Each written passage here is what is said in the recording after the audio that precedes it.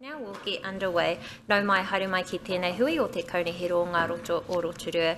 Welcome everybody to our Rotorua Lakes Council hui for today. I would like to welcome members of the public who are present, Te Tata o Te Aroa representatives and our public forum speakers. Also welcome to anybody who may be joining us online, and just a reminder to everyone that this meeting is being live streamed, so please make sure that your mobile phone is either turned off or on silent. We will take a morning break about 11 p.m. and if needed a lunch break about 1 p.m. But before we get underway, I would like to invite Councillor Waru, if you could please open us up with the karakia. Tēnā koe te manukura o tira tātou katoa i tēnei ata. Pīki karakia. Kia inoi tātou. E honora he korore ki te atua e maunga rongo ki te whenua he whakaaro pai ki ngā tāngata katoa āmini. Anga maira e te atua he ngā kou hau ki roto ki tēnā ki tēnō mātou. Arai e tia mana ki tia mai mātou roto i a mātou mahi katoa. E pā e hoa e ora ana e manana i ngā taumutunga kore. Koe hoki tō mātou kai whakaora. Āmini. Ngā mihi nui ki a koe, Councillor Waru. Thank you very much. I have not received any apologies, but was there any apologies for today? No. We will move on. Are there any declarations of interest?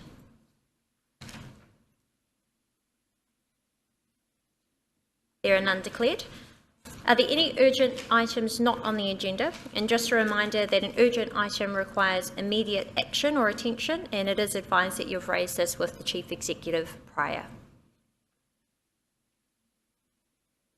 There appear to be none. We'll move now to the confirmation of the minutes, which is on page 6 of our agenda. This was for the meeting held on the 28th of August, and I ask for a mover and a seconder for this. That's moved by Councillor Brown, seconded by Councillor Kai Fong. Just checking, are there any corrections of these minutes? Page 6 to page 14. There appear to be none. So I will put that to the vote that these are true and correct record. All those in favour, please say aye. Aye. Any against? That's carried. Thank you. And there are no petitions or notices of motions today, so we will move straight into our presentations of our public forum. So I'd now like to welcome Leith Comer, who is representing the Tarawera Awa Restoration Strategy Group. Now Leith, we have 5 minutes for the public forum time. There is a little timer here that will just give a little beep when that time is completed, but we thank you very much for being here this morning, and we hand over to you. Kei a koe, Leith. Ngā mihi nui ki a koe. E te manukura tēnā koe hoke, rawe mō tō karakia ki a mātou, nā rangatira katoa, tēnā koutou. Ko Leith Kauma ahau no Ngāti Rangitihi. I wear 2 hats this morning. I want to talk on behalf of Ngāti Rangitihi, and then I want to talk upon with the hat of being chairing the Tarawera Awa Restoration Group. Both hats say the same thing, that we want to recommend a very speedy decision making on the implementation of the Tarawera Tarawera wastewater system. Anything that people can do to restore the mauri of the Tarawera Lake is something that Ngāti Rangitihi supports. And one of the things at the moment that's causing us concern is the amount of sewage that is leaking into the Tarawera Lake. I make the same comment as on behalf of the Tarawera Awa Restoration Strategy Group, and because you may not be aware of what that group is, that's a legislative group that came out of the Ngāti Rangitihi Settlement Act. We are a group made up of 4 councils, your council, and we've got Councillor Greg Brown as an active member of that group, the Kawerau District Council, the Whakatane District Council, and the Bay of Plenty Regional Council, and 4 iwi. Ngāti Rangitihi, Ngāti Awa, Tuwharetoki Kawerau, and Ngāti Mākeno. And our responsibility is to restore the mauri of the Tarawera Awa and the mauri of Te Awa Te Atua, which you would probably know better as the Matata Lagoon, the Matata Stagnant Contaminated Lagoon. With regard to the Tarawera Awa, we are specifically interested in the quality of the water that comes out of our lake that goes into the Tarawera Awa at Tapahoro. And clearly, any contamination that can be removed from the lake before it gets into our river, we're very supportive of. And we're actively at the moment talking to all of the people who have some responsibility for the quality of the water that goes into the Tarawera Awa. Yourselves, Rotorua Lakes Trust at the top end, then we're talking to the foresters, mainly MIL, as because they are the principal land users, Kawerau District Council, because they have an impact upon the quality of the river, the mill, and then the farmers that are below Kawerau. And they are all leaning forward, doing their bit to improve the quality of the water where they have a responsibility. So from Ngāti Rangitihi's point of view, completion of the Tarawera wastewater system is really important. We respect the concerns of those iwi who have concerns, but we hope that you can provide them with the confidence which you have done to us that the pipeline that you are constructing will be properly designed, properly constructed, and properly monitored so that people can have comfort that damage to the pipeline is going to be significantly reduced. However, I was speaking to somebody before I came around here. You can't guarantee that because we live in a time and a place where we have eruptions and we have earthquakes. But the thing that I would like to stress is I haven't heard clearly enough what your processes are for identifying any breach of the pipeline. Your policies for quickly containing the breach and remunerating the damage done. And it's that end, I think, that if you're able to give people confidence of those things, Ngāti Rangitihi would support the completion of the Tarawera wastewater system. And I've said that I've got 18 seconds left. I'll stop there, Your Worship. Thank you very much, Leith. We appreciate you coming before us and sharing the views of the Tarawera Awa Restoration Strategy Group, and we thank you for your mahi to protect the environment as well. Thank you. Madam Chair? Yes. Just a point of order, or a question really about the standing orders. Under 15.3, questions are able to be asked of people speaking at a public forum at your discretion. Would you be willing to open it up for questions? The 5 minutes is completed now, and no, I don't think we require questions, but I do appreciate the request for further exploration that they have left us. So that is our public forum concluded, as it does not appear that we have anybody else present to present to us, so we will just carry on with our council agenda today. Now, the first one that we will be taking is our Te Aroha Partnership Report. This is on page 14. I do welcome Leo, who is joining us by Zoom today. Kia ora, Leo. And before we get into this, I'll ask for a mover and a seconder just to receive the report.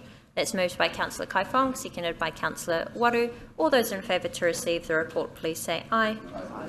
Thank you very much. And Leo would now like to hand over to you to speak to this report and overview it by Zoom. And we do also have members of Te Tato Charua present in our gallery as well, just so you're aware if you can't see them on your screen.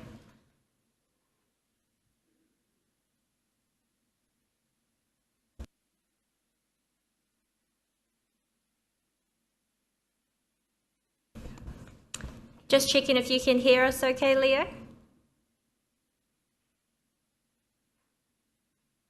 Nope, okay.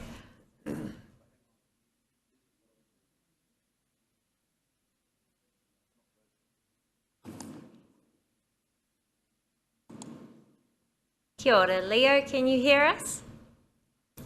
Kia ora. Thank you very much, Leo. We've just had a mover and a seconder to receive this report, and it's our pleasure to hand over to you now to overview this report. And just so you know, we also have members of Te Tātou Rotorua who are present here in our gallery. Tēnā koutou. Can I just do a sound check? Can you hear me okay? Yes. Thank you. O tēnā koutou, o te rā ki a koutou ngā pūmanawa, o te aroa. Koutou te kaunihera, o tēnei te mihi atu ki a koutou. Thank you for giving me some time in a busy schedule. Leo Watson's my name. I am happy to present just an executive summary to you of my facilitator report following the extensive working party engagements that we've had over the last year. It's been a really a big honour to be part of this process, and I want to acknowledge the members of the working party, both for the council representatives and Te Tātou. The report that you have in front of you is my report. I have tried to condense what I've heard over the various engagements into a series of issues and then some proposed recommendations. Can I just reiterate, of course, that the working party process was established by way of terms of reference, which I've included as an appendix. So I've been very careful to adhere to the scope that the council and Te Tātou had set down. I think that the timeliness of the review should be noted. There have been changes both within the local government structures and within Te Tātou itself. So congratulations to all the parties to take the step to review the partnership agreement. My report is high level. It's tabled for your consideration to basically signal a direction of travel.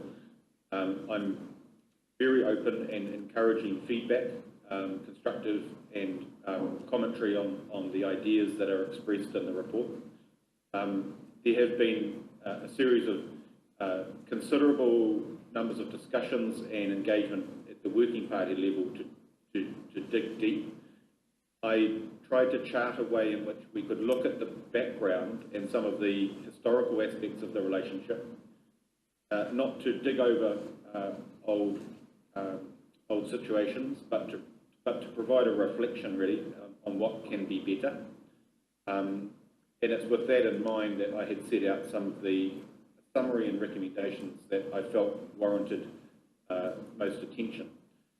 Really pleased to say that the partnership agreement that the council entered into with Te Tātou remains valid. The principles and objectives are being adhered to. They are as important as ever at the moment, and it's provided a really strong basis for the relationship. I would take your attention perhaps as most easiest to paragraph 5 of the executive summary. That's the report that I'm asking you to consider. And paragraph 5 just simply notes the key points that I wanted to touch on today. I know that time is limited. So the principles and values of your partnership agreement remain valid. It's really, as always, the devil is in the detail, how to give good effect to that. There are a number of deliverables that were set out in 2015 that could have been done better, and they've been detailed in the report. But it's with the spirit of partnership that the working party looked at ways in which engagement could be strengthened. And so those are the issues that I wanted to focus on just to highlight for councillors today. At paragraph 5C, I just note early engagement is one of the principles that I had set out. Nothing of this will be new to you, of course, but engagement right the way through the relationship rather than just when it gets to the council table is a really important principle. Engagement on matters of significance to Te Arawa.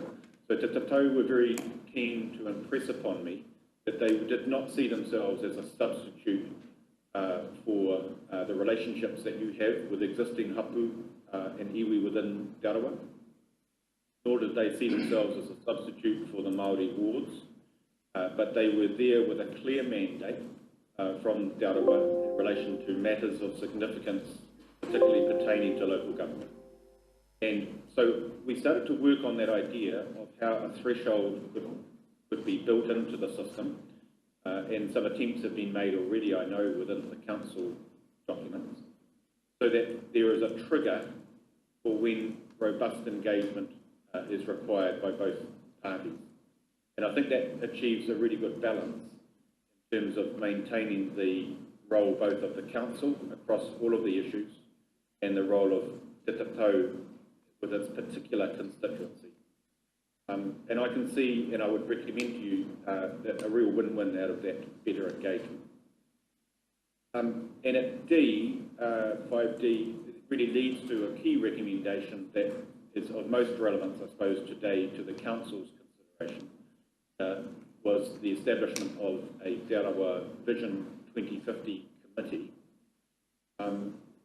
While it's one recommendation out of many, I highlight this because it seemed to reflect the best practice, in my view, of partnership and of the principle of mana orite, the idea of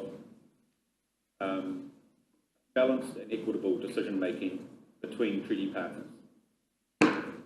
So I don't know if, I thought I would just highlight two other sections of the report, not to go through them, but for councillors who perhaps are inundated with so much paperwork, this may help you to reflect on what I think are the important parts of my report. So I've just taken you to the executive summary. I would encourage you at some point to read paragraph 11, which tried to summarise as well as I could the Te Tatau perspective on how it sees itself and its role.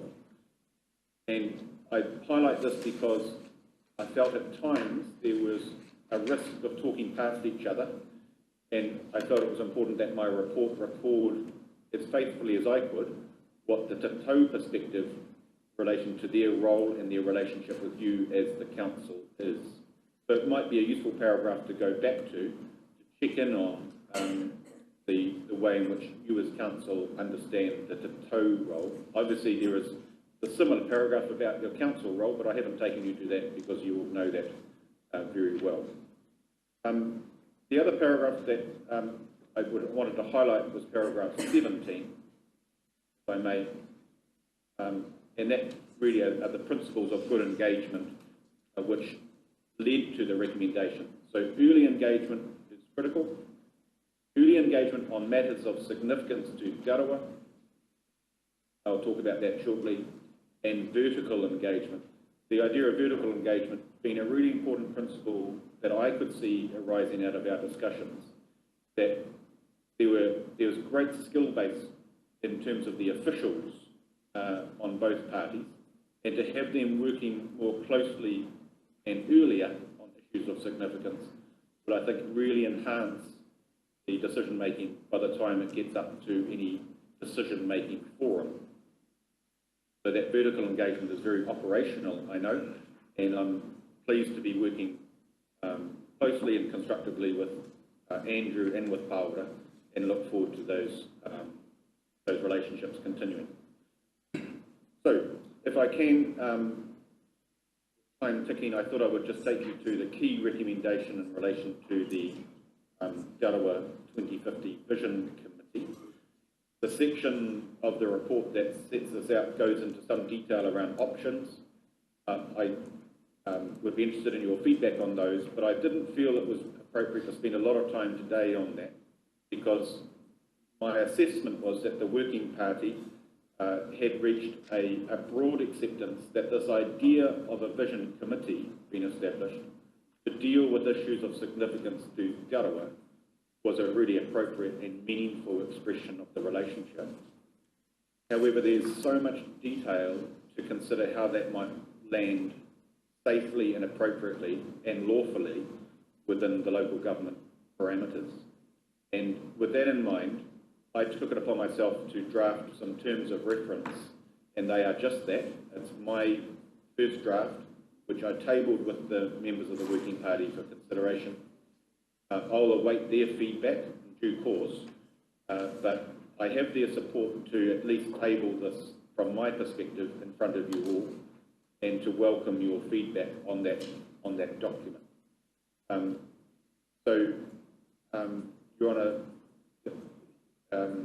Your Worship, the Mayor and other councillors, I think probably I would leave my full report here and ask if we can spend the remaining time looking at the other document which I've tabled. And if it's been printed out in colour, it will have a green down the side, but it's the draft terms of reference for the Vision Committee. And then simply to note, after I've talked about that, I would be really welcome to any questions that you have, but also to discuss next steps, because from my perspective as a facilitator, the feedback that you provide is critical to this being a success. So I've got a suggestion there as to how we take the next steps, but I'll be in the Council's hands and in Te Tau's hands as to how this gets socialised amongst yourselves and them in a really timely manner. I know that there is a desire for momentum to capture the moment and then to finalise this review process, and I can be out of your hair. So if I can turn to the draft terms of reference, which I stress is my document awaiting feedback. It's basically, I think the key aspects of this is that the type of committee, the proposal would be that it would be a committee of the whole. I've given some suggestions as to how that might be structured under the Local Government Act. I must, as a disclaimer, note that I haven't been asked to provide legal advice to the parties on this. There would be some work required to make sure that the structure is lawful and valid, and I look forward to engaging with advice in that respect. But as a principle, it would be as a committee of the whole. It would report directly to the full council on decisions relating to matters of significance to government. And in that second paragraph, which says the threshold of significance, not the second paragraph, 1, 2, 3, 3 paragraphs. I just note this idea of the whakaterenga of the waka, the steering of the waka in relation to thresholds, which could be implemented through the terms of reference and a protocol. And as I've said before, hopefully, and I think this is entirely doable, by the time a decision of significance reaches a committee such as this, there would have been early and robust engagement at officials level with the parties. So that that's that sense of vertical engagement that I was referring to earlier. And then really there's some suggestions on the next page about how the practicalities of this might work, including the membership. I just note two matters for your consideration. At the bottom of the first page, the suggestion was that the committee would consist of the mayor and all of the councillors, and in terms of Te Tau, the chairperson, and 3 Te Tau board members. But in brackets there, we just note the right to nominate an alternative person to find a balance between those within Te Tau who have so many other commitments, and to make sure that the committee could continue to operate. So I think the principle of alternate appointments is an important one. And then the other matters are really up for discussion and constructive feedback, the quorum and the like. There was a sense that the committee could have an ability to move outside of the council chambers and meet on marae or other places of significance where the issue demanded it. I know that there are constraints around that, but I think that the principle of being flexible to move locations was an important one that I heard. The idea of perhaps meeting quarterly has been sufficient, and obviously the resourcing to underpin that is critical, and one of the aspects of the detail that would hopefully come back to you if you gave the approval to move forward on the next stage would be to really consider the resourcing implications of this. In my respectful recommendation to you, from what I can see, the allocation of resourcing towards a committee like this would be very prudent and would allow for really strong, effective decision making within your rohe. I've set out some functions and roles that the committee might have, and also at the bottom of page 2 really stressed this point that came through clearly from me, from both Te Tatau and the council, that this would not be a substitute, this committee, for your existing relationships with hapu and iwi within Te Arawa. And those relationships continue to be implemented and respected by Te Tatau and by the council. And furthermore, this is not a substitute for the Māori ward issue, which has a separate constituency. Obviously, alignment with the Māori ward councillors is really beneficial and could be built into the work of the committee. But the two matters sit, I think, parallel and not in duplication of each other. At the back of my report, there were some suggested next steps and claim frames. There is a desire to move promptly to look at the details of this and come back to both the council and Te Tatau to give you a much deeper sense of how this might work in practice. And I want to just conclude there by tabling my report and asking for its favourable consideration. Tēnā koutou. Tēnā koe Leo, ngā mihi nui mō tō mahi me tō kōrero i tēnei rā. Thank you very much for your work and also for your presentation today. And we do note that this is the first time that wider councillors have had an opportunity to see this. And so we will take some time to provide feedback at a later stage, and of course we wish to have discussions alongside Te Tatu o Tarua as well before any final feedback, and especially before any final decision is made moving forward. So this is one very important step in this review process, and we thank you for presenting this report and also the draft terms of reference. So we open up now if there are any questions for Leo on his presentation and reports presented today.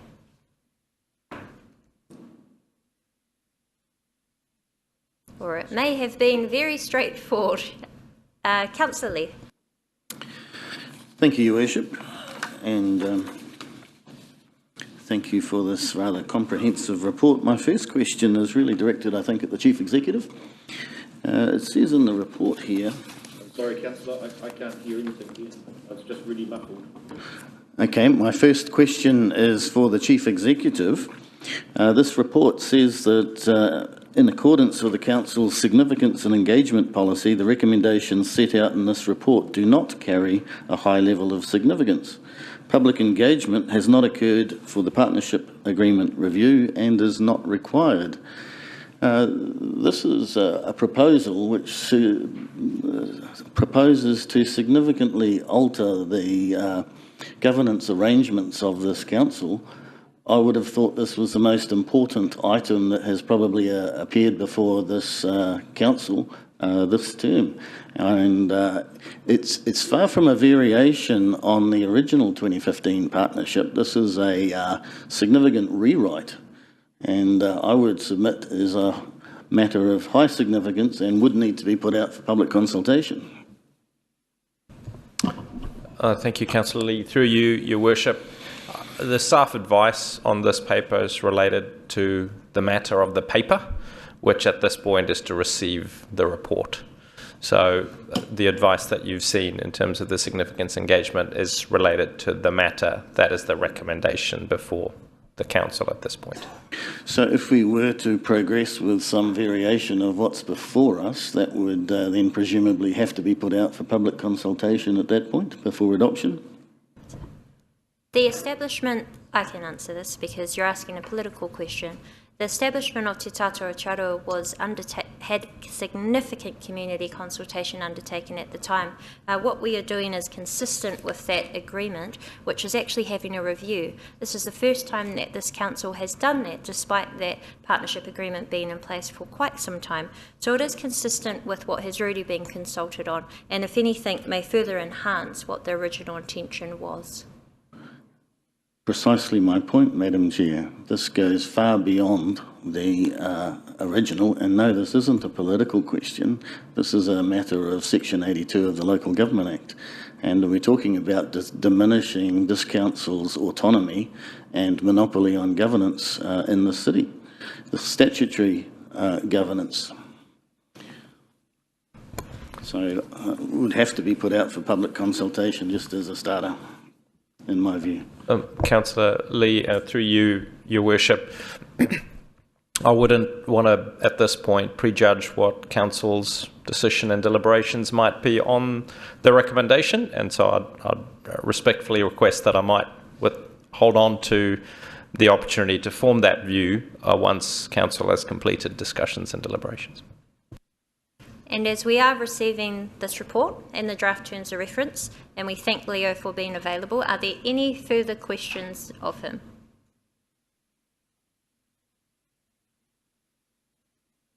No, there are not. So, Leo, I'm going to take that as you have provided an excellent amount of detail within your report and also a very good summary today. So thank you very much for that. What I will do now is invite a mover and a seconder that Council receives the facilitator's draft on the terms of reference for a Te Committee or Te Aroha 2050 Committee, noting that the attached draft terms of reference are to be further considered, discussed and finalised, and that Council receives facilitators Te Aroha Partnerships Working Party report. That's moved by Councillor Waru, seconded by Councillor Kai Fong.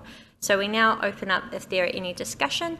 Would the mover like to start or save your right of reply? Okay. Is there any further discussion on this matter?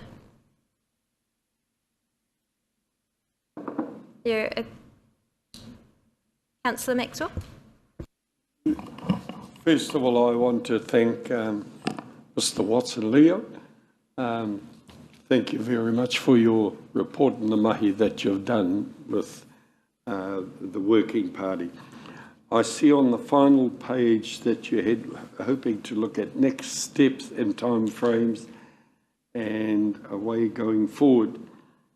The paragraph that sticks up to me is the implement interim measures of engagement, because you did say in your corridor that you hope that there's hope for in the future better engagement than we've probably had up to now, to improve Te Tātou's involvement in council decision making.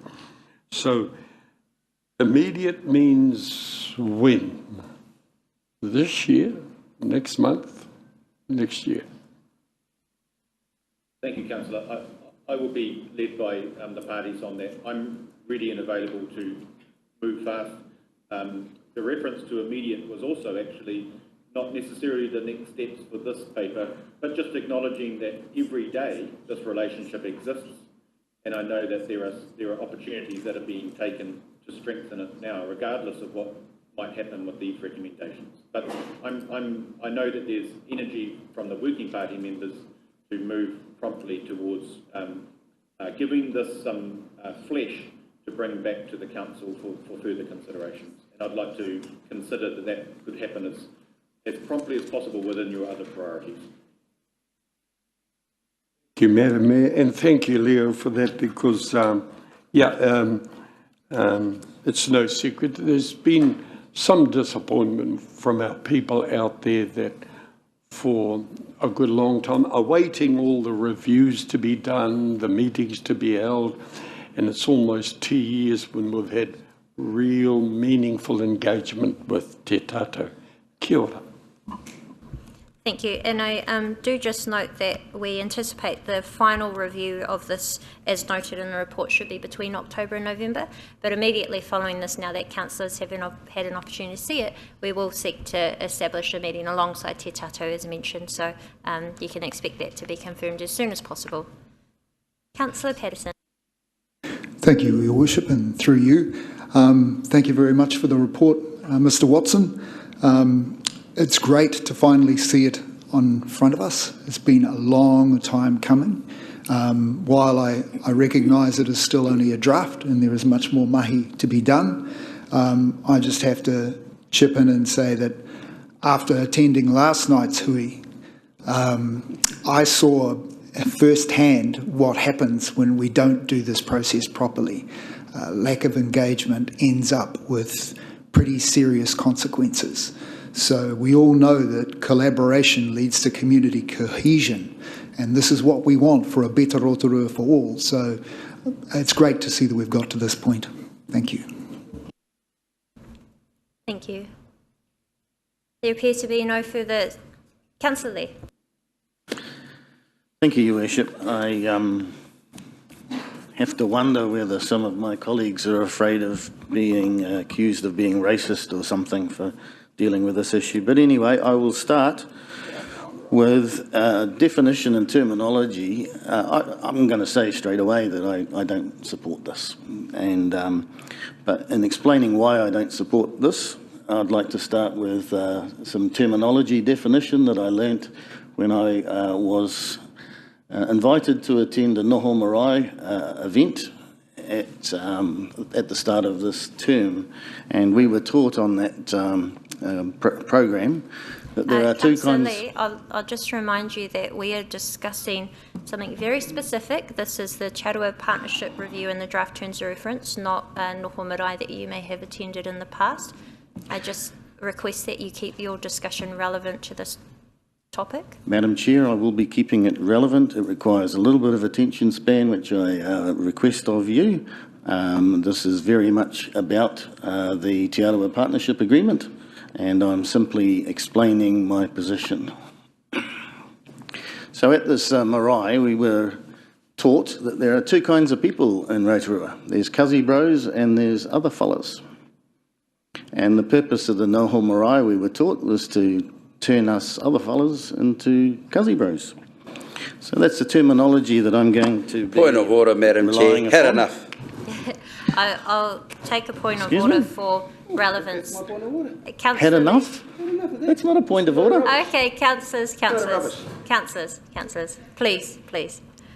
I'll take a point of order for relevance. Councillor Lee, we appreciate you have some strong views, but if you please have any discussion on the particular item. I do have. Thank you, and I will get through it swifter without interruptions.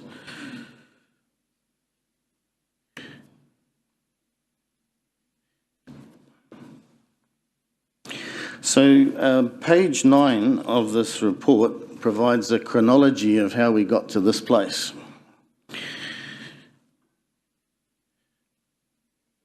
And it refers to the 2015 partnership agreement. One part of the chronology that misses out, unfortunately, was filled in by Tamati Coffey when he spoke in Parliament on the Representation Arrangements Bill. And Tamati Coffey stated that in 1993 the Te Arawa Standing Committee was established, but that Te Arawa became very disillusioned with the Standing Committee, and that led to a working group in 2012 being formed to try and get that true representation. What happened was that Te Arawa in 2014 proposed what they called the Te Arawa Partnership Board, otherwise known as Te Tata o Te Arawa. The Rotorua Lakes Council resolved by majority decision to adopt a version of the model. So that was a well-executed plan by Te Arawa to achieve that partnership. It required a majority of what could be called Kazi bros being elected onto council to make it happen, despite the overwhelming public opposition to it in 2015.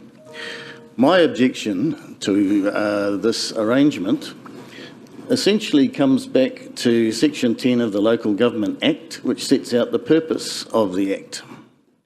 And the purpose of the Act is to enable democratic local governance.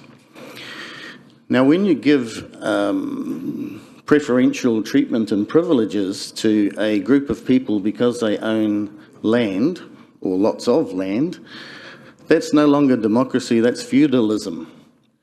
And feudalism is a form of government that was that existed across Europe in the medieval period. This is a form of governance that takes us back to the medieval days. Point of order, Madam Chair. What's your point of order? Relevance and misinformation, its own opinion on things. Thank you. We'll take a point of order on irrelevance and also misrepresentation. Councillor Lee, you have strong, particularly strong views on this. Sorry, what was the misrepresentation, Madam Chair? You are trying to claim that Te Arawa specifically put Kazi bros in You are making a number of personal statements, and I just wish to warn you that if you declare a position on something, you may be viewed as not being open-minded enough to take a vote on it. So we are elected to act in the best interest of this district, of which almost 45% are now Māori. So I just remind you to please stay relevant, because you've had a number of points of orders relevant to the topic before us, if you'd like to make any final comments. Yes, Madam Chair, I'll certainly start by responding to what you say. I actually was invited with other elected members to speak at Te Arawa FM before the election, and I campaigned on the premise that we would act in the best interests of the district, which does not necessarily mean the best interests of Te Arawa or the best interests of Māori. But that's the public declaration that we all had to make when we got elected. And so this is very much one of my platforms, Madam Chair, and the High Court, as previously stated, recognises that politicians run on platforms. Thank you. You have 5 seconds if you have any final comment.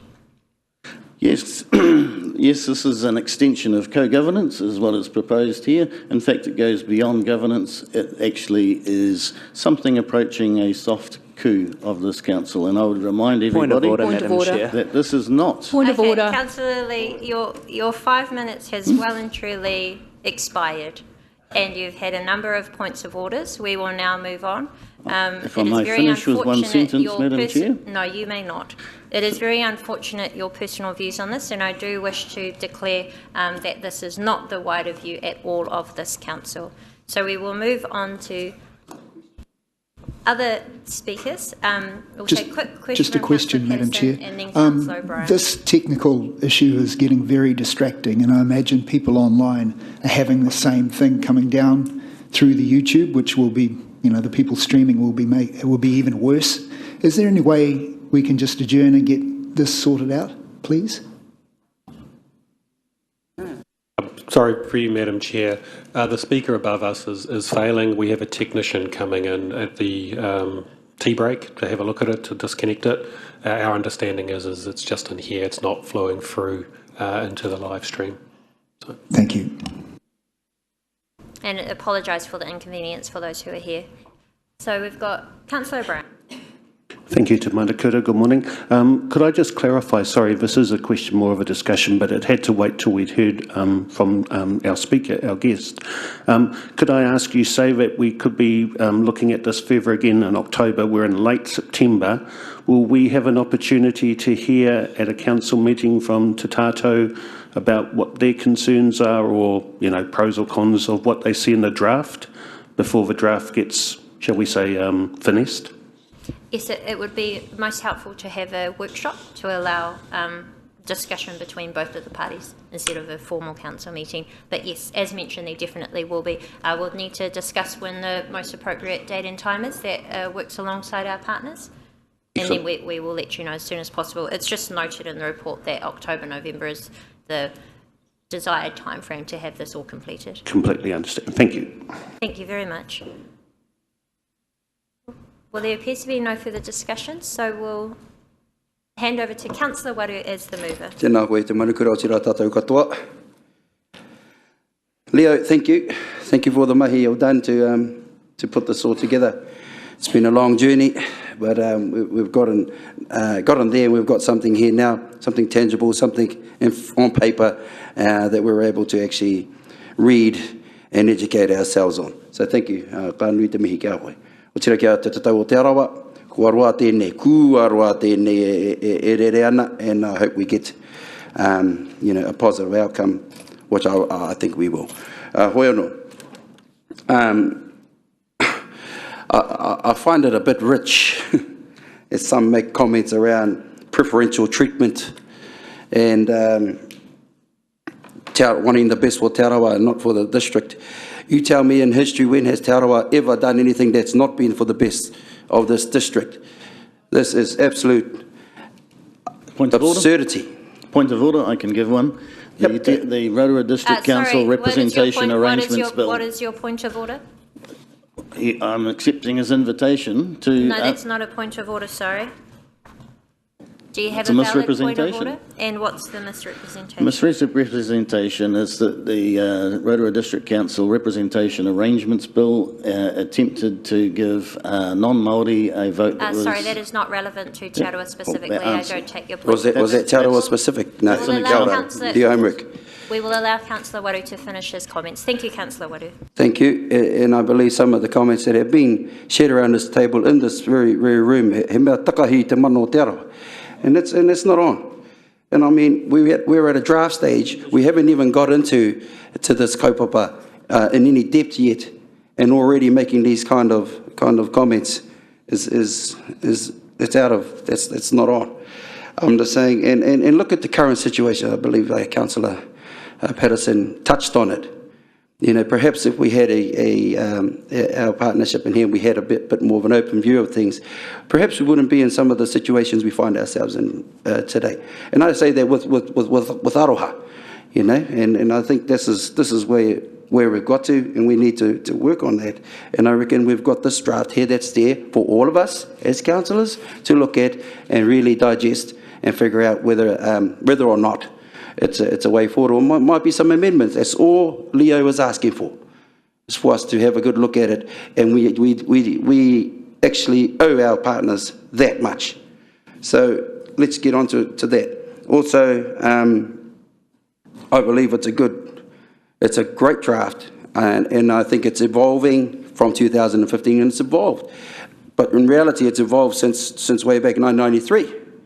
When there was a Te Aroha Standing Committee, and things have evolved since then. Now we're just at another place where we're trying to evolve and move forward for the betterment of our people. And when I say our people, the community, katoa.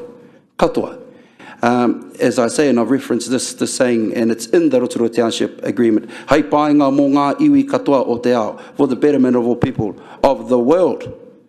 Now, I mean, if there's any question about Te Aroha's intentions around manaakitanga and looking after our place here, the district, and doing well, might need to do a bit more homework. Nā reira, e tautoko ana i te kaupapa nei. Kia ora tātou. Kia ora, Councillor Waru. Tika tō rero. It's very correct what you've said. So we do have a mover and a seconder for this. Thank you very much, Leo Watson, for joining us to present this report. I will now put this to the vote. All those in favour, please say aye. Aye. Any against?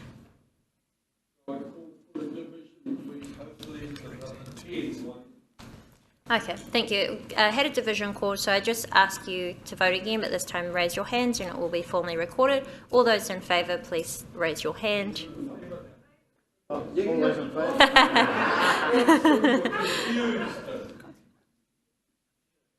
Thank you.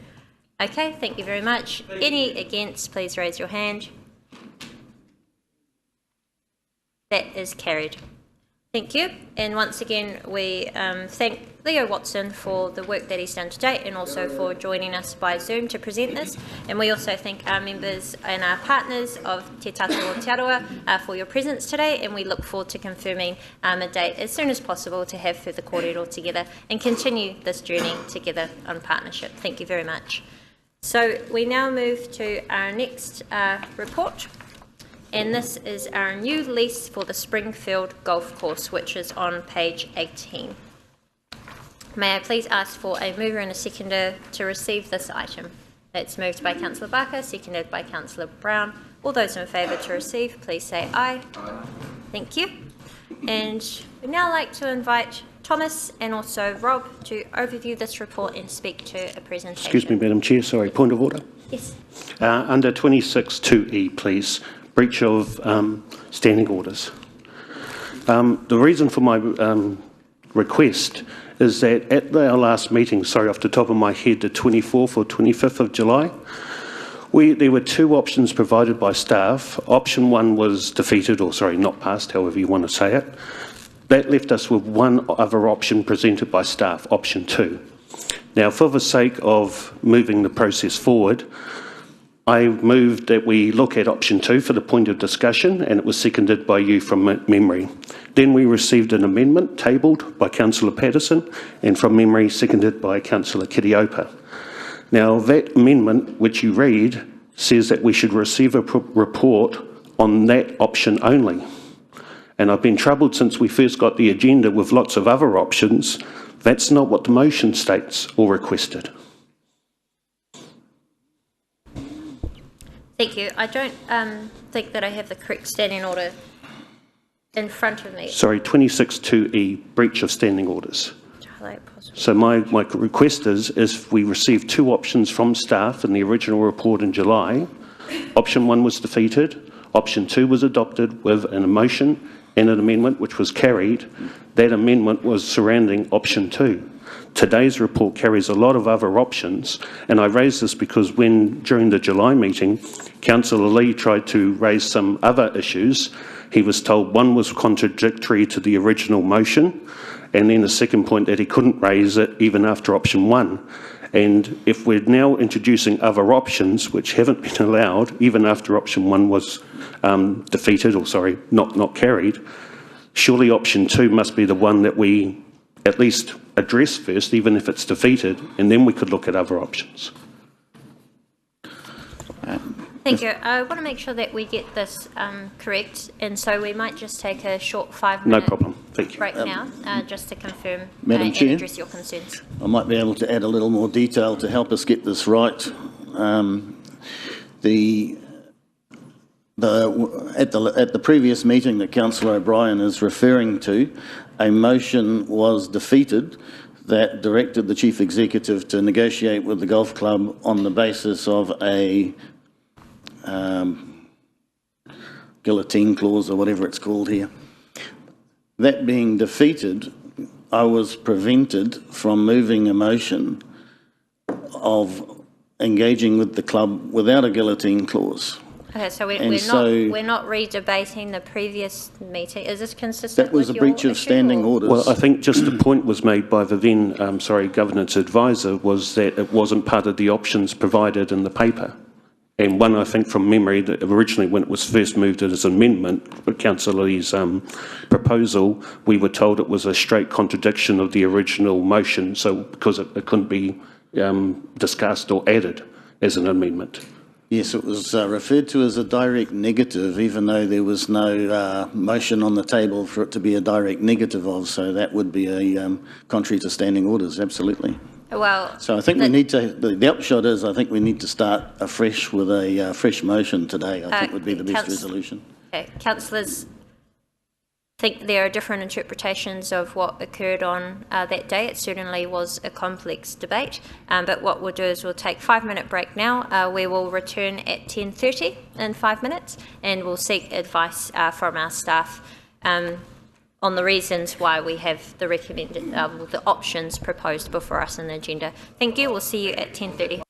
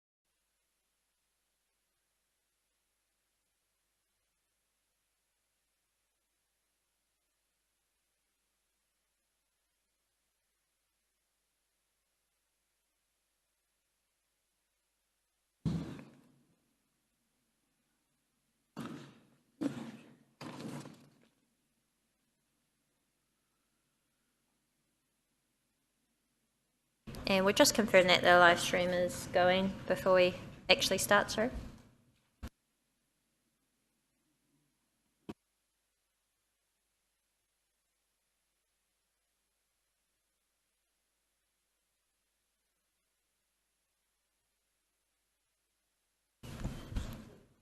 Thank you, everyone. We'll get back underway. I appreciate that short break just to double check that we've got everything correct. I do note that there has not been a breach of the standing orders, and just a reminder to everyone as well that where a motion is lost, and this is under Standing Order 23.9, a new motion with the consent of a chairperson may be proposed to provide direction.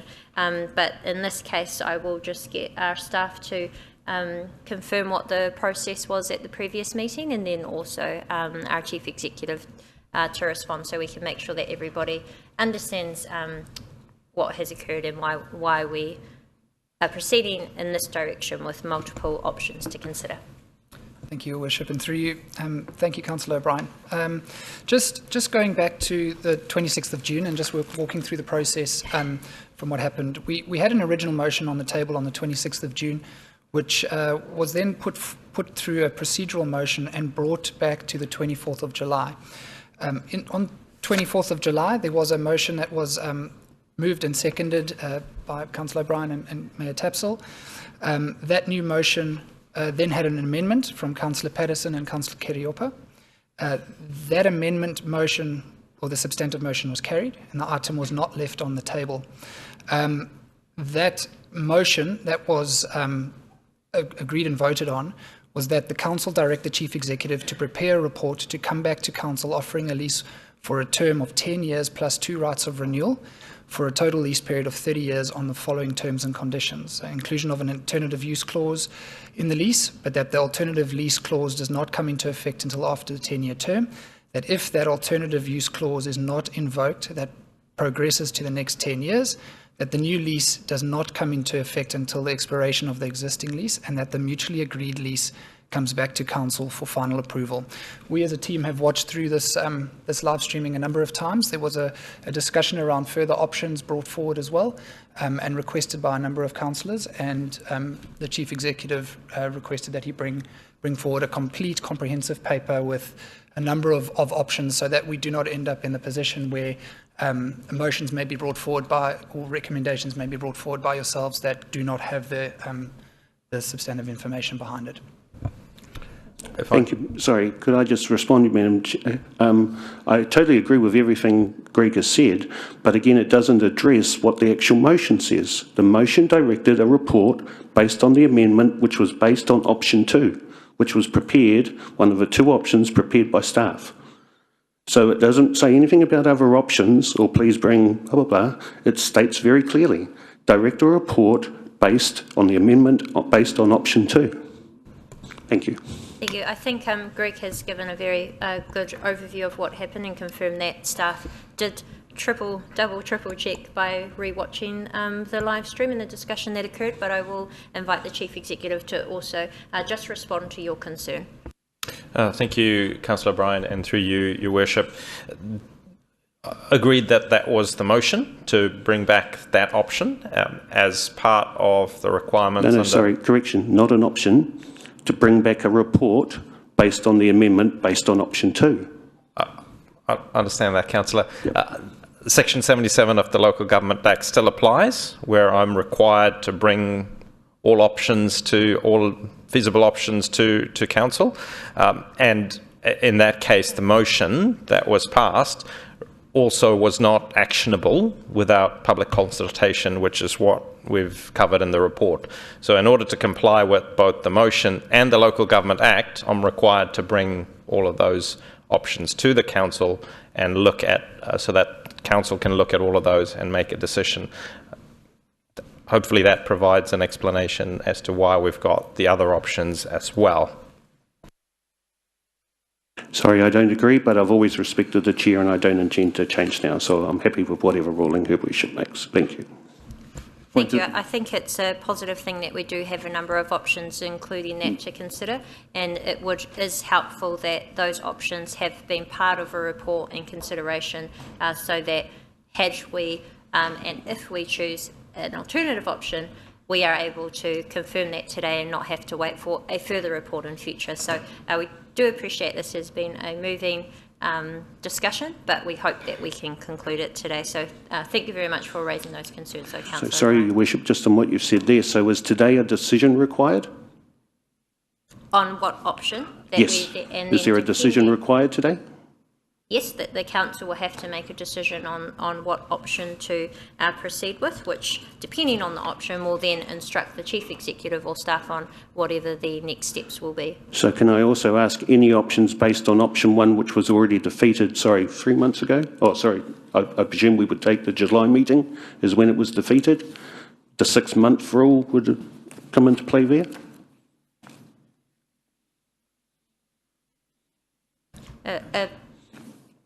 Given the sequence of events that has already been highlighted, I believe there was a procedural motion that was put on top of that.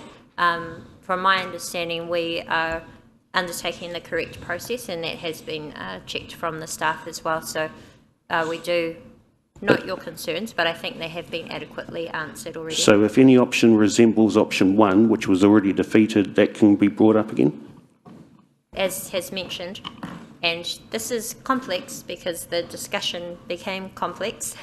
But well, I apologise for that, but I have emailed my concerns previous to today. I didn't just bring it up to today. And I appreciate that, and they have been responded to as well. Yes. Yeah. So this discussion is completely valid and complying with all of our standing orders, and as has mentioned, with the Chief Executive also his obligations underneath the Local Government Act. Thank you, Your Worship. Thank you. Councillor, so I do really want to get underway into the actual presentation, unless they are urgent questions. Councillor Patterson. Thank you, Madam Chair, and thank you for your indulgence. I'm just referring to my email that I sent yesterday, and I realise Mr Keek wasn't available to answer it for obvious reasons. Well done on becoming a citizen. Just concerned that we are actually exposing ourselves to risk, because the motion that was, as Councillor O'Brien rightly pointed out, looks nothing like the motions that are in this report. It is mentioned as part of the lead-in to the report, but it's not the motions that are listed. Now, if anybody read the minutes from when we voted to actually accept the minutes and say, yep, this is a true and correct record, they'll be looking at this. I'm concerned that they'll be looking at this and going, what is this? That does not match the minutes. So, because there's no explanation in minutes, I get that. We don't see what discussion is in minutes. You have to go through the live stream to find out what was said. But this may lead to other people's misconceptions, and it could bring us into serious risk of breaching the Local Government Act. So I just want to make that clear. Thank you. And I do not believe that there is need for such significant concern. Yourself and other councillors did specifically ask for all options to be considered. It has been reviewed multiple times by those who do have expertise in a role specifically in governance and democracy, ensuring that we follow the correct processes. So we have heard the concerns. You've had an adequate response to that. And unless the Chief Executive has anything else further to add, I would like to allow our staff to get into their presentation so that we may discuss this. A point of order. And what is your point of order? Well, actually, it's a point of clarification. I would like to express my agreement with the Chief Executive and with Greg that Section 77 of the Local Government Act applies, and they are required to present us with all options, regardless of what the minutes record. And so I'd like to thank the Chief Executive for doing so in this report, including, of course, an option that directs the Chief Executive to negotiate with the club without a guillotine clause. My next point of clarification is there is no lingering motion on the table at this moment, hung over from the previous meeting. Is that correct? That is correct. Okay, so we can start afresh today with the motions that are before us. Okay, I have one other issue to raise, and that is that the golf club contacted us back in August to try and arrange a meeting with elected members to present their concerns. Sorry, I'll just let the Chief Executive respond to Councillor Patterson's concern before we move into another topic. Thank you, Your Worship. So, Councillor Patterson, option 4 is the option that addresses what I was directed to bring back to Council. Thank you. Councillor Lee, you had an urgent issue to discuss before we get into this? Yes, so the golf club has reached out to elected members and wants to share with us what its vision for its future is. There's been a lot of short-term toings and froings and communications between club and council to arrange this. There has been a problem with the president being overseas enjoying a golfing holiday in Scotland, I believe. But the upshot is that council elected members still haven't had an opportunity to hear from the club, and for that matter from Saving Springfield. So I would suggest, as a matter of Section 82 and our duties to fully consult with those affected, I would therefore move a procedural motion at this point to leave this item on the table for another month to allow us an extra month to actually hear from the club. I don't think it's necessary to have a procedural motion. What exactly is your procedural motion? As per Standing Order 25.2, C, that the item being discussed should be adjourned to a specific date and time and place and not be further discussed at the meeting. So my motion is that we discuss this item at next month's council meeting after we've heard from the club. I'll just ask for a seconder. If there is a seconder to further adjourn this, that's seconded by Councillor Patterson.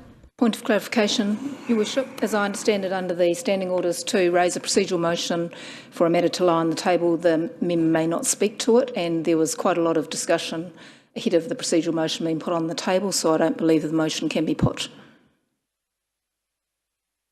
There was points of clarification on other topics prior to that. We haven't actually debated the item or engaged in the item in any fashion, and in any event, I'm sure Councillor Patterson could move this procedural motion if that were deemed necessary.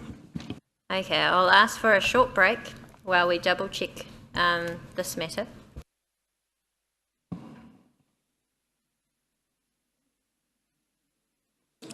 Sorry, Your Worship, can I also just ask for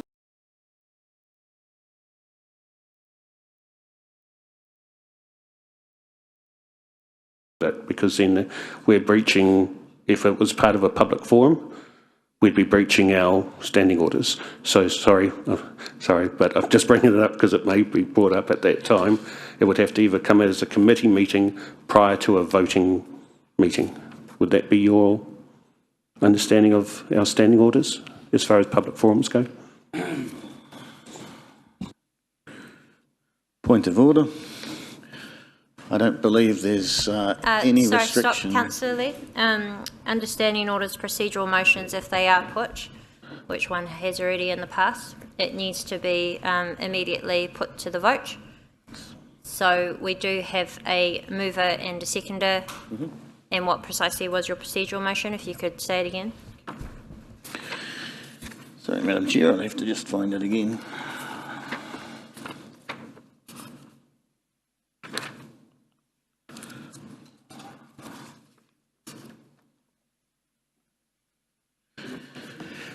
(25.2)D, that the item of business being discussed should, C, that the item being discussed should be adjourned to a specified time and place and not be further discussed at the meeting.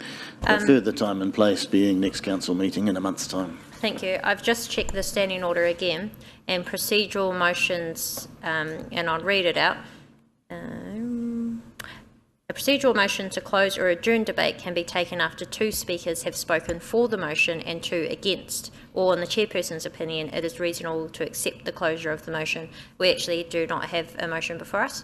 Staff have yet to even have the opportunity to present. So technically the procedural motion I will not allow at this stage because we do not have any motion on the table because we are still yet to get there. So what I will do is I will allow Thomas and Rob to now proceed with their presentation. Thank you very much for your patience. They've got a presentation for us. We will open up for questions. After those questions, I will ask for a mover and a seconder, and then at that case, in that situation, after two speakers, understanding orders of procedural motion may be put just for your information, Councillor Lee. So Thomas and Rob, we will hand over to you. Thank you. Thank you, Madam Chair. Good morning, councillors, and just acknowledgement for the Golf Club board members in the back as well. What I'll do is I'll just ask that questions be held to the end. It's pretty clear that this is a very significant topic, and I'll just work through the presentation. What I will just point out is it is unusual for the Chief Financial Officer to actually present and discuss leases, but the reason why I am sitting here is probably just acknowledgement of the implications of this decision, and in that it impacts the ability of council to make and respond to future challenges on the community, and has a significant impact therefore on the ratepayers. And at the heart of the decision that is going to be in front of you is finding a balance, and it's a balance between certainty of tenure versus the ability of the community and the council to respond to future challenges. And ultimately that is going to be the challenge and the balance that you'll need to make with your decision going forward.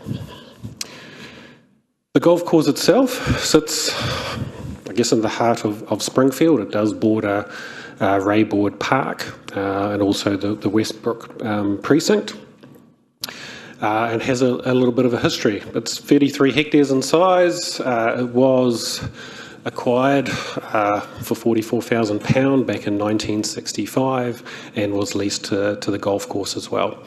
And the first lease on that land expired in 1994, and at that time the council of the day issued a new lease for 33 years with no right of renewal. And Point of order. A snippet there.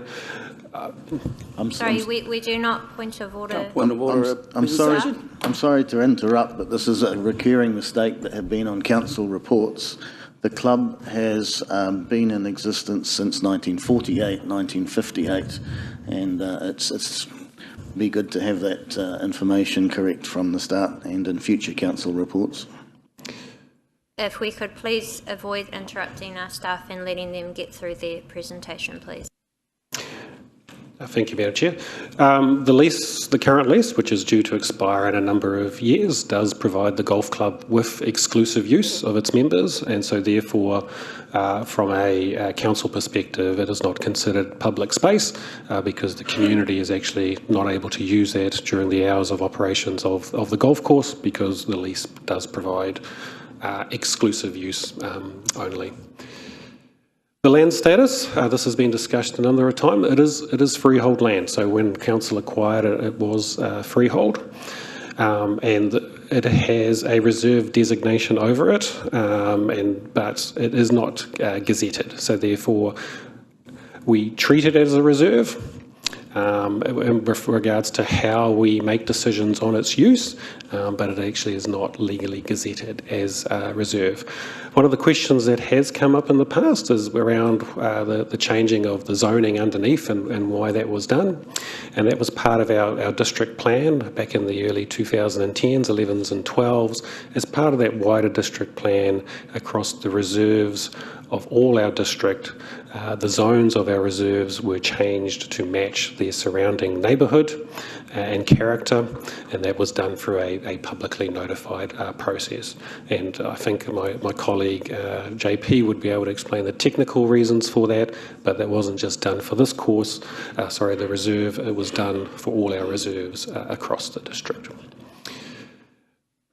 As we treat it as a reserve, it has a reserve management plan, just like all our reserves. And the reserve management plan effectively sets and guides with regards to the purpose of that reserve and how it is to be used.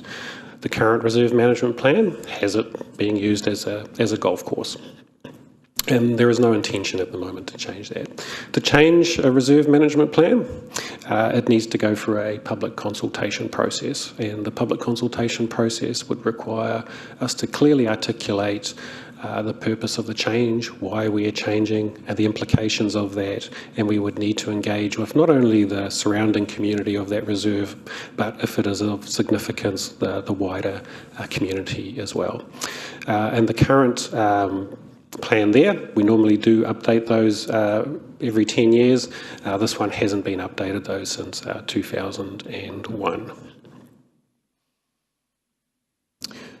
I guess at the heart of this, as I signalled at the start, was the significance of the decision that's in front of you. So this is the largest freehold land holding that's owned by council and therefore the community. It is in a critical area, and what we're about to talk shortly is that the impact that this may have with regards to our PARs, that's our places and play, active recreation and sport, and so that's the strategy that effectively deals with predominantly our sports fields and accessibility to our community, and also some of our stormwater challenges. And also it's because of its location and size and the value, it is a significant financial asset for the community as well. So one of the things that need to consider, and we had a presentation a while ago from Golf New Zealand, was the golf review that was undertaken from on behalf of the Rotorua clubs. And so what it highlighted is that 18 golf courses are nice to have, and they are nice to have. They're very important with regards to golf as a sport and as a community amenity. It also identified that Rotorua itself has quite a large number of a good selection of 18-hole golf courses. It also highlighted that there's a challenge with regards to a 9-hole course, in particular within the urban area, and it raises and discusses the sustainability of the clubs and the number of members across the clubs. And this is something that the golf clubs of Rotorua need to take that review and consider with regards to what it wants to do with those implications. But just signalling that there has been a review done and that's provided some insights with regards to golf in Rotorua. For us, from a council and community perspective, one of the two big challenges that we actually have is sports fields. Last week, Rob and Stavros presented to the committee with regards to the PARs review, and in that it showed that particularly in the last number of years we've had quite a increase in the number of sports clubs and teams, and that we have currently a sports field deficit, and that when we look further out, and particularly in the next 5 to 10 years, that we have a deficit that would equate to roughly 9 soil-based fields at the moment. And 9 fields with regards to that, you can see up there around the hours that provides. So to meet that demand, we know we do have in our long-term plan currently a proposal or a project to deliver 2 new sports fields with regards to Toki Place, and that there will help alleviate the current pressure and will go towards addressing the remainder of that at least 9 sports fields deficit. There are options, and people discuss with regards to putting more lights on, moving from soil-based to sand-based, and a whole other range of options that can be done with regards to increasing utilisation. And as part of the PARS work that Rob's team's going to do, these are obviously things that, along with a lot of other interventions, that the team will need to consider, and how it deals with the challenges that have been highlighted in that PARS review. Just for reference, a sports field does take up approximately 2 hectares or 20,000 square metres. The image that you have there are the fields that are sitting behind the stadium, which are predominantly public use. They sit behind the field number 2, which sits in that bottom corner. And so to allow for not only the field, the runoff areas, for the spectators, but car parking, we require at least 2 hectares. Based on recent pricing that we know with regards to land acquisition, that the price can range from anywhere from $100 to $200 a square metre. And so with regards to looking to acquire land, we would be looking at a cost of approximately $2 to $4 million for each sports field. We also know within Rotorua some of the limitations that we have with regards to not only greenfield developments but brownfield developments, a shortage of industrial land and commercial land. So for the ability of council to acquire land that's suitable to meet future sports field demands will be challenging, and would be competing against a lot of other interested parties for that land. Just briefly touch on, I guess, the future development strategy, or the FDS, which has targeted looking at where the growth of Rotorua will occur. Looking at particularly around Nongataha, and looking at the central area with regards to intensification, and out at Ofota. Many of those, particularly on the fringes, are greenfield developments. And we're also looking at increasing density on our corridors. I think what that highlights is with regards to providing more green spaces, and in particular, as we see growth and the demand for our sports fields increases, that the ability for us to acquire suitable land in those competitive areas could be potentially quite financially challenging. One of the second options that we have, or challenges that we have, is stormwater and climate change, and the impact that has, and the uncertain future. So we're currently undertaking quite a significant piece of work around the Infrastructure Acceleration Fund, and working through options and projects for approval that deal with the stormwater challenges in some of our catchments to facilitate growth. We're also currently balancing the flood risk, particularly around down Ohinimutu. And we have flood modelling done, and the question that we have is, do we have enough mitigations planned, or are more needed? But the reality is, where we are, we're at the certain phase. There is some uncertainty as well with regards to, have we got all the interventions available? This map here does show in the green the areas that we are currently working on interventions, and I think if we start out to the left, those deal with some of the greenfield developments up around Pukahangi and into the streams, the Mingakakahi, etc. We're also looking at interventions down the bottom of the Utahina, as to whether they are possible or not. And particularly in the central area around supporting the intensification. But you'll see there, with regards to the majority of the catchment of the Utahina, we don't currently have work underway to understand how to support some of the stormwater challenges of that catchment. And part of that is, I guess, tied to trying to understand where current flood modelling sits, and where the future looks like. And this is taken from the regional council. The image on the left there is currently the flood modelling that under a significant event with regards to the impact. And if I try to highlight this here, the area down here, particularly in the red that you see here, is the area that we're talking about, the upper Utahina catchment, and in particular around Springfield and the Hillcrest area. And then when we look into the future and what potentially climate change, we're seeing an increase in frequency of rain events. We only need to look at the history over the last few years to know that we are seeing more storms coming through. We are seeing impact on not only our infrastructure but on public property with regards to rain events, where it could potentially go. And what this has highlighted is, as you can see, the impact with regards to the middle to upper Utahina can be potentially impacted.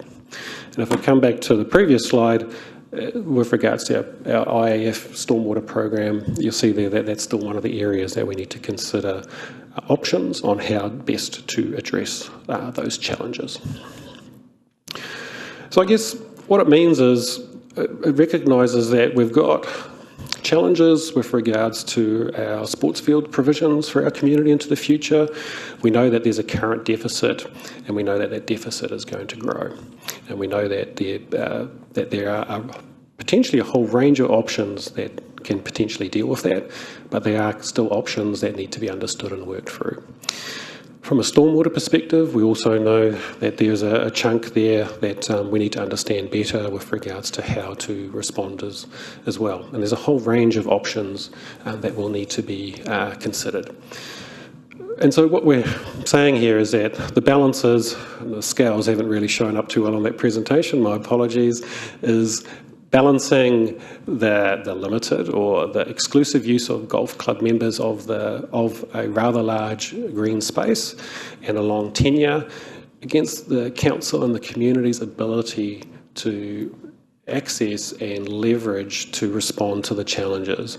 One of those will be future land cost. It could potentially cost up to $28 million to acquire land for those sports fields. Stormwater mitigations with regards to the Utahina and the wider catchments.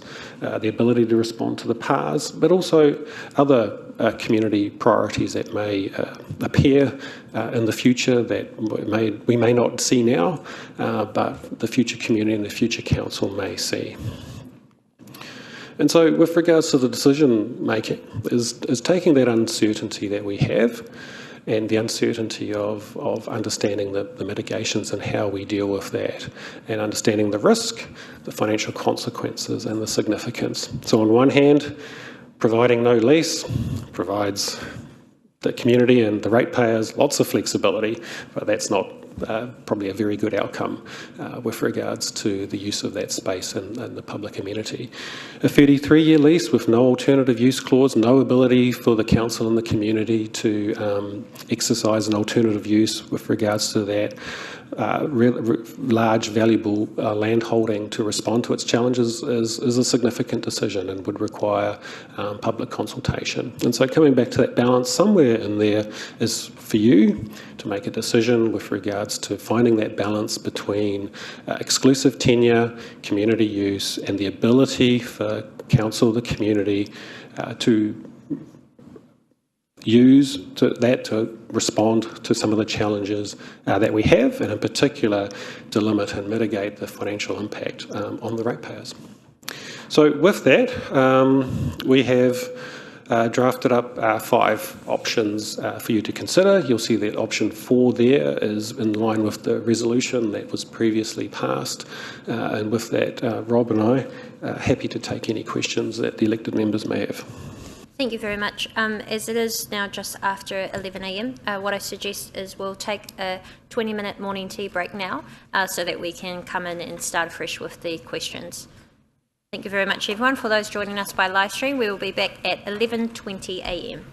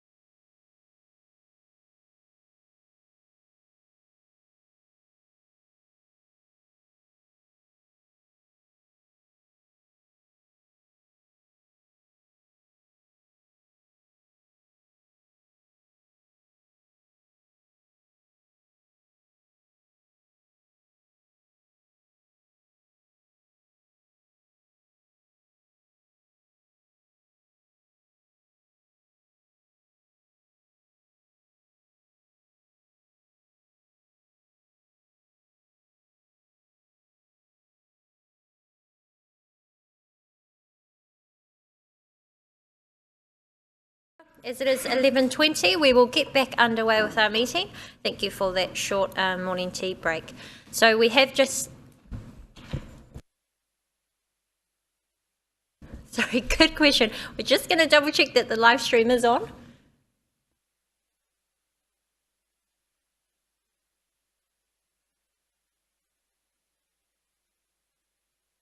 Thank you. The live stream is on, and I understand that we have had the speaker that was causing us some issues disconnected, so we should have no further issues moving forward. We have just had the PowerPoint presentation from Rob and Thomas, so we will get underway with the questions regarding the presentation or the report. Councillor Patterson. Thank you, Madam Chair. Just a point of clarification with you first. What sort of leniency are you going to give us on how many questions we can ask, given this a pretty significant decision? The questions are fine, but we will be undertaking standing orders for the discussion. But I do just ask if you can try get all your questions in at the one time, so we're not going back around in circles. But if there is something that you do need to ask a further question on, then that is okay. Thank you for your indulgence. May I start? Thank you. Thank you for your report, gents. It's good to see it for a second time. The options, firstly, in the report in the agenda, the question on option 2, when the previous lease was signed in 1994, did it activate the significance and engagement policy? Not that we're aware of. I think the significance and engagement policies are some new things that were introduced as part of the local government reforms around 2002 from memory, so therefore that decision would have been made prior to the introduction of that policy. Okay, thank you. So I guess the community didn't worry about it. Fair enough. What does execution of the new lease by 17 December 2024 mean? That is therefore saying that if you make a decision to offer the lease, that we would ask the golf club to accept and execute that lease in that time period.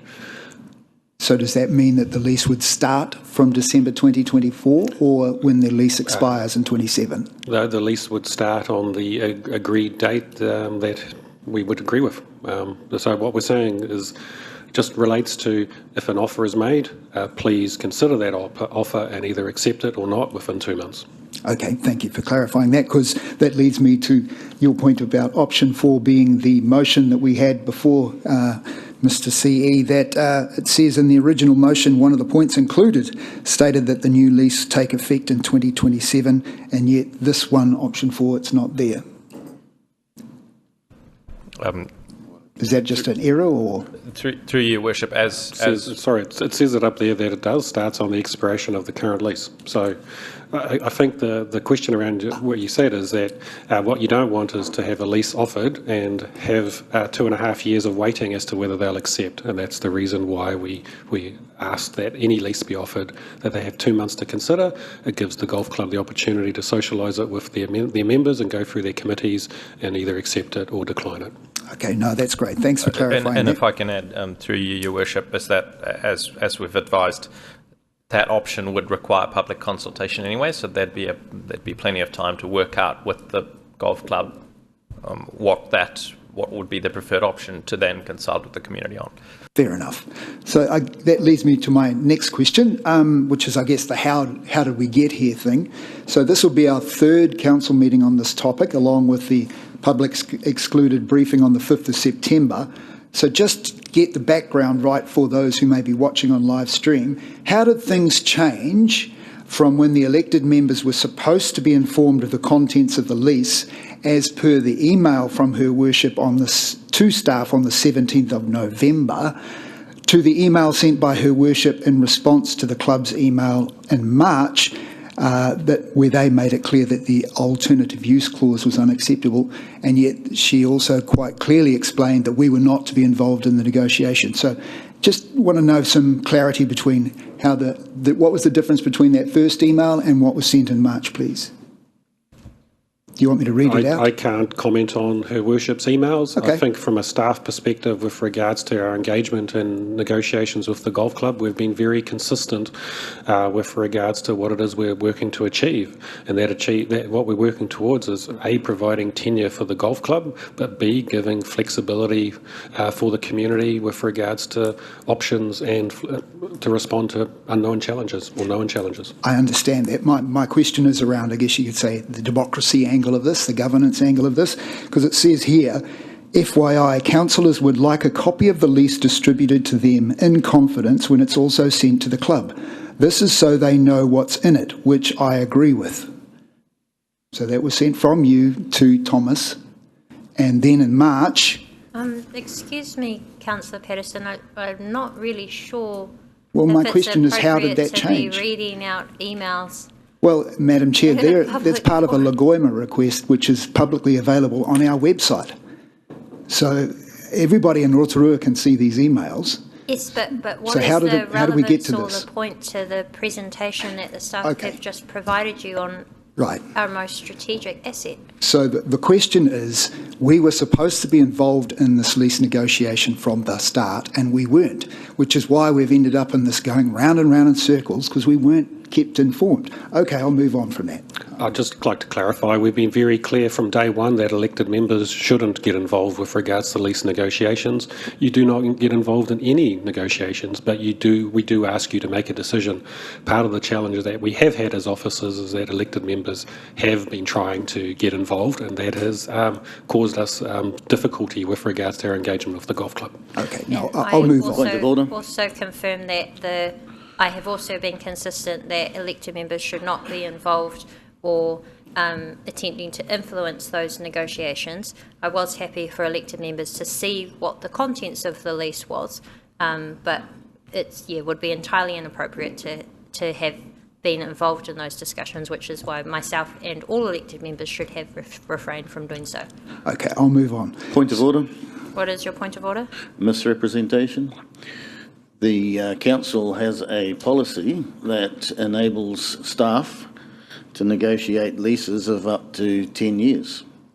After that, it becomes the domain of elected members to deal with the longer term leases, which is what we're doing here, and it's perfectly right and proper that we're doing so. So that's not misrepresentation, but I'll ask the staff if they wish to take that as a question. Just to clarify, no, staff are delegated to negotiate.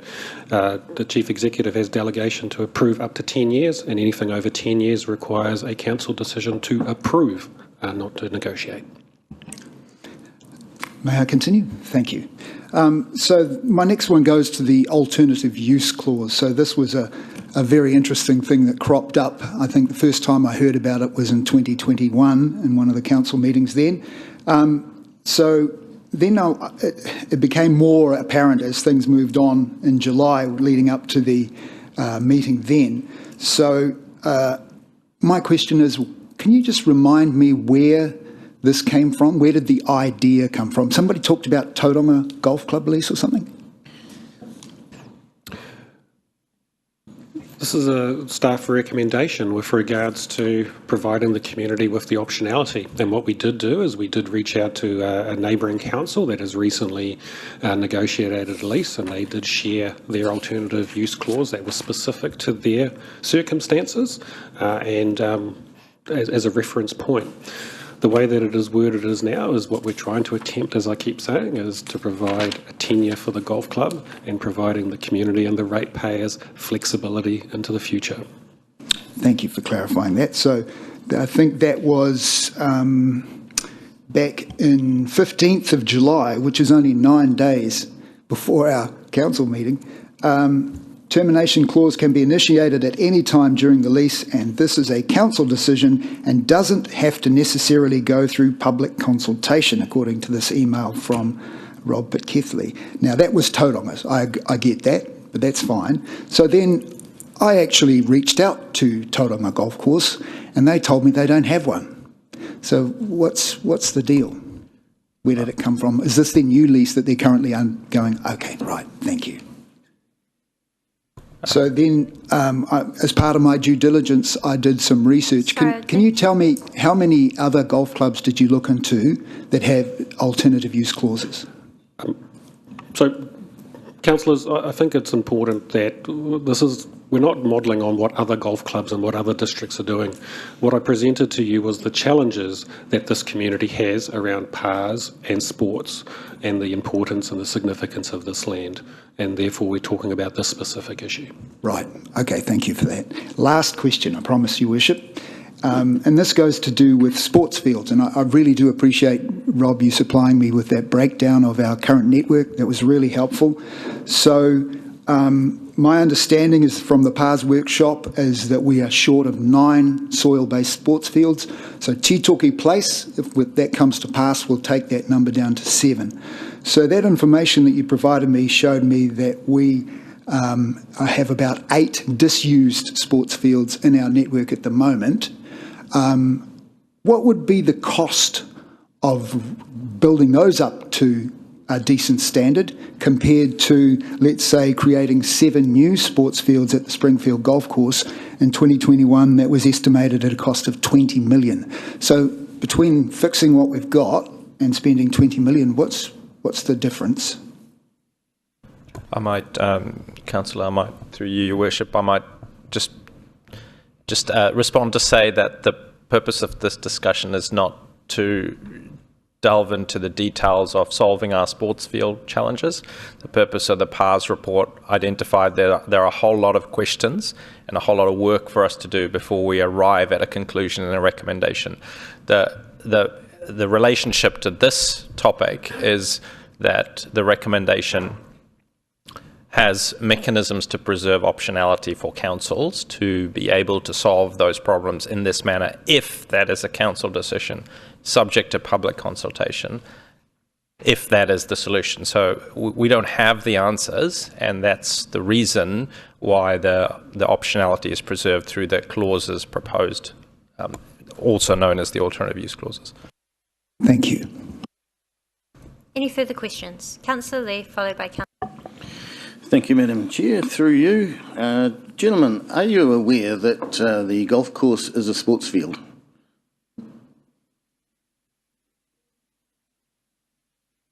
Certainly from a practical perspective, yes, it's serving golf, but it is very different from the way that it is working with the rest of our sports fields across our network. Are you aware golf is an Olympic sport?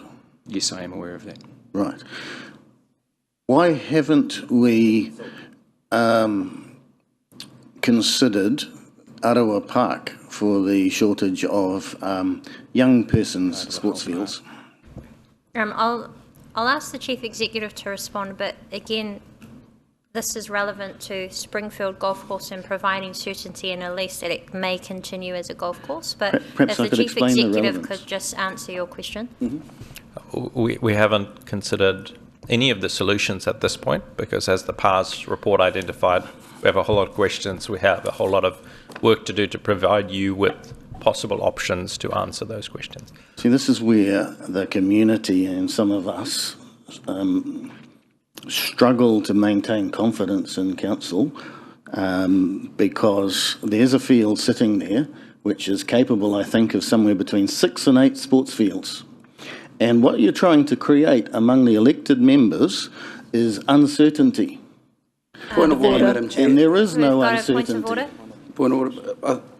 We're discussing the lease for Springfield Golf Club. Yes. Not Rotorua Park and other sports fields around Rotorua. Okay, I had a few people call point of order. We've got point of order on relevance, a point of order on misrepresentation, which I personally agree with. That may be your personal opinion, but certainly not what is factually happening right now. Madam Chair, I'll explain the relevance. Sorry, you don't need to explain that, but I invite you to continue your questions. The alternative use clause proposal, which is unprecedented as far as I'm aware, which defies the purpose of a lease, is based on apparent uncertainty about an apparent shortage of sports fields in the future, when we've got a very large sports field resource sitting right there. What is the point That's of order? misrepresentation. We've got an alternative use clause that also provides for stormwater, not just for sports fields. Yes, yeah. I'll get to that issue in due course, but noted, Councillor Kaifong. Do you have any further questions before we Certainly move on? do. Yes.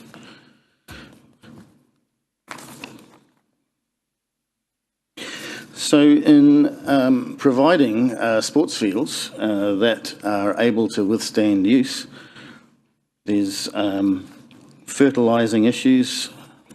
Anyway, sorry, I'll backtrack.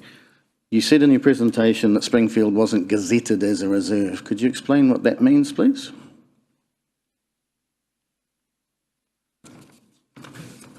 Yeah.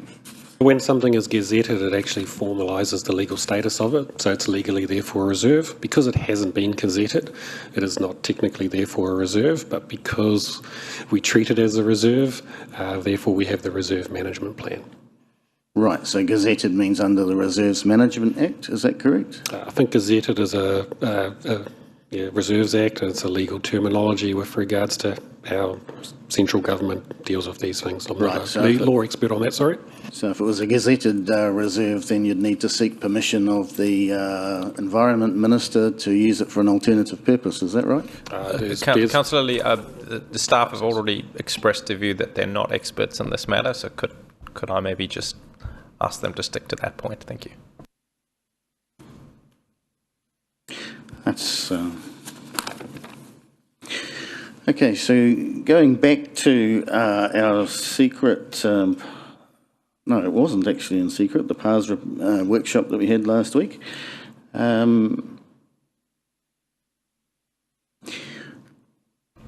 Reference was made. Questions relevant to the report and presentation we've just had on a lease for Springfield Golf Course? Yes. So reference was made at the PARS report to how we came to be here at this, how the PARS report came to be produced. And reference was made to a report released in February 2019 on the Smallbone Park hockey and cricket combining facilities. Reference was made to a November 2018 report on the supply and demand for winter sports fields. And then what was missing from that timeline, as I noted then, was the Spatial Plan 2018, which is the very first council document that refers to a possible alternate use for the Springfield golf course. Is there any basis for that spatial plan change that makes that reference? On what basis did that proposal arrive into council's machinery? Yeah, look, Councillor, the spatial plan was publicly consulted on. I think I'll just bring it back. You've raised a whole range of options and alternatives, and the PARS that was presented last week with regards to the challenges, we talked about that we have to explore all those options and alternatives, and we have more work to do in that space. What I'm understanding from you is that you're wanting to do that, but just not for this. So you want to take this off the table with regards to an option while we explore all the other options. And in doing so, by not having an alternative use clause, it therefore prevents council from therefore considering all feasible options for the community to consider. I would say you're hearing me wrong. I'm hearing that there are obvious options at Rotorua Park, and we don't need to manufacture problems. Point of order, Madam Chair. How is it obvious? Yeah, apology. We'll end those questions there. Thank you, Councillor Lee. We'll go to Councillor Kiriopa. Oh, thank you. I've just got a couple of questions through the chair. My first is, can we go back to the slide where you've got the two scales. That one there, thank you. My first question is, why couldn't the stormwater mitigations be an option on the left? Because I think, as we've raised in previous meetings, for many of us, the concern is the land being taken and used for housing, not for stormwater mitigations.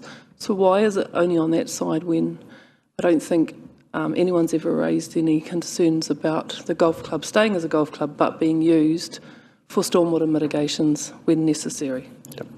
So we've got it on the right because it's tied to the alternative use clause and actually having it in the lease. So what we're saying on the left is that when you don't have an alternative use clause, you only give exclusive rights and long tenure. Therefore, you don't have that flexibility to consider it as an option for stormwater, hence why it sits on the right with regards to needing to have that flexibility should it be an option that council and the community needs to exercise. Point of order. Makes sense. What is this point of order? Misrepresentation, Madam Chair. Actually, stormwater mitigations could be handled as a term of the lease as opposed to relying on the sledgehammer approach of a guillotine clause. Apologies, So- your personal Point of opinion order, is Madam not, Chair. is not a point of order. We will stop there. Let's try get through this discussion without too many point of orders. That was not a point of order, Can I get a Councillor point of Lee. clarification then? Yes, point of Do this- clarification, and then we'll allow Councillor Kiriopa to finish. Do the standing orders apply to staff as they do to councillors? It's general practice that point of orders are not used against staff. Point of orders are for the elected members in the discussion that we're having. So we will continue. Thank you for that. Councillor Kiriopa, please continue. Sorry, can I have a supplementary question just to the one I asked? Limited flexibility, could limited flexibility not include stormwater mitigations on the left-hand side within any contract? Might just ask the Chief Executive to respond. Thank you. Thank you, Councillor Kiriopa, and through you, Your Worship. Look, that is, we have heard from councillors that there was a broad concern with the broadness of the alternative use clause, and therefore you might see that the options that we've brought forward do significantly narrow the alternative use clause down to the two possible alternative uses, one of which is stormwater mitigation and the other one is sports, which we have talked about, and specifically does not include housing. So that's, again, us staff taking on board the feedback from councillors that there was a concern from the community that the alternative use clause might be used to turn this golf course into housing in the future. That option does not allow that to happen, and that's one of the reasons is listening to feedback from councillors around community concerns. So just wanted to clarify that. Thank you, I appreciate that. So my second question, I attended the PARS workshop, and at the time the thinking and focus was on sports. And my question is, I don't think it did, but did it include any natural asset mapping? Because I think that if we can go back to the slide that I'm trying to talk to, on the left-hand side, under the limited or no flexibility, there could be another box identifying the very tangible environmental and social values for ecosystem services in what I think is one of the largest urban green spaces in Rotorua.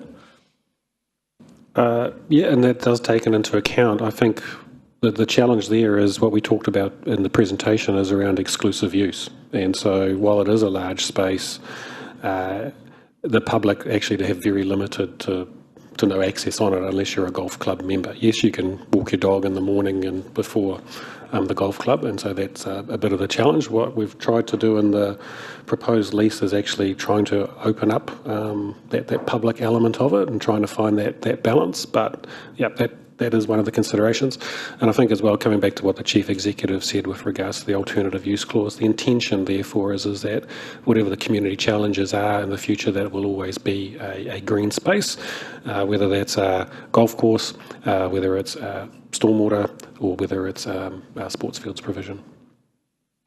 Thank you. And I'd just like to highlight that the exclusive use is not only for golf members though, it's for those enormous trees that are there.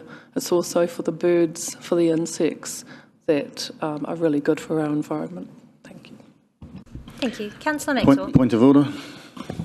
What is your point of order? Yeah, it's a breach of standing order. I just the issue that Councillor Waru just raised and that you affirmed is actually contrary to standing orders.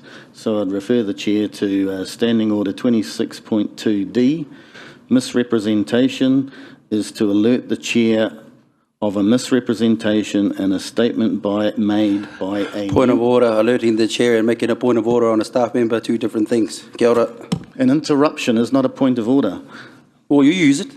Misrepresentation Okay, to alert, I'll just read the standing order if I may, because it's been misrepresented by Councillor Waru and I think yourself. No, it hasn't. No, I'm reading it. Thank you, To Councillor alert Lee. the I'm reading chair. it. Thank you, Councillor Would you Lee. like to read it out so everybody can hear? It's to alert the chair of a misrepresentation in a statement made by a member, an officer, or council employees. It doesn't just apply to elected members. For misrepresentation only, the question asked of me was, do standing orders apply? Thank you. Standing orders are for elected members. We will carry on. That is Right, not a so point that of means order. an elected member is allowed to raise a misrepresentation that concerns a staff member. Chair, it's not a point of order. You're letting the chair. That's There was no... the Okay, Councillor Lee, please. stormwater Councillor Lee. provisions can be made as a term of the lease. It doesn't have to be the sledgehammer of a Order, councillors. guillotine I need to clause. call order because this is becoming disorderly. We are a very simple process of asking questions, and I'd like to respectfully allow all other elected members to be able to have a say too. So please leave it there, Councillor Lee. Councillor Maxwell, you have a question.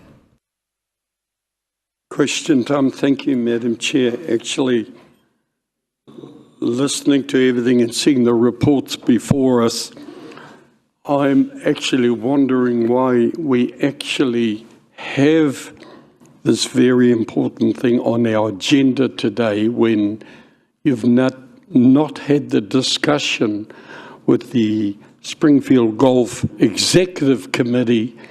You were supposed to come back and report to us with negotiations there, because at the moment, this is what it's creating. It shouldn't be even on our agenda until that happens with the executive, my opinion. Sorry, Councillor Maxwell, I think you may be confused on that issue. There's been significant discussion, but I'll leave the Chief Executive to just outline for you once again the significant amount and detail within those discussions. Thank you, Councillor Maxwell, and through you, Madam Chair. I can understand that it's a little bit complex. Initially, and the way I have worked in the past with leases is to work directly with in this case, the golf club, and then present back to council what an agreed position might be. In this case, and again, before my time, staff was specifically asked by elected members to bring this matter to council before it went to the golf club, and so in this case, I've been somewhat constrained in what discussions I can have with the golf club. I have met and spoken with the president of the golf club a number of times. I'm not going to repeat verbatim our discussions because they were informal discussions, but safe to say that we have had a number of discussions. The lines of communication are very much open, and regardless of what your decisions are today, the direction that you give me is going to require me to have continued discussions with the golf club, assuming it is a direction towards a lease, in order for me to work out something that's mutually acceptable and then bring it back to council for final approval. So that certainly is happening. You require us to make some kind of a decision today, but wouldn't that be a bit of the cart before the horse, without knowing how the executive of the club feel to express here? Councillor, that's what I've been asked to do by this committee. Bring it here Which first. committee? Sorry? Did we ask that? Yes. We did. also asked them to meet with them, but you haven't met with them. That's very important. Yes. I have shared emails to all the councillors around the requests and the opportunities that we allowed the club to meet with us. That opportunity is still able to be taken up by them if they wish. And just a reminder that this is not the full and final of the lease. What we're doing is allowing our chief executive to go to the club with an offer that then the club has the opportunity or not to accept. There can still be an opportunity for them to present at any stage in those negotiations, if you wish. Thank you, Madam Mayor. I hear what you're saying, but that's not good good negotiations where we're an open committee and we're going to turn around and say, you go to the club and tell them that this is what we want? Well, that's already indicating, I don't think that's good negotiation, but not on that. While it's question time, can I ask regarding the 9 more fieldsmiths, the Pithkethley, have any progress been made on looking at, for the 9 extra fields and that Nongata and Eastside offered had been looked at as sites prime for this? Has any work been done since we've been given this earlier this year, looking at those? The PARS that we discussed last week points out that we need to do a whole lot of feasibility work, and so that's exactly what that optionality we need to understand what is available and what isn't, and what could we use. And whilst we're still question time, can I say that I'm not ignoring what is being said by my fellow colleague, Councillors Councillor Patterson and Councillor Lee, because they did campaign on saving Springfield, and I campaigned on saving Ohinemutu as well, and good support from my fellow Maori Ward councillors and that here. So I'm very interested in the negotiations that happen for the mitigation things area. It might look as though I'm supporting Councillor Lee, whereas I've got every right to sort of not support him because of his anti-Maori feelings, but I rise above it and just say that I think that's why it's got a bit harder today to really gel together on something to make even me feel confident. This is not a reflection on you, Mr. CEO. You've come in and done that, but also expressing a disappointment. Why did Bay of Plenty Regional Council not allow the dredging? I wasn't at that meeting. Can anyone answer that one for me? I think we'll take that down and we'll provide that information. I suggest that can go to all councillors. Yeah. Thank you. Point of order. Yes. Just a friendly response to Councillor Maxwell. I'm not anti-Māori, for the record. Misrepresentation, if you like. I'm pro-democracy.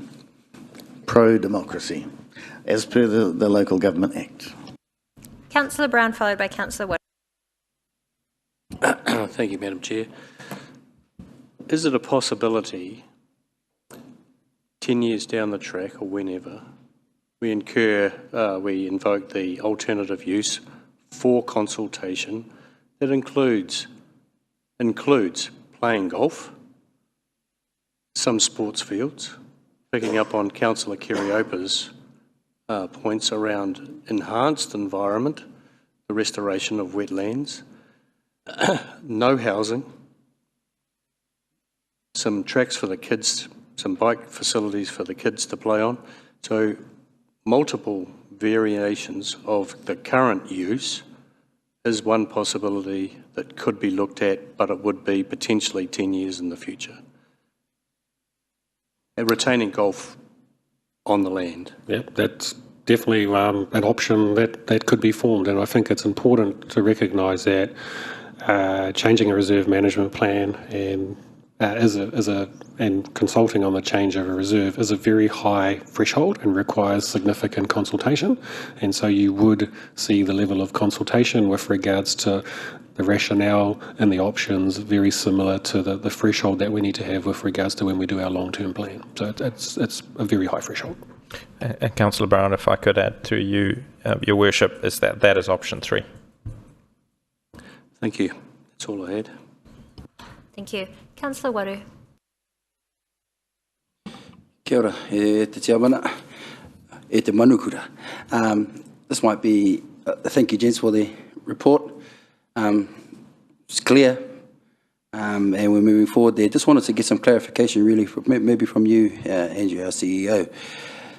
Currently, do we have any offer whatsoever on the table as of right now, currently? Councillor Warren, no, not really. I had, as I briefed, I think, at the last meeting, I had some initial discussions with the golf club. I couldn't progress those because I was requested to bring this matter to council to inform our negotiating position before going back to the golf club. So I've kept an open channel of communication, and I intend to continue that.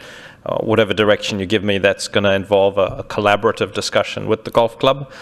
So I guess to answer your question, there isn't something on the table at this point, but there will be discussion together going forward based on the direction you give me. I think you're having discussion and having something on the table to discuss the two different things. Just wanted to point out that, you know, whatever the option is we go with today, or the decision that's made today, that is simply an offer to be put on the table for the golf club to think about whether it's doable, not doable, and to come back. Is that correct? That's correct, Councillor Warren. After those discussions, and after, and I'm talking about the golf club in terms of the executive, if they have anything they want to see in there, or points of negotiations within that offer, they are well within their rights to come back and put that forward, where then you would come back to us to ask to put forward. Is that am I thinking correctly? Councillor Warren, through you, Madam Chair, that's my understanding of, if you direct me on the options that are immediately executable without public consultation, then that's the process I would undertake. The decision would give me direction on how to proceed, and certainly I imagine there'd be quite a lot of collaborative discussion, which ultimately then I would bring back to council for you to approve, and my expectation is that would be together with the golf club, so that there's an expression that this is supported by all parties. That's my intention. Thank you. You answered my last question too, so thank you. So it would be in conjunction with the golf club that you come back with whatever the outcome is? Councillor Ward, that would be my intention of how to proceed. Kia ora, thank you. Thank you. We've got Councillor O'Brien and then Councillor Kaifong. Thank you to Mandakura through the Chair. Thank you, gentlemen, for your report, and Ms Kelly for the report we've received today. I appreciate we've only just received PARS, but Thomas, could I ask either you or yourself or Mr Moraes, I appreciate again you've only just received PARS. What sort of dollar amount would you see us putting into the next LTP for the sort of provisions on the other fields that we may need, or is it far too early to make that call yet? Councillor, I think that's the problem. It's too early to call, and I think Rob and the team have got quite a significant work in front of them over the next couple of years. That leading into our next long-term plan, PARS, and how council responds to that will likely be a cornerstone discussion of that LTP, subject obviously if it's a priority of the council of the time. And yeah, that's the challenge of it. It's hard for us to quantify with so many options to understand whether they're feasible or not.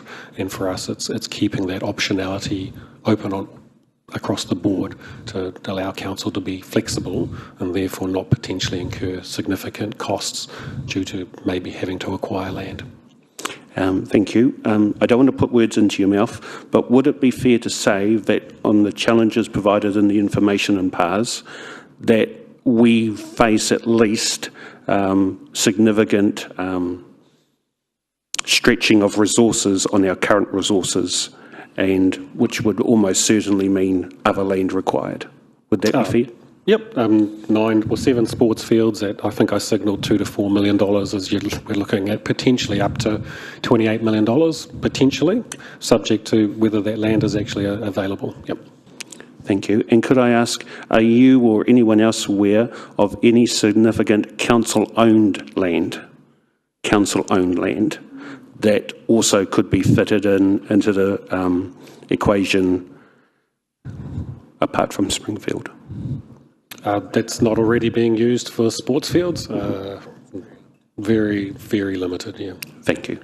And finally, if I could, to Mandakura, just option 3 sounds awfully close to option 1, that we discussed previously. So again, if I could just raise our 6 month of a defeated proposal. So I just bear that in mind. If option 3 is favoured, we may be asking for trouble, but thank you. Point of order. What's your point of order? Misrepresentation. Just explain that. Yes. Mr. Coley advised that there was no other land available for sports fields. In actual fact, council holds title to the Arawa Park Racecourse. Very limited. That Arawa Park Racecourse has a lease that expires in, I can't remember exactly when, but very, very far away. That's not up for discussion right now. But it's council-owned land. We have title to it. So that's the misrepresentation. No. No. You have a personal view on that, Councillor Lee. Councillor Kaifong. Thank you, Chair. This was just a point of clarification, just following up. Sorry. Madam Chair, that was language by Councillor Lee, which I will not repeat in response to what your point before. Thank you very much, Councillor Wang. Councillor Lee, I invite you to withdraw that comment and apologise. Madam Chair, you said that... I invite you to withdraw your cursing and apologise. Yes, I'm getting there. You said that... I invite you to withdraw your comment and apologise. Yes, if you let me finish a sentence, I will answer what you ask of me. It's not a question, Councillor Lee. Will you withdraw your comment and apologise? I'll withdraw and apologise my bullshit statement, and I will say that's nonsense. I do remind you, Councillor Lee, that if you continue to act disorderly, we will have to remove you from the meeting. That is with understanding orders. There are a significant amount of interruptions that you are causing, as well as a significant amount of very valid point of orders that your other elected members are having to call on you due to your conduct of the meeting. So I just remind all elected members to please act with the respect and integrity that these roles and our community require and expect. So we will carry on with our questions. We're almost through the questions. Councillor Kaifong. Thank you, Chair. This was just really a point of clarification, just following on from Councillor Maxwell's questions and Councillor Waru's, in that we do have a paper that does have a number of options on it, but realistically, given with what's up there, we can really only offer option 1, 2 or 3, because the other options would actually require public consultation to be undertaken before actually offering a firm lease to the golf course, because the public may come back and say, we don't want the land tied up for that length of time with no opportunity to use it for something else. So that's the reason why we have to have the options here all together presented to us before making the offer. Thank you, Councillor Kaifong. Sorry, was that a question to me? Through you, Your Worship, that's correct. Yeah. So sorry, Your Worship, can I clarify? So we're saying that option 4 and 5 that are on the paper we can't vote for? Sorry, just... We can? My question is that we've got these options, but the paper as I read that is that you need public consultation if you choose that option. So we can choose that. That's why I was just checking that realistically the only viable options on the table for the Chief Executive to negotiate with the golf course currently are options 1, 2 and 3. Sorry, why is that? Well, I'll invite Thomas to also provide an answer. Just, I think to clarify, councillors, with regards to if we want to execute a golf course based on the time frame, lease on the time frame that we talked about before, around 17th of October, effectively options 1, 2 and 3 are the only options that fit into that timeline. If you decide to go for options 4 or 5, the lease cannot be offered to the golf course until we have done public consultation. So you'll effectively be asking the council to start public consultation on the lease that you would like to offer to the golf course. And on successful completion of the public consultation, hearings and deliberations, or whatever that process looks like, then you can make a decision to offer the lease. Thank you for answering that. I'll just check if there are any further questions. Councillor Patterson, followed by Councillor Waru. Thank you, Your Worship. Thank you for your lenience. Just following up on your comments there. So what would be the minimum that we could avoid public consultation by? Is it 10 years? Is that? Yep, and which is in line with the Chief Executive's delegations. Yep. Right. So where does it say that anything after 10 years we have to go to public consultation? That's where we weigh up the options against our significance and engagement policy and the criteria. And we weigh up a whole range of aspects with regards to the tenure, the flexibility, the cost, and etc. And that's where we have determined that that's why options 4 and 5 are considered significant. Sorry, but who's we? Staff on your behalf. Ah, that's interesting. Which Thank you. is normal process, Councillor. I agree. Councillor Waru. Kia ora, tēnā koe te manukura. Just a quick question, and it's to do with option 4.5, and in terms of public consultation. If there is public consultation, there are the possibility that the public might say leave it as a golf club, and there's also a possibility that they might say no, we're struggling with housing or whatever it is. That would then indicate to the could be the council of the time, or whoever. What are the obligations to follow on from the feedback or the feedback that's given back from the public, general public? So you would receive the feedback on whatever the public came back on, and you would deliberate on that publicly, and you would make a decision, and it would be obviously a public political decision on how you considered that feedback and decision that you made. And I'll also invite the Chief Executive to provide a response. Thank you, Your Worship. Councillor Waru, so as part of requiring the public to be informed, we would need to do quite a lot of work on options to inform the public as part of the consultation process. So this is that would be a lengthy process. So in terms of, and this might be a question for you too, and thank you for your answer, Thomas. So in terms of trying to provide stability for the golf club as it sits currently, that would not be probably the best way to do it. Is that it? This is what I'm asking, of your opinion. Councillor Waru, that's right. And if we go back to the previous options that were provided in previous papers, staff were following direction to try and get a lease for a golf course without these public consultation procedures. As the CFO outlined, that involves somewhat constraining the length of that lease and providing conditions that allow the community in the fullness of time and future councils the ability to make different decisions. If we constrain that too much, then we're obliged to consult with the public, and therefore those two options 4 and 5, have turned up in your paper today. Based on the direction to do what we can to provide a lease, and appreciating Councillor Maxwell's comments earlier that the golf club needs to be involved in that discussion, we agree, but to give me the parameters on which to offer those lease, we've put forwards option 2 and 3 that would allow me, on your behalf, to discuss, negotiate the golf club lease with the golf club, and come back to this council to approve that lease without public consultation.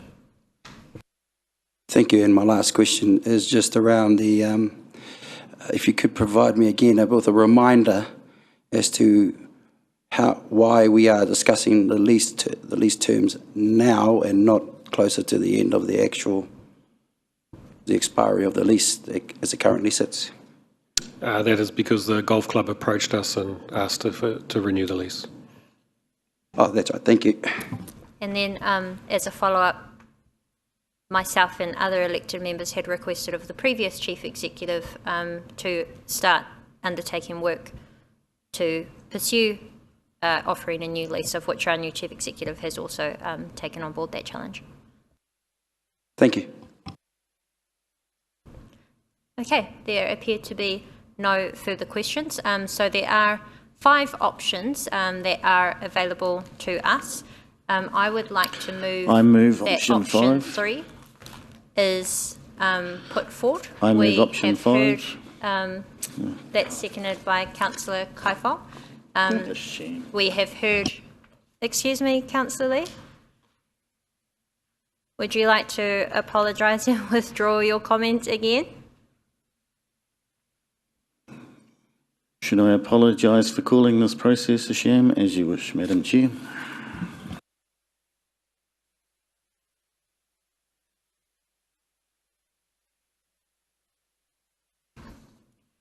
We have option 3, which has been moved and seconded.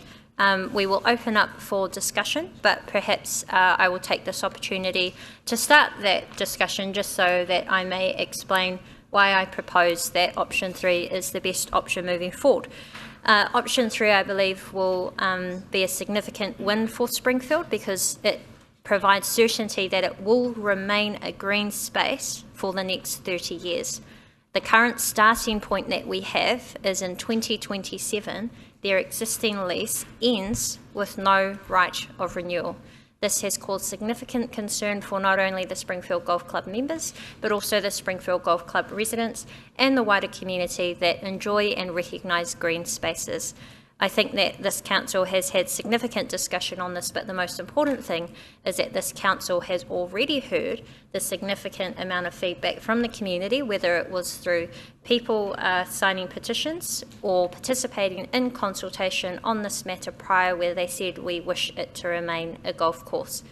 We have also, however, heard that other sports codes in this community, such as soccer, I also understand that rugby league, touch, and even athletics and basketball courts are all in significant demand with not enough supply, where many people, not only children, are not able to participate in these sports because there's just simply not enough sports fields or courts for them to be able to do so.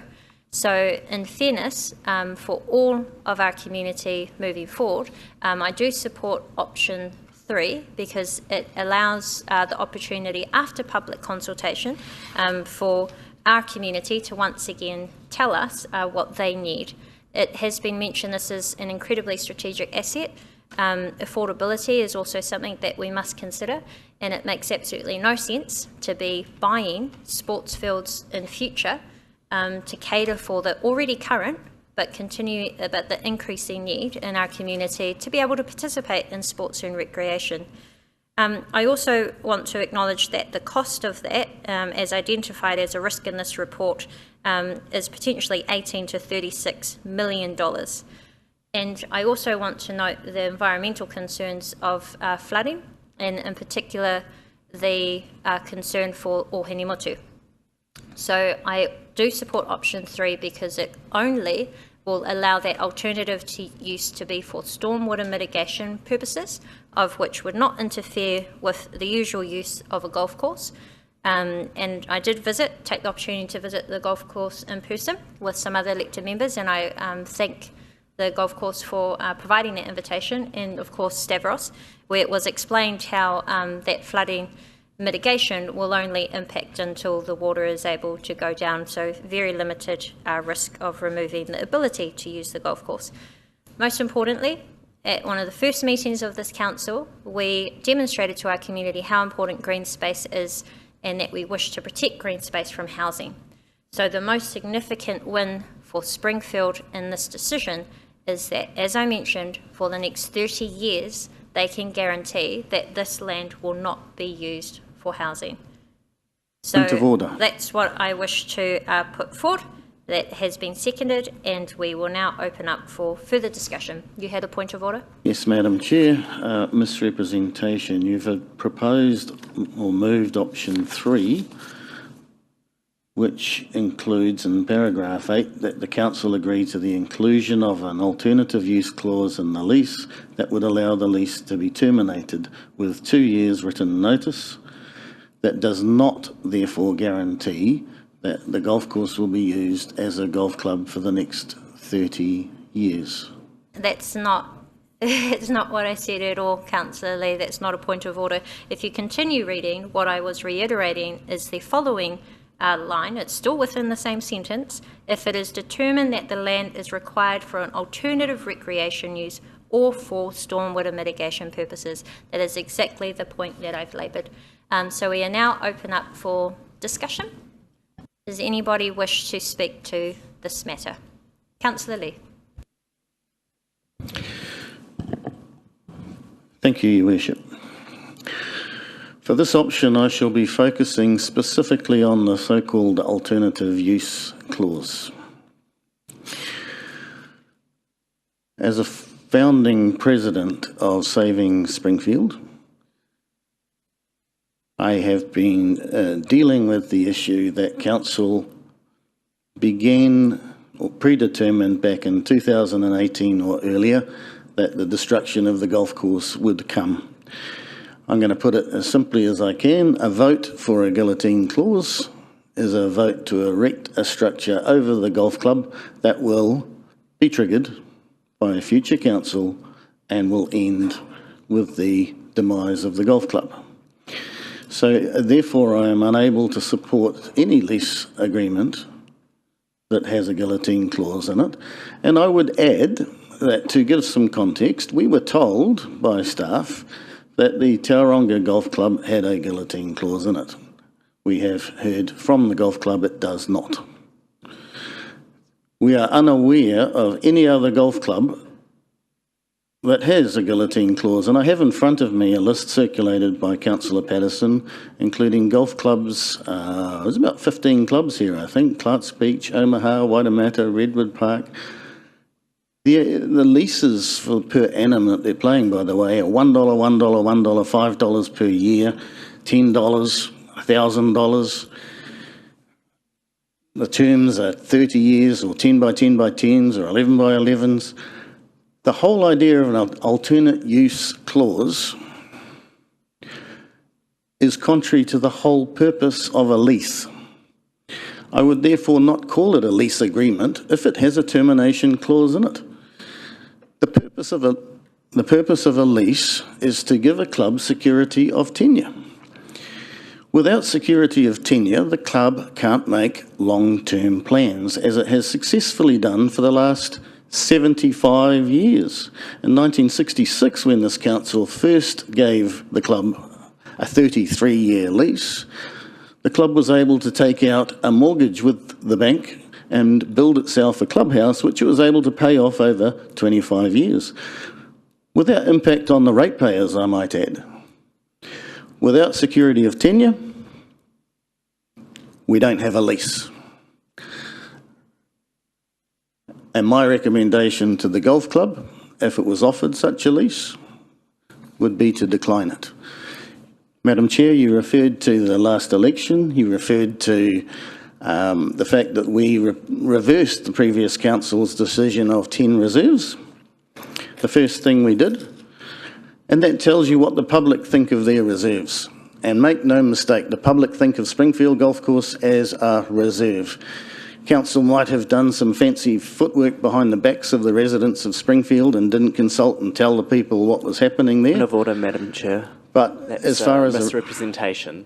That is misrepresentation, Councillor Lee. I ask you to act respectfully. Staff have only done work that have been directed by the council, whether it was this council or previous councils. Please do not call into question their professionalism in this matter. What I am saying, Madam Chair, is that the residents of Springfield and the golf club were never consulted on the superficial change from reserve status to residential zoned one. I'll leave it there. Sorry, That's Madam an Chair, indisputable point of fact. order. No, it's not disputable. It's a fact. It was part of the district plan.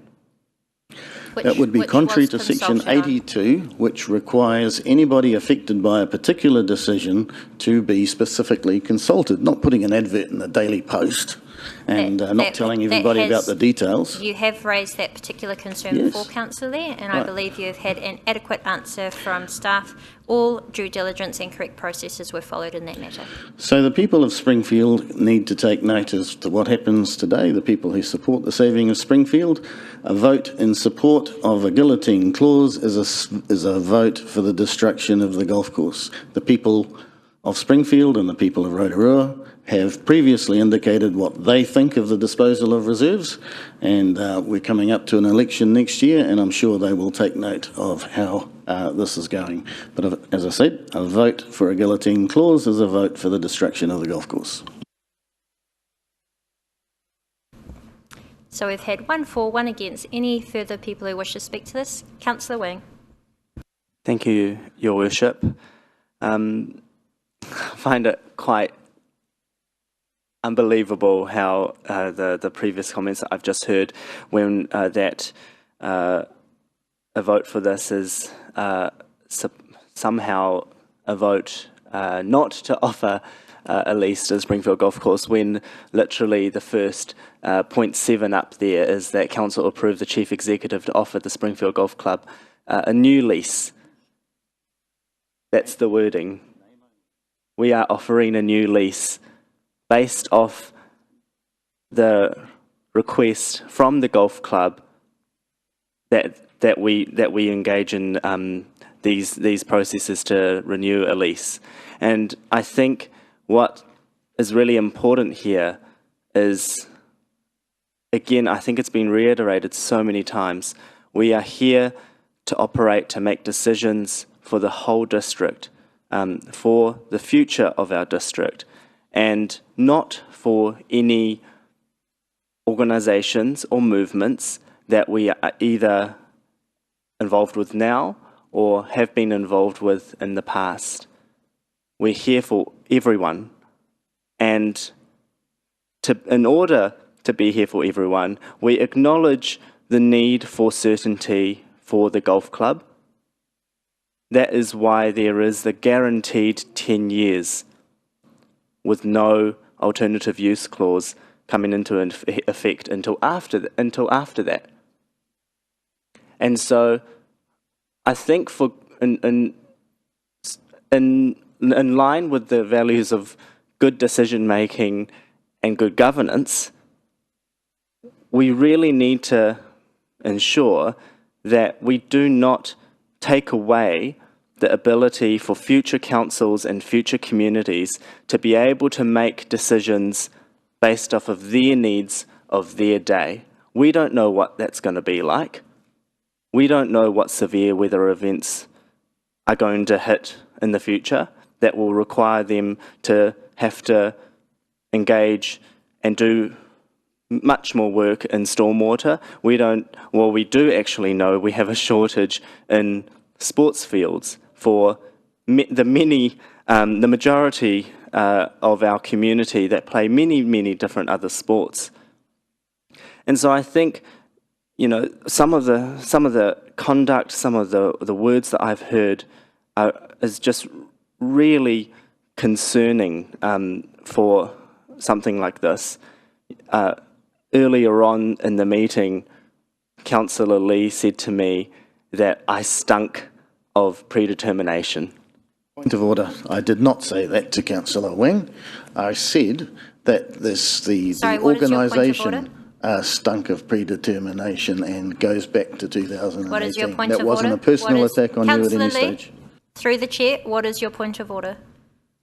It's representation, of course, as usual. Please carry on, Councillor Wang.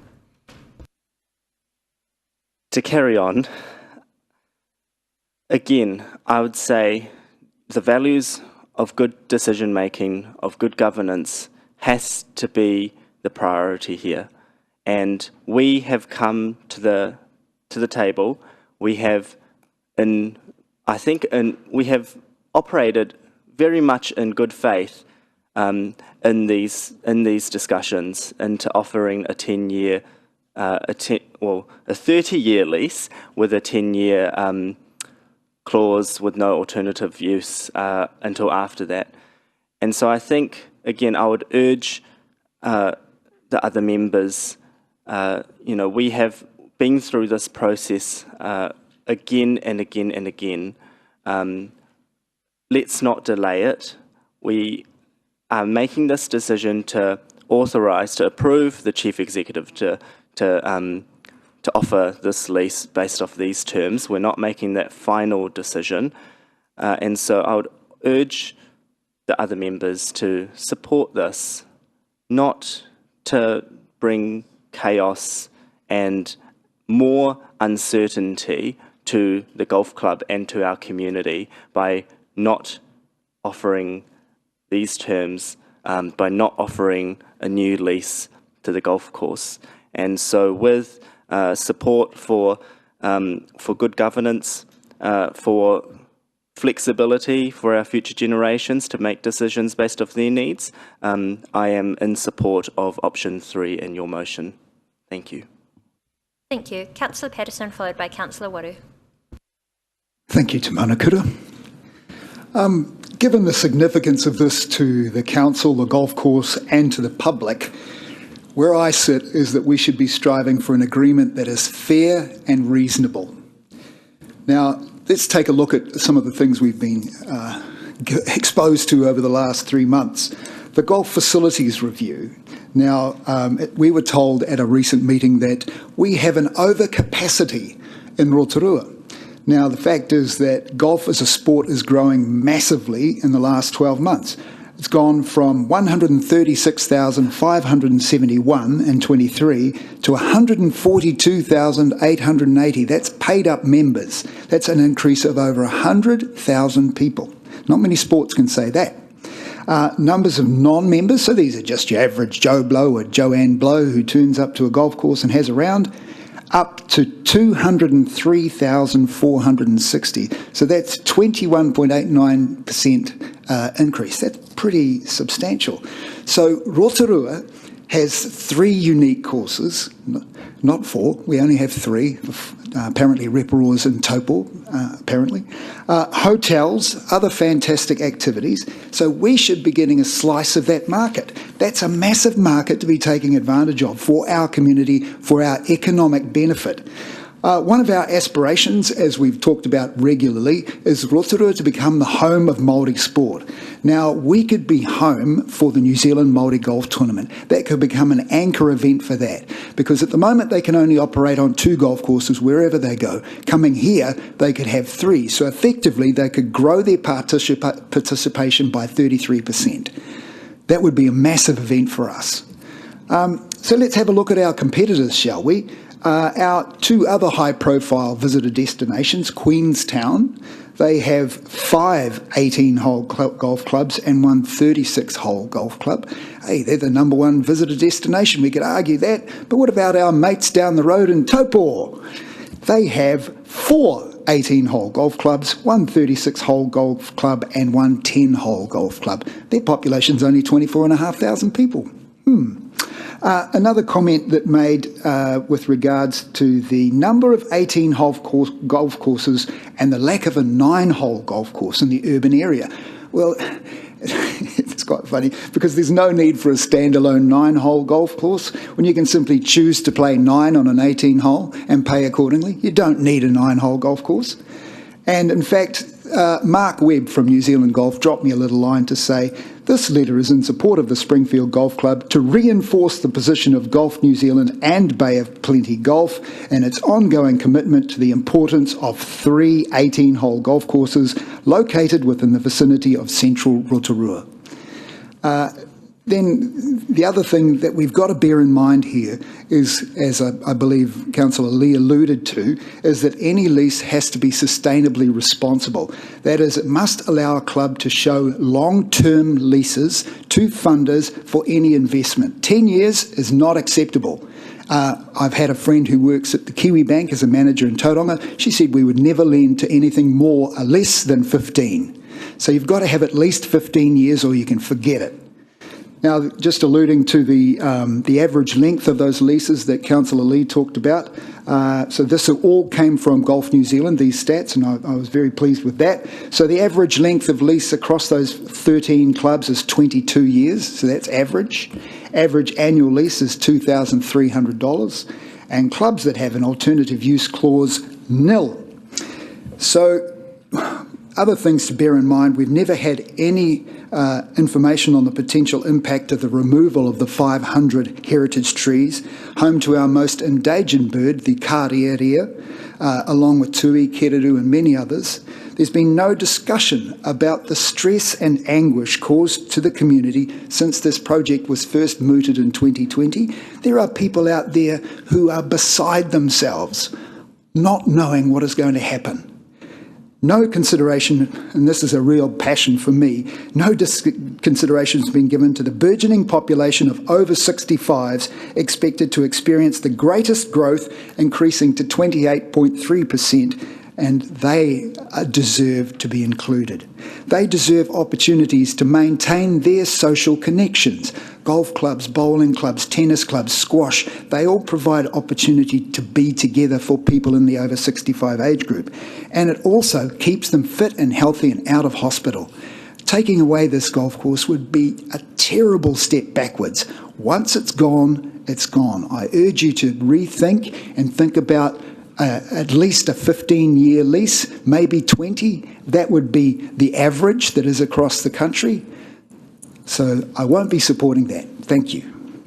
Madam Chair, sorry, I'd just like to move a procedural motion under 25.2A. We've had 2 speakers for and against. My motion would be that we delay this until the November meeting, and my reasons are, 1, it would give yourself and the executive time of October to find a suitable date for the club to come back and be able to present their concerns to the council. Is there a seconder for this? Sorry, you have spoken, so we'll take a seconder from Councillor Maxwell. And as procedural motions need to go straight to the vote. Sorry, could you just repeat it one more time? Sorry, Madam Chair, under 25.2A, I would move that we postpone this item until the November meeting, and my reasons being that October would give you and the executive time, suitable time, hopefully with the club, that we would be able to organise a meeting where we could hear. Now, whether that's a committee or a full meeting, I'll leave to the executive, but...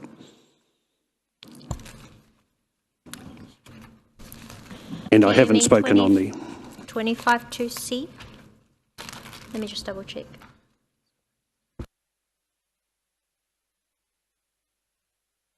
Just as happy, yep. But sorry, be November just to allow time. Yeah, okay, we'll take that as C, which is at a specified time, just because the A is the next meeting, which will be October. So November. Okay, yeah. So we will put that to the vote. Yes, procedural motions, you must put the vote straight away. So we will ask for a show of hands on this. All those in favour... Point of clarification, yep. Madam Chair. I just like to say the club would support this motion. They sent an email to all the elected members. That's not a point of clarification. You cannot talk in procedural motions. So all those in favour to delay this, postpone this item until the November council meeting, please raise your hand.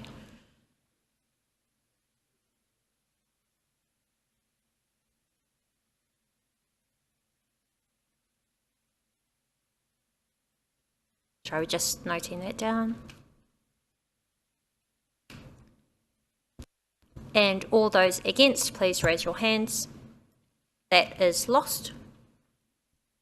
And we will carry on with this discussion. Councillor Waru was the next to speak. Kia ora, tēnā koe te manukura o tira tātou katoa. Hey, I know we just went through that procedural motion there, and well, we'll move on from that now. I'm going to say that, you know, in order to sort of have a conversation, you've got to have something to talk about or to negotiate on. And I think, you know, a lot of kōrero around, no, don't lose the golf club, don't lose this. You know, I reckon put something forward to the executive themselves. They then can make the decision whether it's suitable for the golf club or not. Not us. So, you know, there's a lot of kōrero around predetermination going on, and I was like, well, kind of that goes on both sides of the coin by what I've been hearing. So, look, I think just to clarify too, it's actually a 30-year lease, right? That the option is. It's a 30-year lease with a clause in there to be able to bring forth anything that we need to do for flood mitigation and stuff. Me personally, I love to see it left as a green space, but also from having that ability to use whatever necessary to mitigate flood risks, given that the regional council has been made pretty clear to us that the dredging and that is not on the table, which is quite annoying in my book, but it is what it is. So what else are we left with? And so this is why I'm going to support this. And you know, I also heard, and I heard our Councillor Patterson talking about there are people besides themselves. And again, that's on both sides of the coin too, because I know of a lot of our whānau that no hene mutu, and I've only just had that this recent kōrero recently, who are besides themselves, saying that, well, why do we have to come up with a managed retreat because of things that we can't put into place to ensure that that doesn't happen? So, you know, I'm on that side of things. So in saying that, I do hope we do come to a good conclusion for both sides in the negotiations. But as I said, let's just put something forward. Otherwise, we're going to leave here again, nothing forward to do. So, ka nui te mihi ki a tātou katoa. Let's get it on. Kia ora. Kia ora, Councillor Waru. Councillor Maxwell, followed by Councillor Kireo. Thank you, Madam Mayor. One of the reasons I supported that motion that was just lost very closely was because I think I'm waiting with interest to see whether the Springfield Golf Executive actually accept what looks like is heading towards option 3. Whilst I support a lot of what's in option 3, I think a good point was brought forward about the alternative use clause and whether it doesn't give them security of tenure. So I kind of struggle with it, but what you put forward in the motion, all I hope is that the Springfield Golf Executive do in their negotiations see it what looks like we're going to work with. For me, I don't play golf. I wish I did, but didn't have time. But I love supporting people who enjoy that. And in a couple of months' time, a good friend of mine from Taiwan is bringing 17 players over to play on the course. Been helping him with the setup. So, you know, we do have beautiful golf course here in Rotorua, walk right beside them. So all I ask, there's a worry that I've got is if the executive of the golf do not accept this, then what? So that's more questions. Thank you. Thank you. Councillor Kiriopa. Thank you. I have to say I'm uncomfortable with some of the processes that have been undertaken in relation to this kaupapa. I won't go into any details, but I feel it's important to note that I feel systems and processes have been utilised by some people to ensure that this is the option councillors are being asked to vote on. I'm happy that council have heard the concerns of councillors about the potential for the land to be taken for housing, and that this option only considers sports fields and stormwater mitigation as alternative uses. But in my eyes, this is only an 8-year lease. And I feel like we're kicking the can down the road for a future council to make decisions about what this land's going to be used for, who may not have the strong Pukehangi community representation that we currently have. I'm disappointed that Councillor O'Brien's motion to postpone this decision was not supported by the majority. As we heard at the Rotorua meeting last night, communication and engagement with our community needs to be a priority. And the fact that we're being asked to make this decision without having had that engagement with the Pukehangi Golf leadership, it's just not good enough in my eyes. I'm still sitting here waiting to hear from others before I can even decide whether or not I'm going to abstain from this vote or not. That's all I've got to say. Thank you.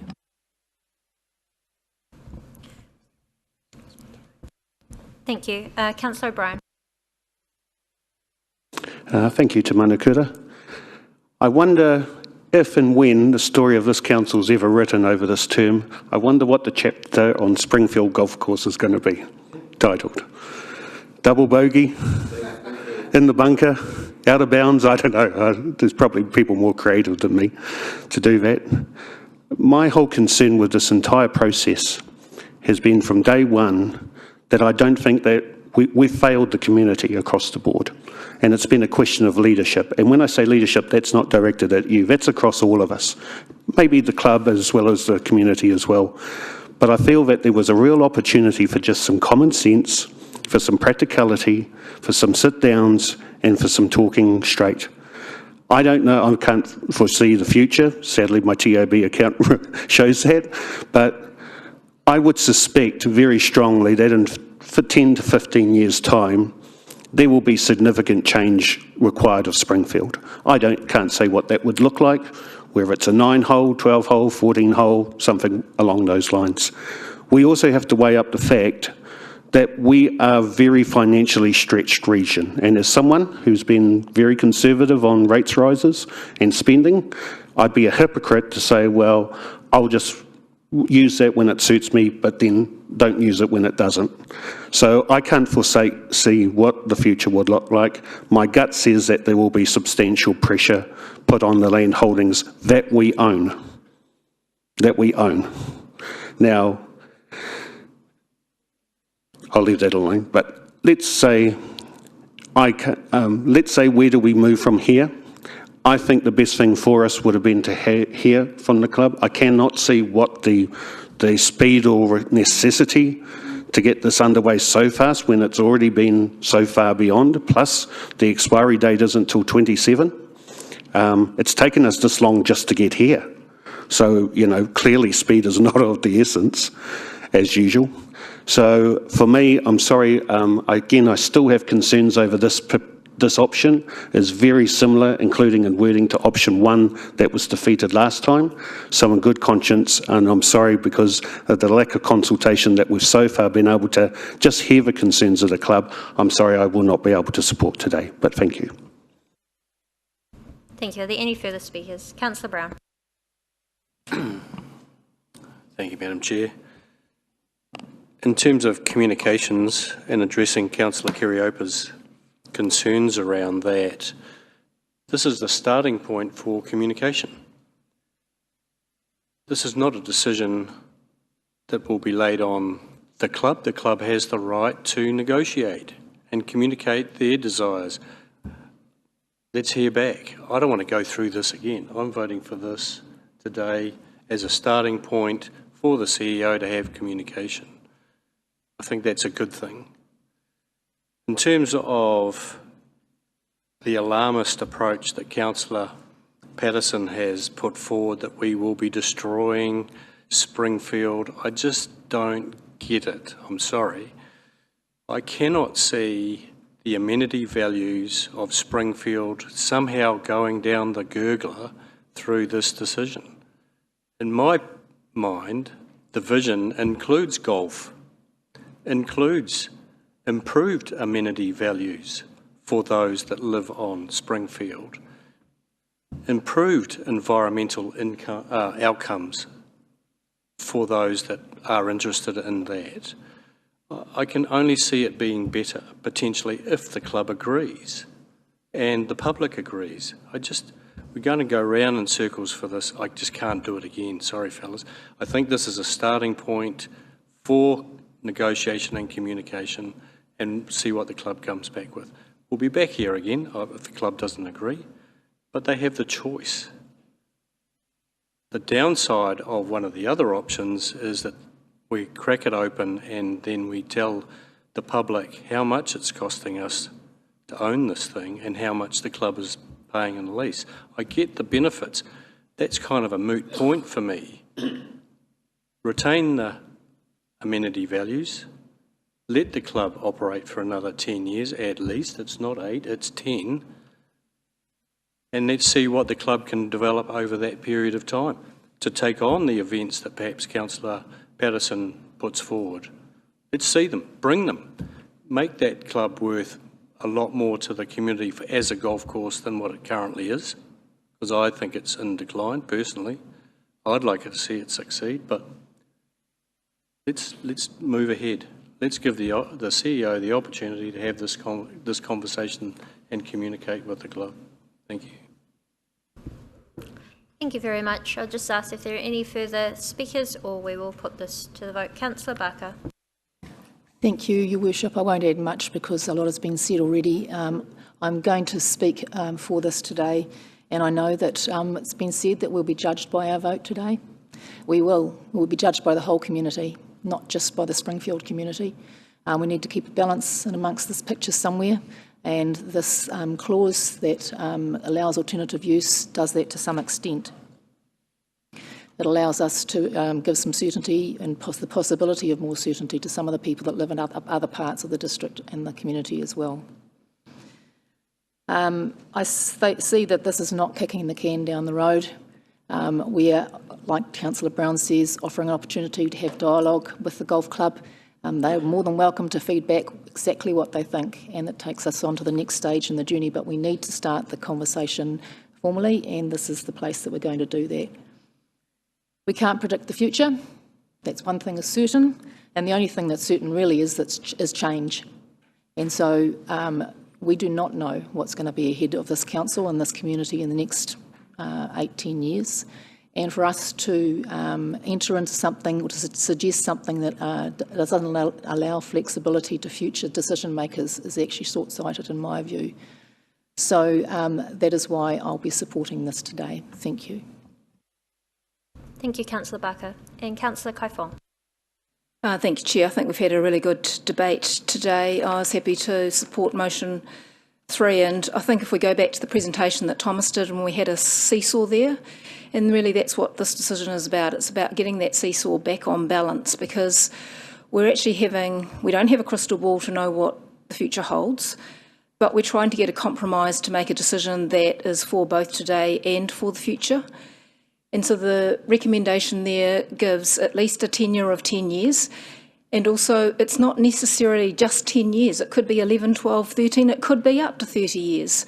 And we've also maintained that the space will still be reserve space. So we've taken those options off the table around housing. So we've removed the concerns from the community around that. So there is also the option for the golf club to weigh up how they look at that seesaw as well, because there's a risk to the golf club if they don't want to take up at least a minimum of a 10-year tenure, and it could be more than that, up to 30, that the community comes back to us and says, that's not a good use.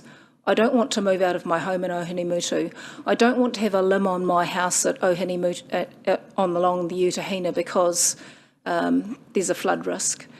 You know, we don't know what's going to happen in the future. So the other decision is, because we don't have a crystal ball, let's maintain that flexibility, that optionality. And whilst it might not be perfect, we are trying to provide a compromise. And that's really what the decision about here today is. It's about starting that conversation, trying to find a compromise that suits both the golf club, the residents that live around there who have expressed that they have some interest in it. And I do go back to the point where we had talked about coming to this decision with an open mind. And we need to have an open mind, not just about the future of the golf course, but an open mind about whether or not we might need some land for alternative uses, for sports fields, for green spaces, for trees, for wetlands, for stormwater, whatever. We don't know what that holds. So I think that this option at least gives certainty for the golf club that if they want to start the negotiation, accept that, then that gives them the certainty. If they don't, then any of the other options, it's still very much uncertain, because that is the whole wider community consultation. It's not just looking after the 500 members of Springfield, it's then a discussion with the other 70,000 odd of us around what else we might like to do with that land. And if you don't want to pay high rates, well, maybe debt's a situation. We've got a significant piece of land there. All of those other discussions will come onto the table. All those options will have to be fleshed out. All of that work will need to be done. There'll be actually quite a long period of time of uncertainty whilst all that work is done and the community is consulted and a decision is made. So I think that today it's about compromise. That is the common sense solution, so I'm happy to support it. Thank you very much. We have had all councillors speak as part of this. We have a mover and a seconder. Do you wish me to read it out? No. So we will put that to the vote. I ask you to please raise your hands for this vote. All those in favour of option 3, please raise your hand.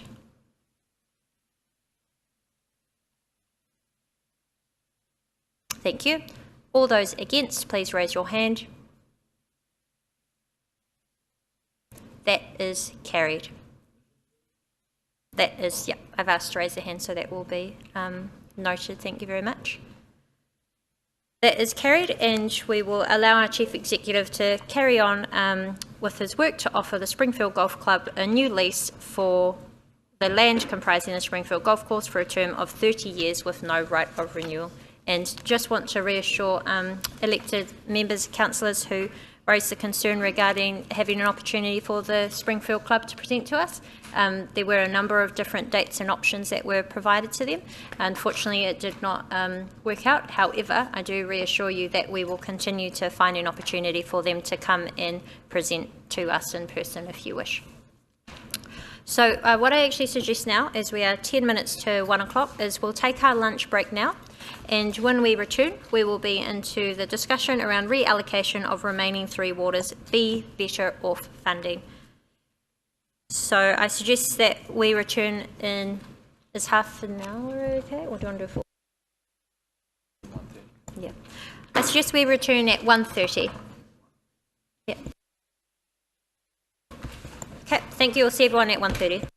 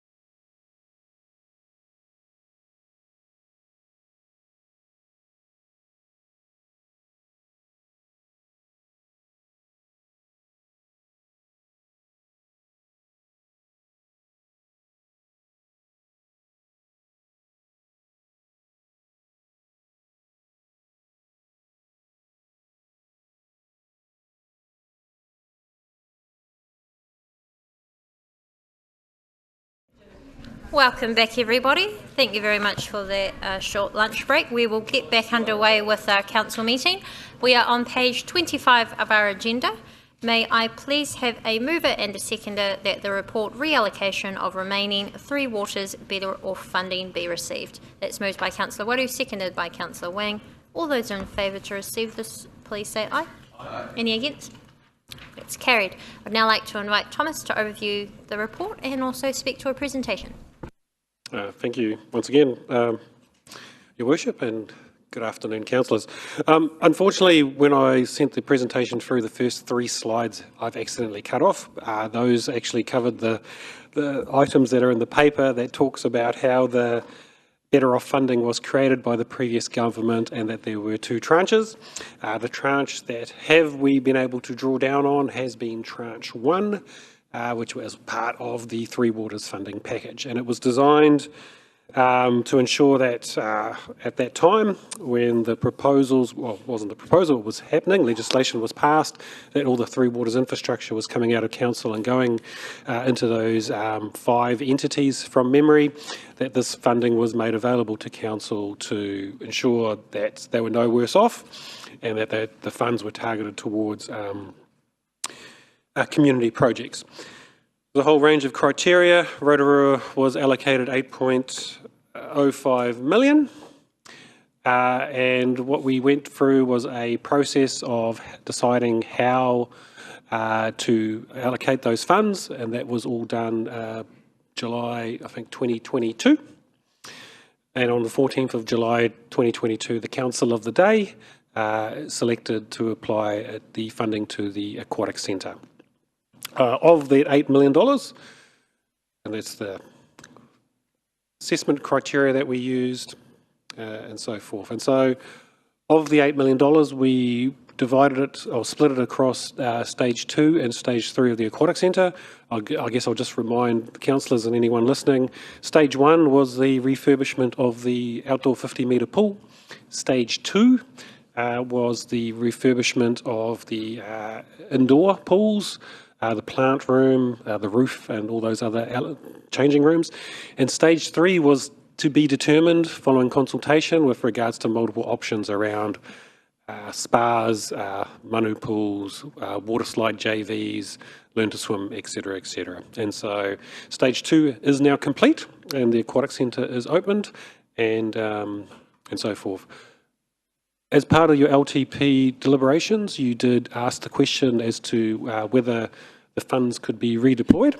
So the funds were left against stage 3 of the aquatic centre until you had a confirmation from the DIA that it could be moved, and therefore considering options to move it to. So the DIA has confirmed that the funds can be transferred to any project that council wishes, even taking into account the previous guidance that the government signalled that there was a preference to move this to infrastructure, and that is the question that you have posed to us as well.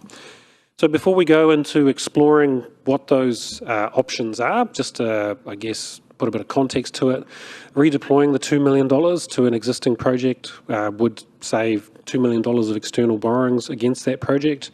So $2 million borrowed over 15 years at roughly average cost of borrowings of what we currently have of 5.5% equates to just under $200,000 a year to pay the interest and repay that debt, and that equates to about $6.70 per ratepayer in very simplistic terms. So when you look to consider the options, depending on those projects and how they're funded and the number of ratepayers that contribute, will equate slightly different, but that's the kind of ballpark that we're talking about. So when considering other projects for you to consider, was obviously needed to be in the LTP, needed to delivers high benefit, scores high against your outcomes and priorities, reduces the council debt and rates as preferable. And so from those, concluded that obviously there's the current option with regards to the aquatic centre stage 3, pending a further decision. And then from an infrastructure perspective, there's public benefit versus private benefit, more so publicly funded with regards to a wider ratepayer contribution towards that infrastructure versus infrastructure of a private nature where there's a smaller number of ratepayers that are contributing for the cost of and the benefit of that scheme. So current allocation, Aquatic Centre, Stage 3, $6.70 per ratepayer subsidy.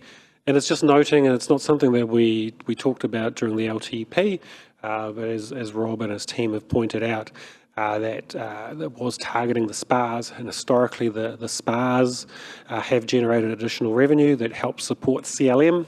It's our operator, so therefore without that we do have to have a discussion with them around the level of funding to ensure their sustainability going forward.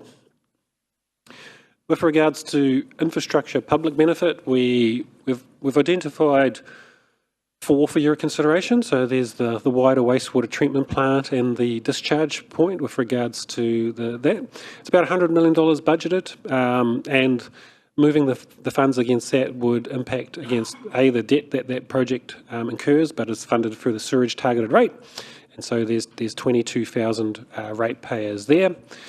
Against Rotorua, and that's the contribution that the wider community has contributed through the Lakes Enhancement Rate. And so by reducing that impacts 25,000 ratepayers. The Infrastructure Acceleration Fund, which is the big stormwater program to support growth within the urban area. And so that's general rate funded impacted, so that's roughly all 28,000 ratepayers, so which would equate to that $6.70. Or the Tarawera scheme,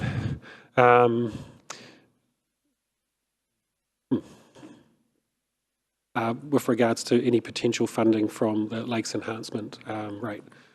With regards to the infrastructure of private benefit, so the $2 million, I've just put an example here for you for you to consider. If it was split against the 2 schemes, it would benefit 1,200 property owners. $1 million going to Rotorua would equate to about a $1,300 benefit with regards to reducing the lump sum cost, and for Tarawera would benefit 550 property owners, and that would equate to an $1,800 reduction.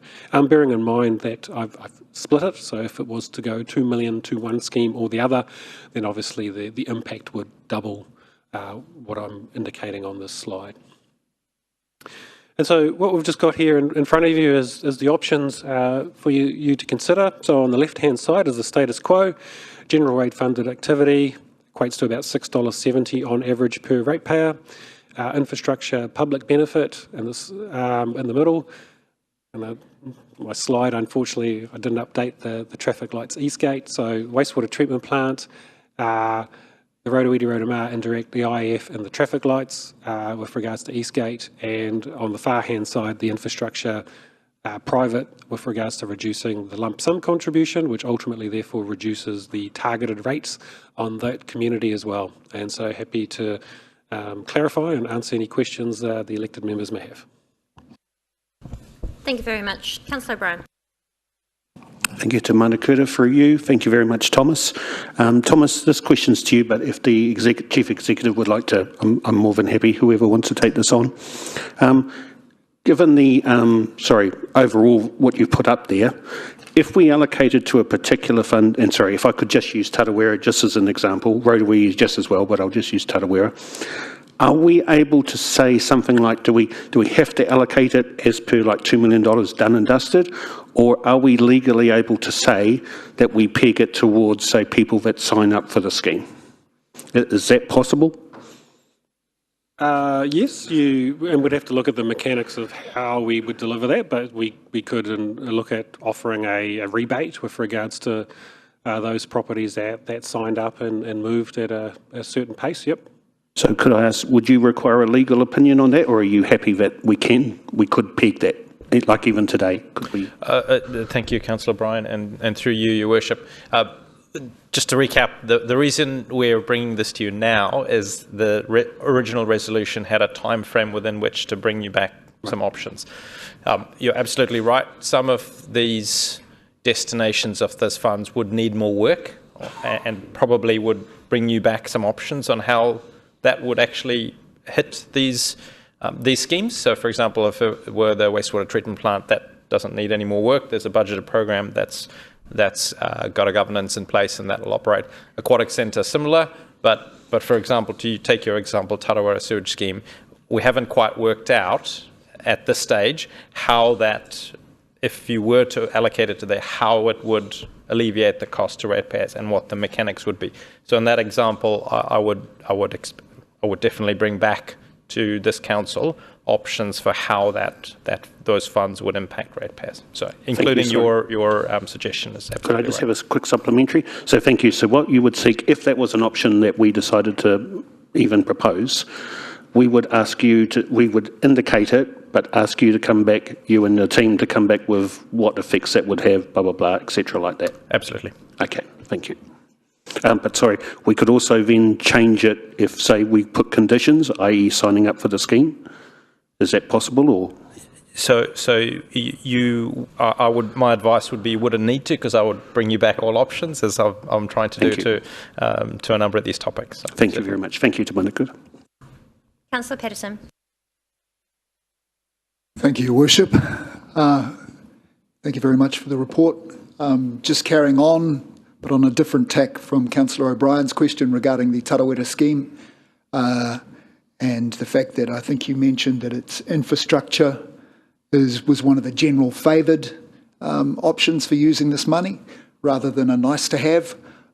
Given what's going on at Rotorua at the moment, and the delays that we are facing, and the $20,000 a day that is accumulating, and any mitigation that might be needed to get that across the line, would it be possible to target that funding towards that, so that it's not going to be a burden on the ratepayer? That's one of the options you have before you today. Thank you.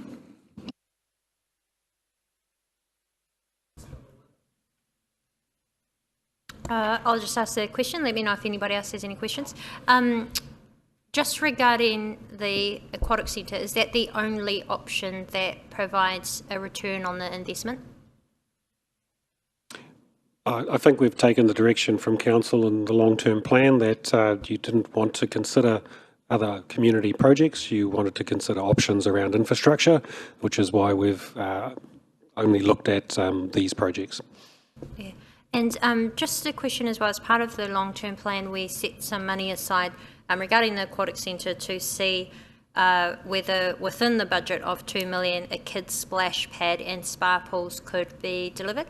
That was some time ago now, so I'm just wondering if there is any progress on that, and whether we would know if that could be delivered within the $2 million. We'll just get Rob up and... Sorry, if while Rob's coming up, if I could maybe provide some other commentary to your question. Of all the options put forward, yes, the aquatic centre is the only one that delivers any return to the community, financial return to the community. If I may, through you, Madam Chair, the aquatic centre was looking at the splash pad and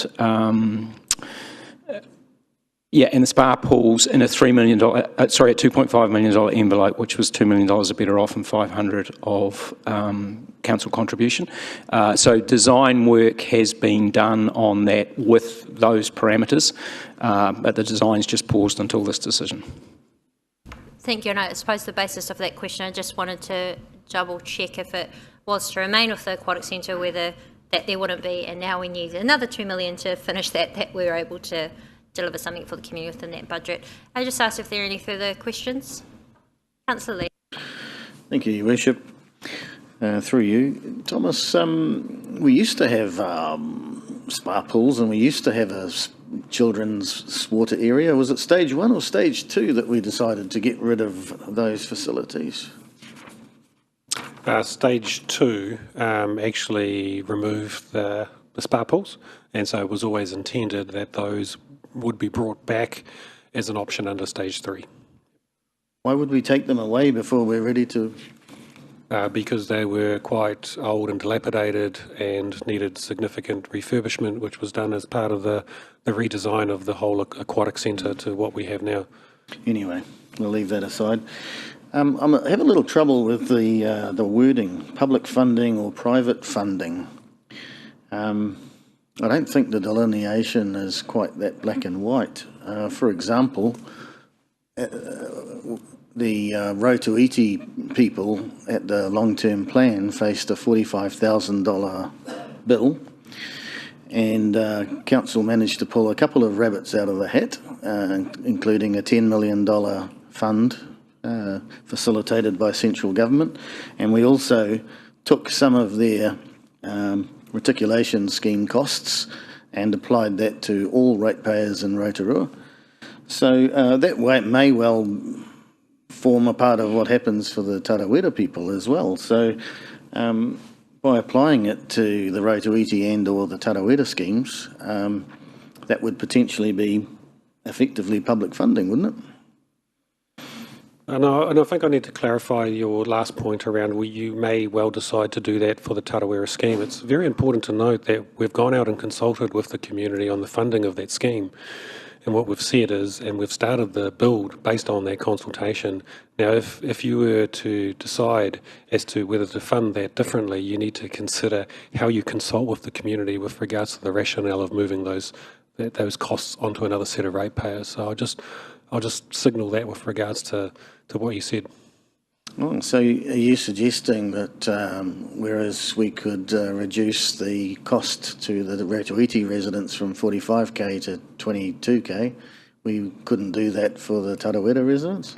No, so what you did was you went out and consulted, I'm going to say we went out and consulted, because it was we, on the cost of the scheme, and we started that scheme. And then we had some cost escalations to that scheme, and we all know the reasons for that. And in part of your deliberations, you considered an appropriate mechanism of dealing with those cost escalations, and you brought the cost of that scheme back to those ratepayers on what you had signalled. With regards to Tarawera, we have started that scheme on the basis of what we have consulted on.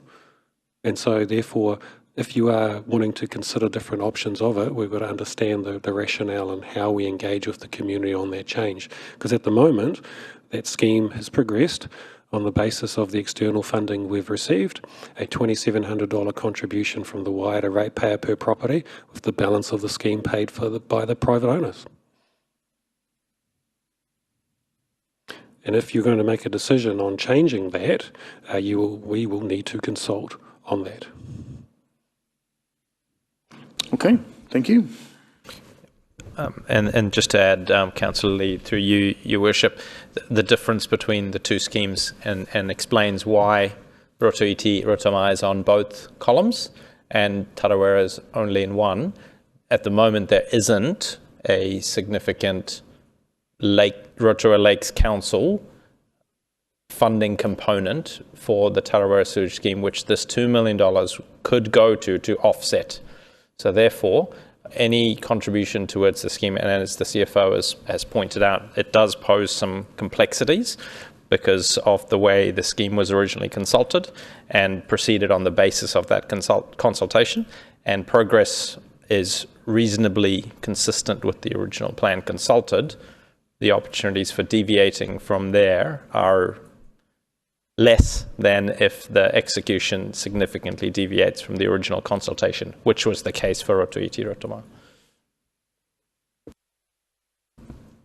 Councillor Barker, followed by Councillor O'Brien. Thank you, Your Worship. Just following on from your questions, actually, it was regarding the resolution that we made during the long-term plan around the aquatic centre, and it said that we'd explore partnership and other funding options. Just wondered whether that had been done as well.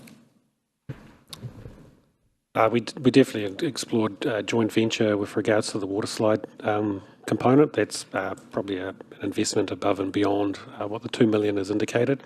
And I think as part of the LTP workshops as well, we did get direction from the council with regards to where the limited funds would be directed in option 3. And you might recall we considered waterslides JV, learn to swim complex, but also this splash pad and spa pools, and that's the one we, through those workshops, selected as the preferred option to consult on. So that was a possible JV or some... It is possible to continue to have those discussions, but there was a signal that there was a party that was interested in it, but we'd need to do some more work on understanding and finalising ultimately what that costs look like. We have got a level of detail from that party. I just can't share it in this open environment because it is fortunately it's commercially sensitive with regards to their investment and how we would match that, but all I can signal is that it would need to be above the 2 million that we are talking about now. Okay, thank you, that's cool. And the second question is actually around the Eastgate traffic lights. Just for those that might be listening, is this normally a project that would be done under the state highway kind of funding arrangement normally? Not this one. So this is a response to a commitment that council made to the Eastgate development, where traffic at a certain point reached that we would put traffic lights in, and it's not normally work that takes place on the state highway would be funded by NZTA and all the rest, but not in this case. So this is a project that we have got funded in our year one of our LTP. The debt and the servicing of that would fall on the general rate, so an allocation against that would reduce the burden on the general rate. Thank you. Thank you. Councillor O'Brien. Thank you to Manukura, and can I acknowledge and thank you for your leniency regarding letting me talk again. Thomas, could I just clarify something that Councillor Barker was very kind to share and remind us with? Now, I'll just take my time here in case any of this is confidential, but Lake Rotorua, as far as the subsidies that have been provided to the schemes, had 8 schemes and received about a 50% subsidy. Is that correct? So of the lakes that are covered by the Rotorua Lakes Trust deed, yes, they are 50% is the... Thank you. Yes. And Lake Okeraka also 50%? Yes, that was one of the deed-funded lakes and was 50%. Thank you. And Okere and Rotary East 5 schemes also 50%? Yes. Yep. Thank you. Now, can I talk to the other 2 figures, Rotoiti and Tarawera? Oh, are they? No, right. They're public information, yeah. Thank you. I just wanted to clarify. So at the moment, at this stage, to the best of your calculations, again, you can't look into the future, we're looking at a 73% subsidy for Rotoiti Rotomar, and Tarawera is only about 28%. Are those figures still technically and approximately correct? No, the decisions that you made through the long-term plan mean that the contribution from the lakes enhancement rate and the general sewage rate funded to that 70-odd%, and the Tarawera is, yes, as we discussed, that percentage which is showing up on the screen there. Yep. Thank you. So, sorry, would you be able to give it a percentage? Is that still approximately correct? 28 to 30 sort of ballpark, do you think? Or? Yep, that's what I can see there, yes. Thank you. Thank you very much. Thank you. Councillor Waru. Thank you, Thomas, for your presentation. I think I'll just touch on something I think Councillor O'Brien was talking about around some different ways to distribute, I suppose, the current funding we have. Is there a possibility of, I suppose, a needs basis fund for, let's say, Tarawera? I'm not too sure what you mean there, Councillor. So it could be applied for as rebates, are applied for. I did ponder that this morning, and I think there is an opportunity to do that, but I think as Councillor O'Brien asked the question around legal, I need to get legal advice with regards to how that would be, and I think as the Chief Executive mentioned, that could be one of the options and recommendations that you could consider in the future if you were to direct it to that, and then to come back and ask us with regards to how best to, or what the options are of allocating that. Thank you for that. So, okay. And just for clarity, the money that's available that we have now to allocate to whatever we decide on today, there's only 550 people in the Tarawera scheme. That's correct, right? That's only correct. Those 550 people would benefit from that, possibly. On the current funding allocation, yes. And I don't know if this one is for you, it might be a Stavros question, it might be a CEO question. Based on the position that the government has taken in terms of funding and funding availability, what is more likely to be funded moving forward, an infrastructure project or a community-based project? The DIA has indicated it's purely your decision. So with regards to this application, it's a council decision, and as long as it's an existing project and good to go, they'll support it. I don't think my question was... okay, sorry. Yeah, if I understand your question correctly, Councillor Warren, you're talking about government policy indicating what projects are likely to receive future funding, given the policy direction indicated by this government.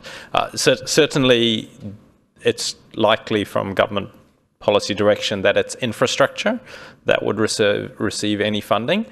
Although, having said that, it's important to note that funds such as the Regional Infrastructure Fund have been pretty clear that waters is unlikely to be an activity class that receives funding through that fund. So I'm not aware of any specific funds that the government has announced that would address any of these schemes in particular. But if I can answer generally, certainly the aquatic centre here would be least likely to receive anything else. And also bearing in mind the recent government announcement to remove the well-beings from the Local Government Act, further making the aquatic centre the least likely to have funding in the future. Thank you, Andrew, Madam Chair, and Thomas. That kind of shines a different light on things for me. And the last question too, that $6.70 per ratepayer, is that per year over 15 years? I was just making sure that's what it... Correct, yes. So it's $100, round about, for each ratepayer? No, would equate to that over the life of that 15 years, yes. Okay, that's not much of a... Okay, kia ora, thank you. Councillor Brown. Thank you, Madam Chair. So just following on from Councillor Barker's question, for clarity, and I'm not crystal clear, is there a possibility that a JV could arrangement fund spas and the revenue goes back to that JV? Is that... Oh, yes, there is a possibility? I think our partner CLM has demonstrated elsewhere in New Zealand where they've made that work, and if that's the desire of council, we can explore that, yes, as for a separate stream of works. Yep. But what we are talking about is not that JV of the water slides. We're talking about the splash pads and the spas. Yep. Spas, yeah. So that's what I'm asking. Potentially, there's a JV for the spas.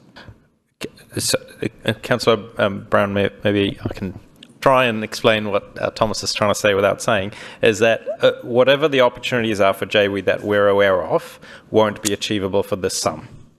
So there will be certainly opportunities for JVs to deliver hydroslides, etc., other things that we have explored in the past, but none of those, correct me if I'm wrong, are achievable within the sum that we are currently talking about. Okay, yeah, I think I understand. Thank you. And on the other one, they may wish to do that, and if I was an investor and I could get a 7.5% return, then they may wish to do that, yes. With regards to a $2 million investment to generate $150,000 of revenue. Just following on from that, then another question, and maybe for Rob. So if the work is being done, would it be anticipated that that is just paused but would be ready to be delivered almost immediately within this financial year?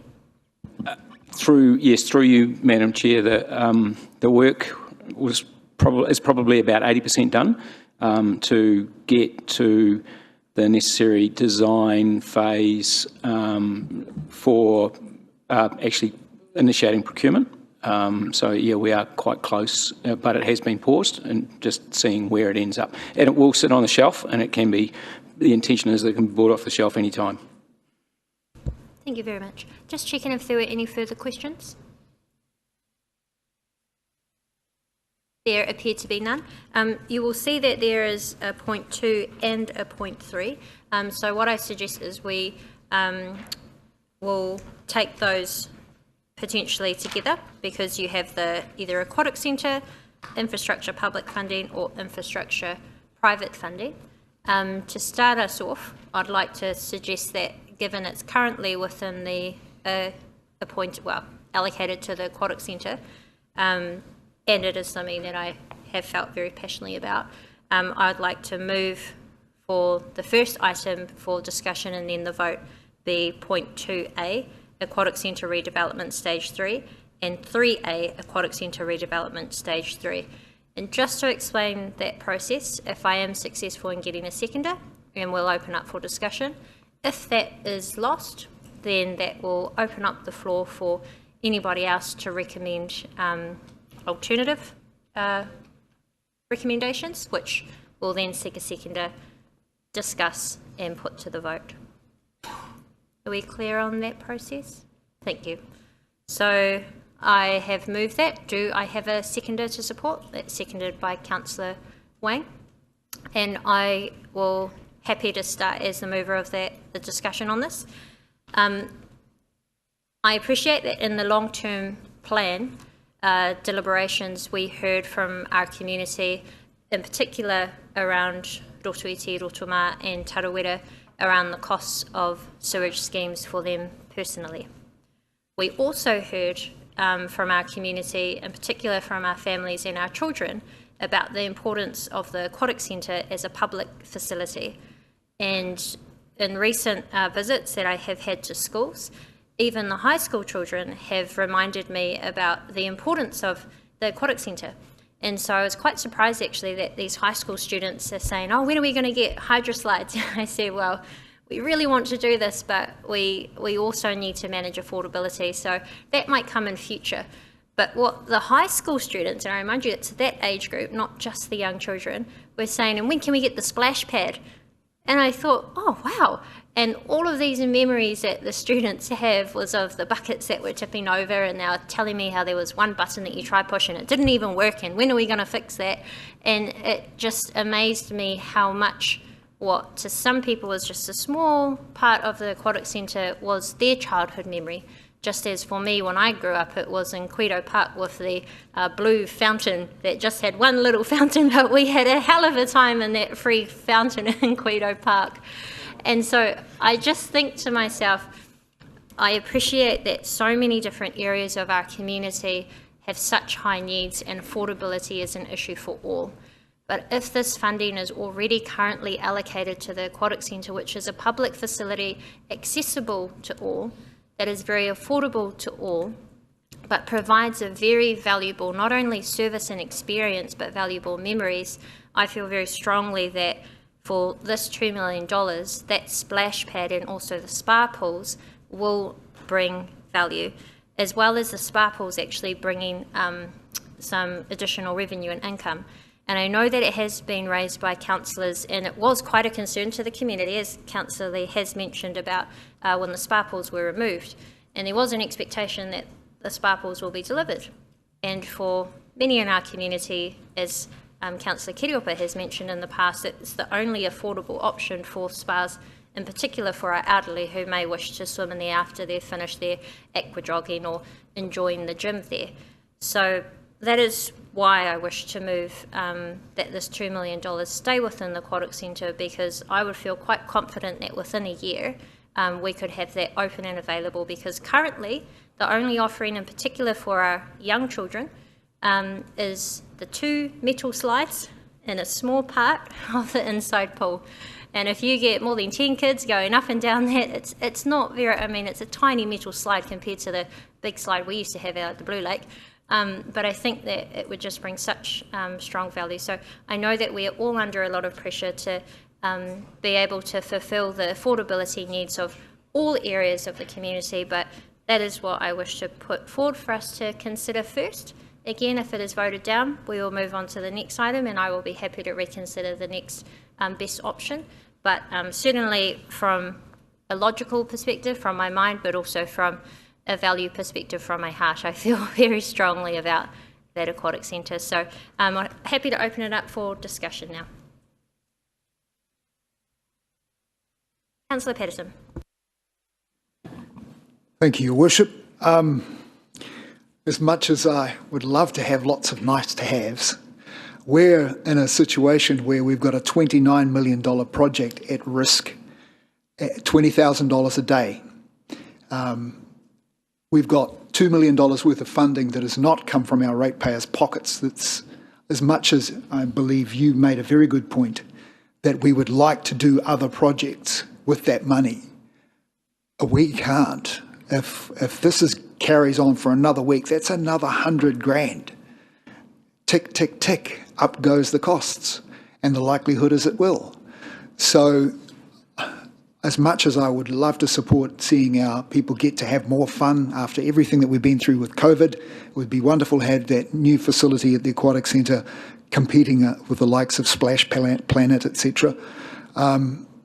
For me, I couldn't support that because I believe we have a much more pressing need that money that is available and doesn't have to burden the Tarawera ratepayers or the Rotorua ratepayers could be used to mitigate that issue. So that's my kaupapa. Thank you. Thank you, Councillor Patterson. Councillor Lee. Thank you, Your Worship. I recall well suffering in 2021 through the long-term plan deliberations, sitting in the public gallery there, and I recall you speaking in favour of hydroslides and the like. So yes, you have argued for a long time about hydroslides and other parts of the aquatic centre. I recall also attending a meeting at Rotorua, attended by a whole bunch of people who were simply unable to even contemplate paying for the reticulation scheme that was forced upon them, including. I recall saying at that meeting that I thought that what Council demanded and required of the ratepayers was unreasonable, which was initially taken by the audience as a joke, but I choose my words carefully, and that would be a ground for a court to overturn such a rates demand if we had made one at $45,000, which we didn't. So I find myself with looking at a similar situation with Tarawera, and they're being demanded $50,000 for what they're going to come up with. Now, is that reasonable? Can I put my hand on my heart and say, yeah, I think Council's doing some reasonable stuff there? No, I can't. If I got a $50,000 rates bill, you'd hear from me. Relative to people being able to stay in their own home and have their own childhood memories out at Lake Tarawera and at Lake Rotorua, I don't buy this terminology that talks about public funding and private funding, because who uses the lakes? The public. And that's why the Regional Council are making changes to help fund the lakes by ratepayers across the Bay of Plenty. And that's why we also made allowance for Rotorua ratepayers to pay and contribute towards, or subsidise if you like, the rates demand of the Rotorua people. I have to consider what we would like at the Aquatic Centre relatively frivolous compared to the demands that we are placing upon those ratepayers, and I'm afraid I'm not going to be able to support your aspirations, which are indeed noble. I'm not sure why these things were taken away when they were functional anyway, but so it was. So, no, I'll be preferring to send it towards our friends at Rotorua and Tarawera. Thank you, Councillor Lee. Are there any further speakers to... Councillor Wang. Thank you, Your Worship. Just to keep it short, I support your comments because I think it is quite balanced. Knowing the many other concerns and the constraints that we have as well, going on at the same time. So it's a really complex although it might seem simple, it is obviously, as we've seen listed up there, quite a complex issue with lots of different avenues and outcomes that could happen. The other, to just add on from the comments that you made, I would also just say that something, a project like that for the Aquatic Centre is something that would draw more young people and more families to the Aquatic Centre. And as we know, the Aquatic Centre runs the water safety programs there as well. We do have many lakes in our district. We also, unfortunately, do have drownings in our lakes. And I think that program run at the Aquatic Centre is a program that does help our young people get more confident with water, and I think that is just something else to I think consider for this as well, knowing that those particular, whether it be the spas or the splash pad, would attract the families and the young children there. It's something that I think that's been already mentioned by Thomas, by the Mayor and others as well, that it is something that does provide a return. And for me, although I am also open to the other options, this is something that I can see that is investing, that is an investment into our community, an investment into a community asset, and something that does provide an amenity for our community as well, an option for them to have. So for this being public money going towards, I guess, a public benefit, would be something that I would support. So I'm happy to second this. Thank you. Thank you. Councillor Waru. Tēnā koe te manukura o tira tātou katoa. I'm supportive of it, and I'll tell you why. The Aquatic Centre has been delayed over and over and over again. Secondly, now that I've had it confirmed around the ability to attract funding for a project such as the Aquatic Centre versus attracting funding for an infrastructure project, I believe moving forward and with the position the government has taken, I think we've got a better chance of getting money for an infrastructure project than we do for something like this. The other one is going to be another kaupapa is also the, I think it spreads it out to and makes it more available to the general public.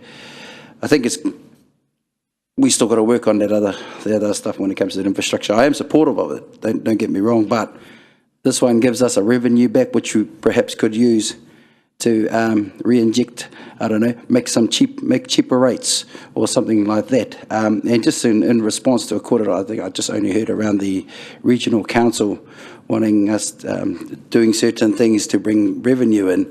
The last I heard, they were going to reduce the costs for the lakes and instead want us to recoup that somehow. So I'm a little bit confused about that comment. However, moving on, I support this, and not to say I don't support the other things there, I just think we've got more of a chance finding a way through the infrastructure woes that we have, that every council has, moving forward than we do trying to find something like this with a bit of heart. So, koina no hotaku, kia ora tātou.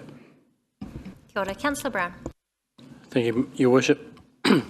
As much as I hate going against our beloved leader, I think there is an opportunity for a JV to happen. I think the outcome can happen without potentially our money. My preference is for the money to go to Tarawera. I see this $2 million potentially saving us a real fight. So I would see it as a cost saving, and I think Councillor Patterson was alluding to that. From what I understand, and I've seen correspondence to justify this statement, when the Tarawera project was first consulted. It was consulted at $18,000 per resident. That subsequently went to $33,000, and now we're looking at $50,000, including GST. I think this $2 million potentially goes a long way to offering an olive branch to those ratepayers and saving us a punch-up, which I think is coming down the pipe. So I'd love to support it, and I can see the benefit. I think a JV can give you the, what you're looking for the people that use the aquatic centre. So it doesn't take it off the table, but I see my priorities, or see the priorities elsewhere. Thank you. Thank you, Councillor Brown. Councillor Barker, followed by Councillor Kiriopa. Thank you, Worship. I'm about to echo Councillor Brown's feelings, and my apologies on that, and it's because I feel that our community is, struggling to make ends meet, and there are some very key projects that we need to get across the line, and Tarawera is one of them. The CE also mentioned that perhaps funding towards Three Waters projects may not be as forthcoming as some other infrastructure projects. There's still some uncertainty around waters and what that's going to look like.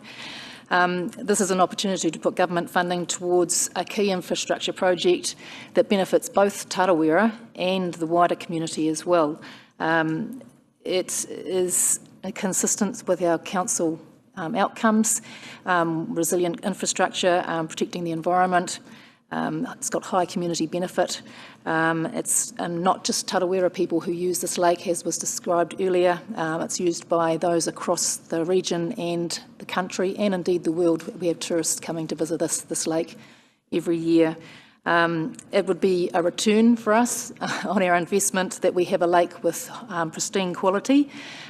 Just with regards to the Bay of Plenty Regional Council comments, I believe they are reducing their lakes enhancement rate, but they're going to spread those costs across a wider group of ratepayers to collect that income. People are nodding their heads, yes, so that, there will be some investment, but not directly on the Rotorua ratepayers. So sorry to see the priorities as elsewhere than you worship, but I think at the moment we've got a project that really needs some attention, and that extra funding will go a long way to help the challenges that we're facing with it. Thank you. Thank you. Councillor Kiriopa. Thank you. My comments are, I want to spend this money on the aquatic centre. For the sake of our children, that's what I want to spend excess money like this on. But the reality is we are in a situation where people will be rated off their land. And last night at that Rotorua Kākahi meeting, some of the people, rightly so, described the Rotorua wastewater system as broken, described the Tarawera system as broken. I agree, these systems are broken, and it's such a shame that we're in a position that we have to be trying to fix up the messes around these schemes. I'm not happy at all that I don't feel we have a choice because we can't be rating our whānau and hapu off their lands. But I really do hope that we can somehow find a way to sort that aquatic centre, because the reality is, as a mother and a grandmother, I can tell you that where we are now with that aquatic centre is actually pretty dumb. The pool is the bare minimum of what, it's actually really sad, the offering in Rotorua. I would actually prefer to drive to Taupo or Tauranga to take my kids for a swim than go to the current aquatic centre, because it's dumb. We need to do something about it. We need to get to the stage where it is right now, the aquatic centre. We should have just left it alone, really. It was better how it was before. So I'm really sorry that I can't support your motion, but I also think we need to be real about why we're in this situation and having to spend this type of money on fixing up broken systems and processes. Thank you. Thank you. I just asked if there are any further speakers. Councillor Maxwell. Thank you. A good balanced discussion here, and There are two that I'm looking at. One is to support the aquatic centre because the youthful councillors on our council are speaking for them, and often in the past we've always pushed some of their projects out of the way because the different ones come along. But of recent times, I don't want to see the Tarawera area get too far into the Pukak. We had a meeting last night. I'm hoping some of it can be resolved. I feel for the people there, and that's why I voted last week which way in going with Tarawera. I supported that project from the beginning to help the 446 people who've been trying hard for a long, long time. But for me, look after the youth, it's a balance. We've got to really look after everywhere. I'll be voting for the motion, Aquatic Centre. Thank you, Trevor. Just check if there was any further discussion. Tarawera.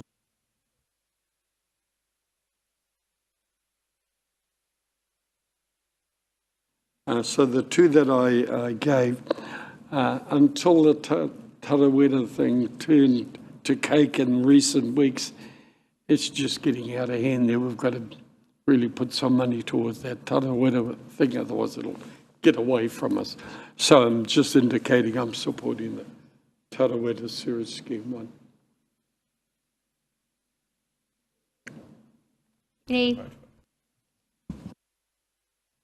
Any further discussion? No. Here's not. Pardon? So I'm a little unclear. We're just voting on the aquatic centre, yes or no, is that right? Yes. Yep. Thank you. And if it is not passed, then we will invite a mover and a seconder for an alternative recommendation. So I have moved that Council adopts to apply the Be Better Off funding to the Aquatic Centre Redevelopment Stage 3. That has been moved by Councillor Wang. I ask all those in favour to please raise your hand. Any against? That is lost. And so I now invite, if there is a mover, Councillor O'Brien. Thank you, Madam Chair. I'd like to move that we look at 2C and also 3C2, item 2, Tarawera Sewage Scheme. Happy to move that and open it up. Seconded? Seconded by Councillor Lee. We'll just get that highlighted for everyone. That is 2C, infrastructure private funding, and 3C, sorry, could you confirm? 3C2, Tarawera sewage scheme.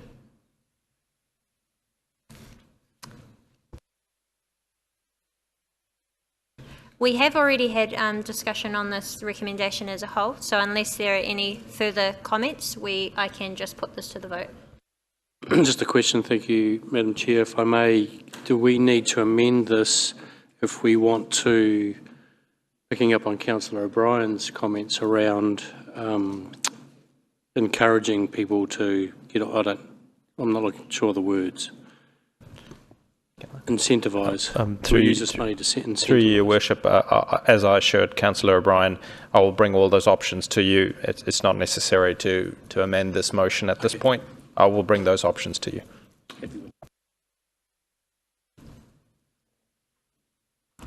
Thank you. So I will now put this to the vote. Sorry, Madam Chair, I just want to make sure I know what I'm voting on here. Which I'm seconding, which I thought was just 2C, not 2C2. So I would support seconding 2C, but not 2C2. Not 3C2, okay. 3C2, if you like. You wish to withdraw your second? Yep. Second it? Okay. Oh. Seconded by Councillor Barker. So that's moved by Councillor O'Brien, seconded by Councillor Barker. Another point of clarification. Sorry.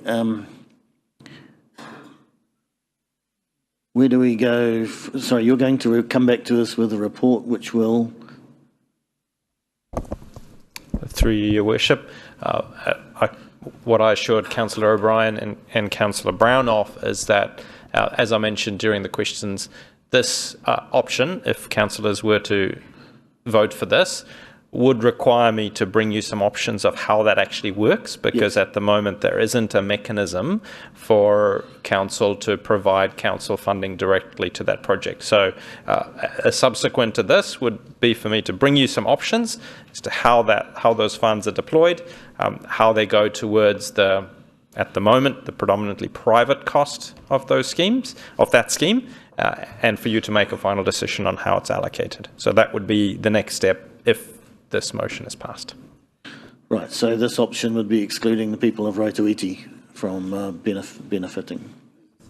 Yes, that's what has been moved so far, which was just for infrastructure private funding to Tarawera sewage scheme. Would we have an option to support 3C alone if this were to fail, or do you need... Madam Chair, sorry, as a mover, sorry, I was trying to avoid the need for discussion because I'm aware of time. I'd just like to say this. I fully took everything Councillor Lee says, but we've also been very helpful as far as we can in very tough economic circumstances for both the council, the community, as well as the city and the district. We've helped out very substantially. I again remind him, and that's why I called out the subsidy rates. I'd love, hopefully, if down the track there's more money for us to allocate to both Rotorua and Tarawera, but Tarawera is not a deed lake. It hasn't received the subsidies through that. So I think for me, and only speaking for myself, this is a way that we can try and move this situation forward, because the longer it takes, it's not going to get cheaper. Whether people sign up or don't, the longer this project takes, it's not going to get cheaper. The sooner we can get people signed up, it is a public use. We want clean lakes. That's the objective and ambition of iwi, hapu, as well as this council, and I think the wider community. So that for me is why I've decided I move for Tarawera only, but I'm happy to take discussion. Thank you. Oh, sorry, point of clarification. As a matter of process, can we just move that we accept that motion thing first, then we can get into it? Because I don't remember saying aye. We have had a round of discussion on this as a whole. Okay. So the mover has just clarified the reasons why it's Tarawera sewage scheme. Yep, thank you. So I will put this to the vote. All those in favour, please raise your hand. Any against? And that is carried. So we will now move on to our next item, which is the financial update. We'll then take the dog control bylaw and dog policy deliberations before going to draft non-financial performance, and then Te Aroha Partnerships progress report. Confidential items to be released, and also the LGNZ Superlocal Conference. Please just note, councillors, there was a workshop this afternoon that has been postponed for other reasons other than this meeting is going very long. So we now invite Thomas or David, Thomas, to come and to present the financial update.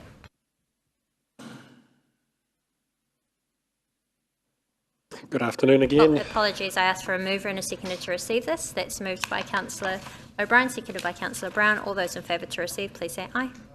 Thank you. Good afternoon, Your Worship and councillors.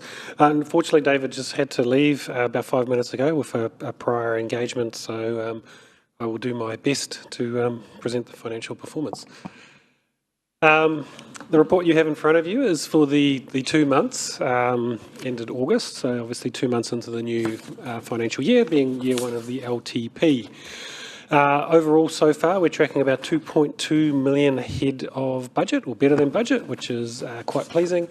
2 million of that is on the back of revenue, predominantly from capital subsidies and operational subsidies, and another 200,000 approximately from expenditure from a range of items. Capital expenditure is progressing well, but it is lagging a little bit behind budget. I think it's safe to say a $14.6 million spend for that 2 months is still quite a significant investment into our infrastructure, both renewal and our capital works.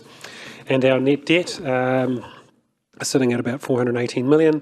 It has come down a little bit with regards to the receiving of some of those CIP subsidies, but is still slightly a little bit higher, 26 million of that money that we pre-funded, which relates to borrowings that'll need renewal in April 2025. So you recall we pre-funded on about a 12-month cycle, and we're making $300,000 a year difference with regards to what we're paying on the interest rate on that 26 million versus what we invested for. So a little bit of arbitrage gain there.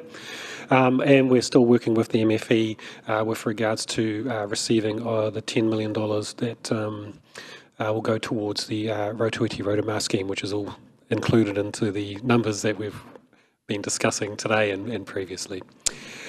So you'll see there that $2.2 million surplus is broken down fairly evenly between a mixture of higher capital subsidies, but also higher operational revenues and underspends in our costs.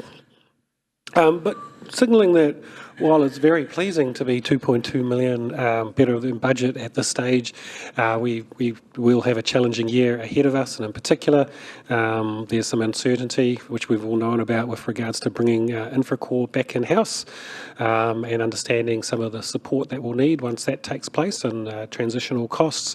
And also just our parking revenues, which has been a challenge for a number of years. And unfortunately, David is not here, but David has started engaging with Kurt and the parking provider with regards to identifying and working on options to close that revenue gap as much as possible in this fiscal year, and looking forward to seeing what the team come up with there and putting into place.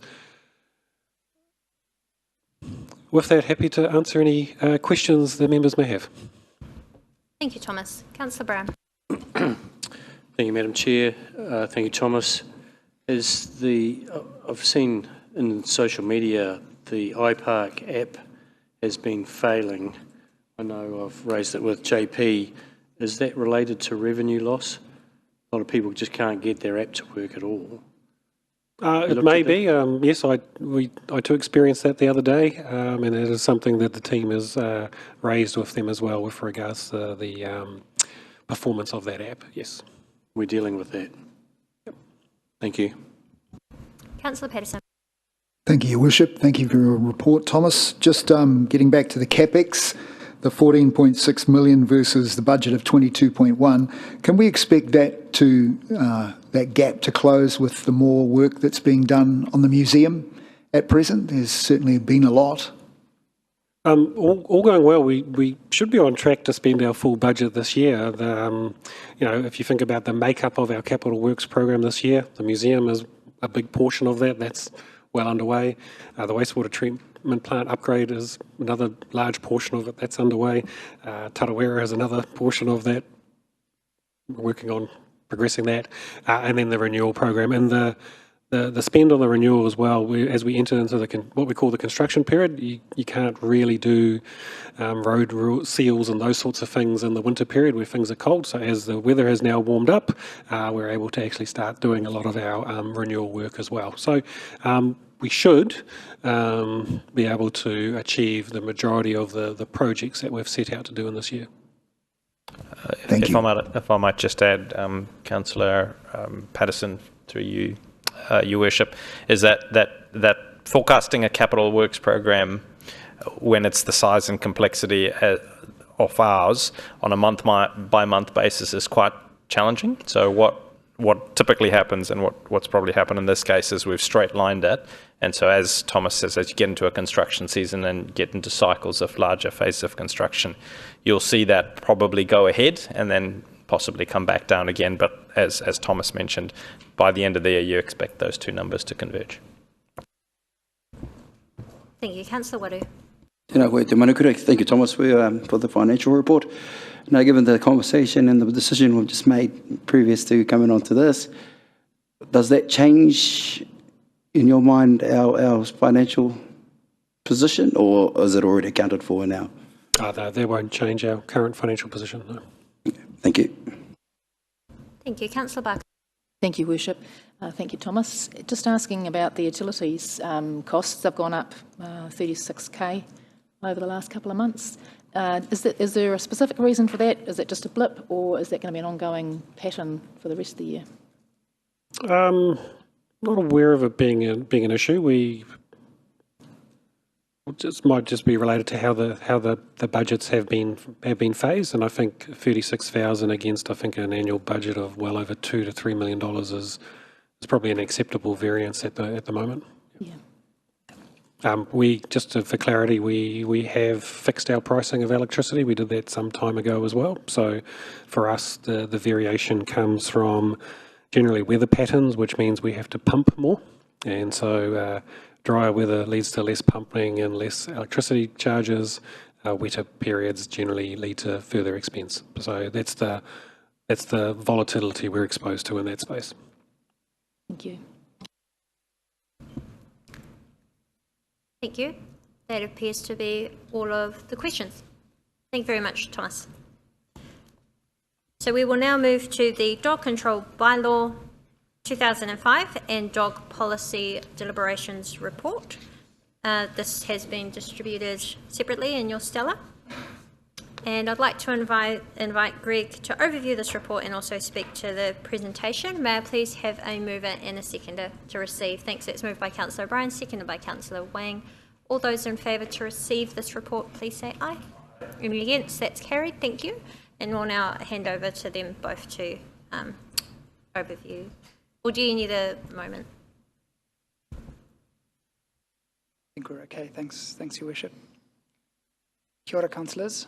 Thank you for the opportunity to present to you this afternoon on the dog control bylaw and policy that went out for consultation over August and September. The purpose of this presentation is just to provide you with what is in the report and the outcomes of the consultation, but also some of the additional questions that we picked up through our submissions process, as well as over the hearings.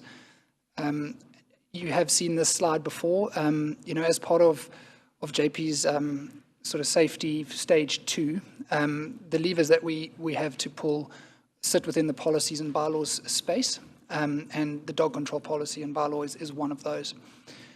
The consultation process was conducted over August and September, as I said. It was largely a digital engagement program, so we had some targeted engagement. Emails and letters were sent to all of our registered dog owners. I think there were about 10,000 in total. A targeted email was also sent to specific stakeholders such as vets, pet stores, kennels, etc. Signs were placed in 20 of our popular dog exercise areas with QR codes that people could scan and then provide their feedback. We had posters at the pound as well, and posters that were delivered by the animal control team. We had an advertisement in the Rotorua Daily Post, and then there were some information displays at the library as well as in our customer centre. We had a total of 483 submissions that we received. 13 submitters wished to be heard, of which 8 did turn up to speak to their submissions. Largely through our Let's Talk Kōrero Mai platform. 446 of our 483 came through that platform. So the outcome of the feedback that we received, sorry, there's a little difficult to see on that projector. We had 72% of the submitters supporting option 1. Option 1 was the proposed changes, the DNA and desexing, as well as legislative changes to the policy and bylaw. So 72% of the submitters supported that. 15% supported option 2, which was not to support the proposed changes. And then we had another question around other. So that was an opportunity for anybody to provide other feedback if they felt they did not support. We had 13% of the submitters come forward on that. A large majority of the 13% that did not support were not supporting for a specific reason. They did support the proposed changes, but they didn't think that that the bylaw went far enough relating to the inner city, and I think a lot of those submitters had mentioned that through their feedback. So the themes that we had pulled out of this were largely relating to the questions that were asked, so around the DNA, to identify dogs for prosecution, and also to exclude. dogs from being involved in issues potentially. We had a large number supporting this. We also had people not supporting this, and those that didn't support it were around the cost of it and not understanding where the cost would sit. The inclusion of mandatory desexing was also largely supported, with cost being another reason why a lot of people didn't support that. And then allowing dogs in the inner city. Not a large portion of submitters, 13% I think, had mentioned this, but this did come through as a theme through our submissions. During the consultation and submissions process and hearings, there were a number of questions that were raised that I thought would be a good opportunity for us just to clarify on. The first one was around the cost. So the cost of the enhancements within the bylaw and the policy, and who will pay for this. That would be the cost of DNA banking, the cost of desexing. So where's that cost going to fall? The DNA costs, just to give you an example there, are $65 to run a profile and $13 to store the DNA in the data bank. The costs are to be added to the impounding fees, and these costs must be paid for the dog to be released. So do we have an ability to impose stricter fines? Schedule 1 of the Dog Control Act sets the infringement offences and fees, not council.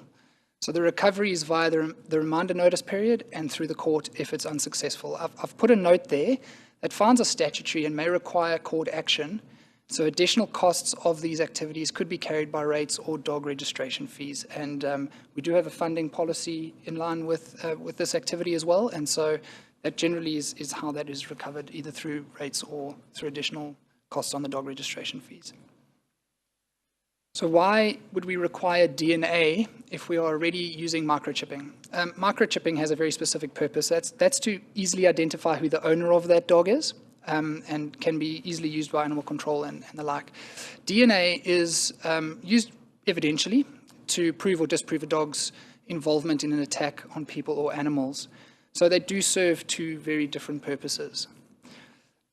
Authorization to destroy dogs. This came out of one of the questions that were raised through our submissions process of, if a dog is wandering and potentially chasing livestock, how is that, comparable to if it's a person that is being chased by a dog. So Section 57(1)A and B of the Dog Control Act states that a person may, for the purposes of stopping an attack, seize or destroy a dog if they are being attacked, or if the person sees the dog attacking another person or any stock, poultry, domestic animal, or protected wildlife. Section 60 of the Act also allows the owner of any stock or poultry, and then there's a bunch of other clauses in there, but they may also either seize or destroy any dog running at large among that stock or poultry. Hopefully that clarifies that one. Barking, we also had a submitter speak about barking. There's no requirement for a dog to bark for 15 minutes before action is taken. Barking dogs are dealt with in two ways. One is through the RMA. So dogs must comply with the relevant decibel limits contained in the district plan. This is a land use matter. Noise measurements taken must be in accordance with the relevant New Zealand standard of acoustic measurement. The 15 minutes comes into that is considered a suitable representative sample. The other way is through the Dog Control Act, Section 55, and then our own bylaw which links to this. The general obligation of all owners around loud barking and howling.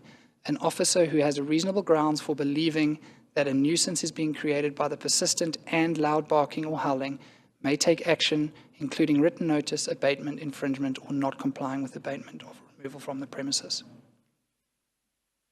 Another theme or topic that came through was the clarification of what does out of control mean. And a dog out of control is classified or characterized within our bylaw. Clause 5 of our bylaw states pretty clearly what out of control means, but it's also in Section 52 of the Dog Control Act.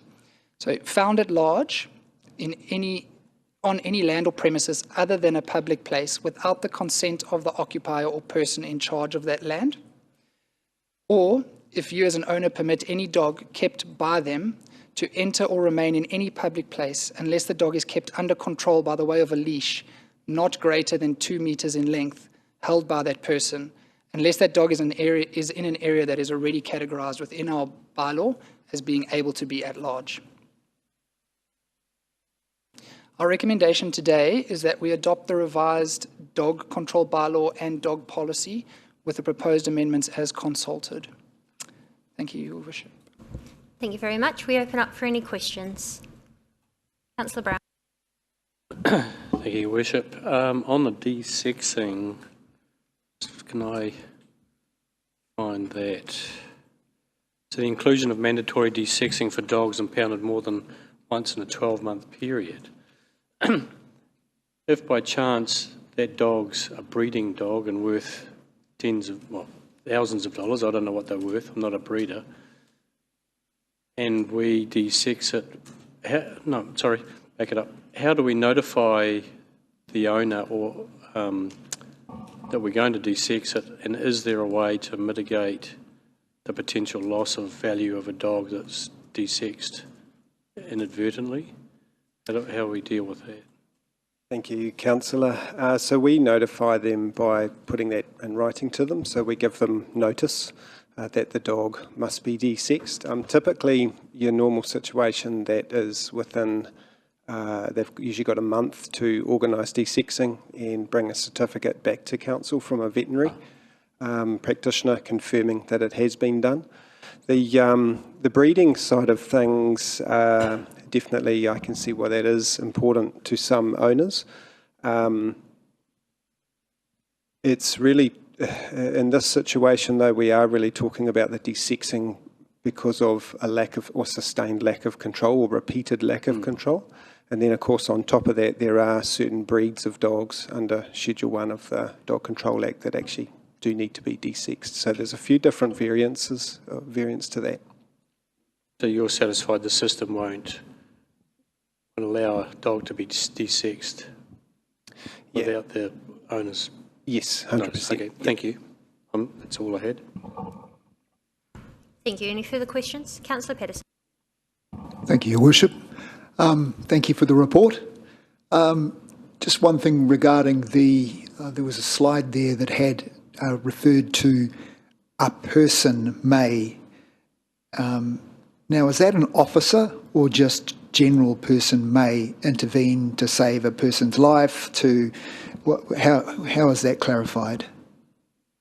Thank you. So that's correct. It is a person. There are separate provisions in the Act that deal with animal control officers also being able to take action.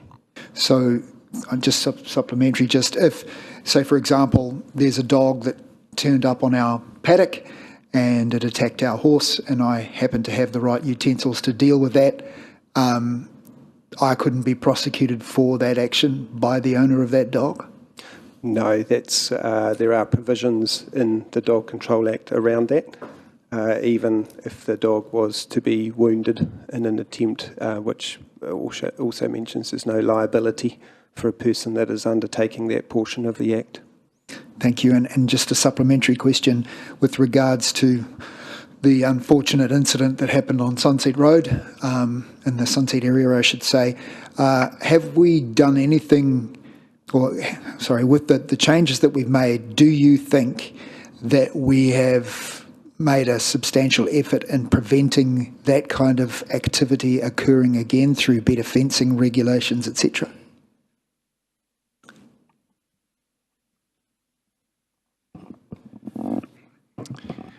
I think there's two parts to this. The fencing requirements goes to, I'll leave Kurt to talk about fencing and the provisions under the registration around fencing. I think for us, that's highlighted, really we need to take a zero tolerance approach to any dog we find roaming. From a team's perspective, they have attempted to work closely with owners to make sure that there is a chance for the dog to go back in or a warning given or something like that. But actually the risk that exists and the unfortunate incident on Sunset Road highlights the severity of what those can be. We really have to take a view of any dog found roaming will be picked up, taken to the pound, and that gives us the opportunity to check its records, to talk with the owner. There is a cost there because obviously that does impose a cost on the owner. So, but actually, when we balance that against the harm that can be created from not dealing immediately with a dog straight away and without question, I think is a risk that's too high. So I think that's certainly been the approach. That's been a reflection based on the incidents we've seen recently, and there's certainly been more than one. So the numbers of dog attacks are increasing, not just here, but across the country, and really the harm they're creating is just too significant a hurdle or a risk for us not to put those dogs immediately into the pound. So I think that's certainly going to be our approach going forward, and I know that's going to upset a lot of dog owners whose dog may only have got out once, or they may consider to be a breed or a type of dog that may not attack anyone. I think really there is a constant risk there from any dog, and we must take a view that they must be removed. So I'll just pass back to Kurt to talk about fencing. Thank you. So fencing under the Dog Control Act, so there's only really one specific scenario under the Dog Control Act where you must have a fence, and that is if your dog is classified dangerous, which usually comes about through a court conviction. The other linkage there is through our own policy around the selected dog ownership. So that is one of the criteria that currently, if somebody is applying for that, they do have to demonstrate they've got a suitable fence. I think at the bottom of all of this, though, and in our experience, it still comes down to good dog ownership. Even fences have gates that can be left open. But those are really the only two specific examples where you would be required to have a fence, but we would definitely recommend that anyone that has a dog does have a fence to prevent the roaming issues that are problematic. Thank you. And just one very quick supplementary question. Are you comfortable or are you confident that you have the resources now that we're going to go hard on roaming dogs to actually implement that? So I think with anything there are peaks and troughs. So for the day-to-day side of things, we definitely have a very keen team. There are times when they are still stretched. One of the things that would certainly help with that, and I know we've talked about it before, is actually having roaming dogs in particular reported. It is frustrating the rework and the risks that come along with that when dogs have attacked that we could otherwise have potentially picked up. But resourcing-wise, I think probably all I would say is that we are doing the best that we can with the resources we currently have at the moment. Thank you. Thank you. Councillor Waru. Tēnā koe te manukura. Thank you for the report. I look at this with a lot of interest actually, because when we were at the hearings, just hearing some of the kōrero that was coming across, so I've got a few questions. A statement was made by, I think, a number of submitters, and indeed in the submissions, around costs and the penalising of good dog owners. That is going to, because usually the bad dog owners may not even be registering or doing things like that.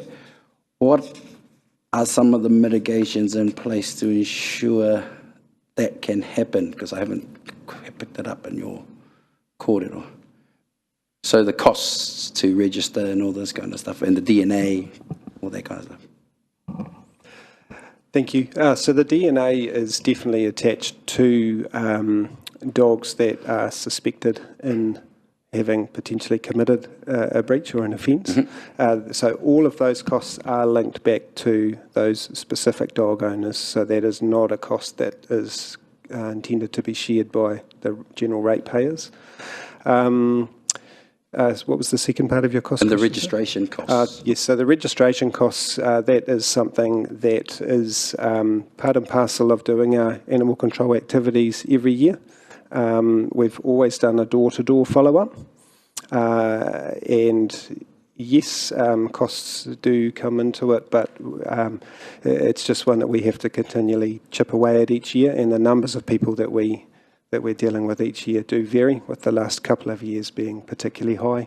I know that is also being felt across the country as well. Okay, thank you. I've had a couple of more questions. The hunting dogs, farm dogs, that was brought up, that was pretty thick and heavy in a lot of the submissions. What are we doing to address that in this particular bylaw? So working dogs, which are your farm dogs, so they are already expressly covered in the bylaw. So, for example, there's no requirement for microchipping. working dogs. Also, even when we were talking about at large before, that is also, they obviously don't need to be on leads either. But hunting dogs are definitely not working dogs. That is just another use for a non-working dog. Okay, that's good. I was getting clarity around that because just judging on some of the kōrero. And also there was a suggestion made, and it's in here, that around dogs on leads, but except for in the areas where it's stipulated you can let your dog off. I think it might have been one of the vets, that a former vet or a current vet, that said it might be just easier to say that they be on leads at all times except for when they're at home. How would that change, impact the amount of, the aggression or whatever, the incidents concerning dogs, if that was the case? That's hard to say. I would say already, as you've pointed out, the only time when dogs can be off lead is in those designated areas or on a farm. I know that while rarer, there's still potential for dogs to have interactions while on leads, but it would be difficult to comment on it given that we haven't gone down that pathway. I knew that, I just had to go. So, kei te mihi, thank you. Councillor O'Brien, followed by Councillor Kaiwhaka. Thank you, Te Manukura. Thank you very much for your policy statements, Kurt and JP. Just a few questions here. Sorry, I'll try to be as quick as possible. Just on as per the presentation here, the inclusion of mandatory desexing for dogs impounded more than once within a 12-month period. So, sorry, is that for impounded for any reason or only roaming? That is impounded for any reason. So again, what we're trying to hone in on here is dog owners that aren't being as responsible as they should. Thank you. So my follow-up to that would be, so why are we only proposing for it in once every 12 months? So if my dog keeps being picked up every 15 months and there's clearly a pattern, this won't apply. Again, that what we're seeing, or the problem, if I label them that, the problem dogs that we are seeing are coming to us more regularly. What we didn't want to do there was to create an issue with a dog getting out just once, a responsible dog owner, and having that labelled on them. But at the moment, it's reflecting the trends that we're seeing in terms of those really dogs that we're seeing that are out every month or every 2 months, and actually trying to cut that off as quickly as possible. Thank you. Could I put forward to you, though, that this is only when dogs are impounded. My dog may be out roaming quite often, but you only pick it up once every 15 months. So I have no problem with how you've worded it here, but would it not also be more advantageous to us in a safer community to say any dog picked up, say, a second time within X or a third time lifetime should be the same thing? Because again, I just make the point that impounded dogs, there's always roaming dogs. We only have so many animal control officers. Good point. I'm just not too sure how that would go with what we have consulted on.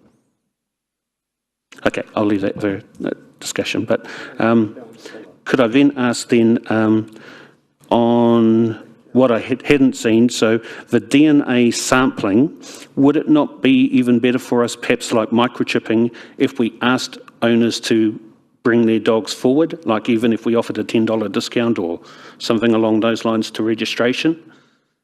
Or do you think that would create too much work and too much cost?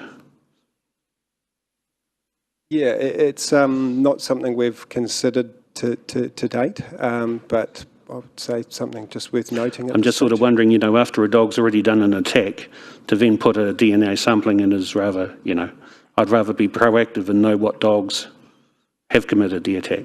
Would that be fair? Yep, I guess what I would say is we're always open to people voluntarily providing samples. Could that be something we looked at in the annual plan to offer a discount, or do you think money is too? Otherwise, because obviously I appreciate registration would have to go up to balance. Councillor, we were all looking sideways at each other because I know I have seen some information which highlights there's a cost of storage. So I think we need to probably do a bit more homework, but I think your suggestion of us bringing a little more information back to the annual plan process and deciding whether there is an opportunity to gain a better leverage from it, that's probably the right period to have a look at it. Thank you. And so my last couple of questions, I promise. Kennel licences. With us looking at the areas of future growth, will we be eventually looking perhaps to review the areas where a kennel licence is required for more than 3 dogs?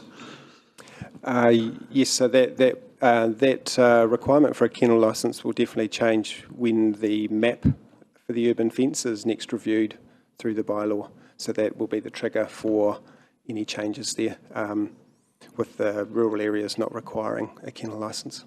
Thank you. Sorry, when would roughly that be? Are you able to give?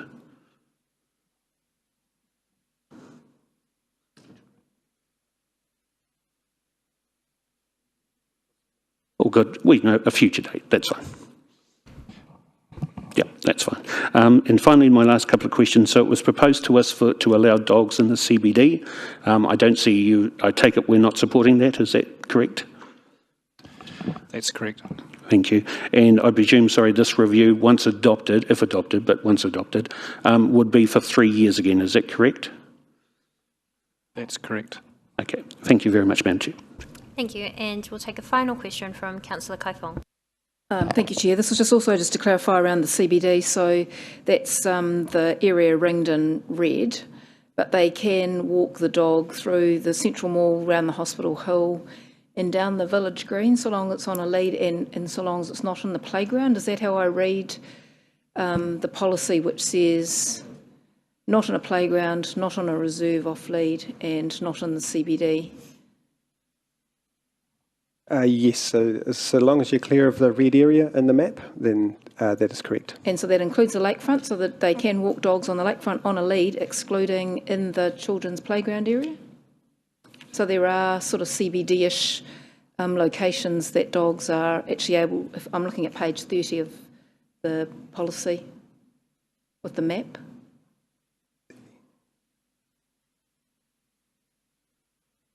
Yes, that's correct.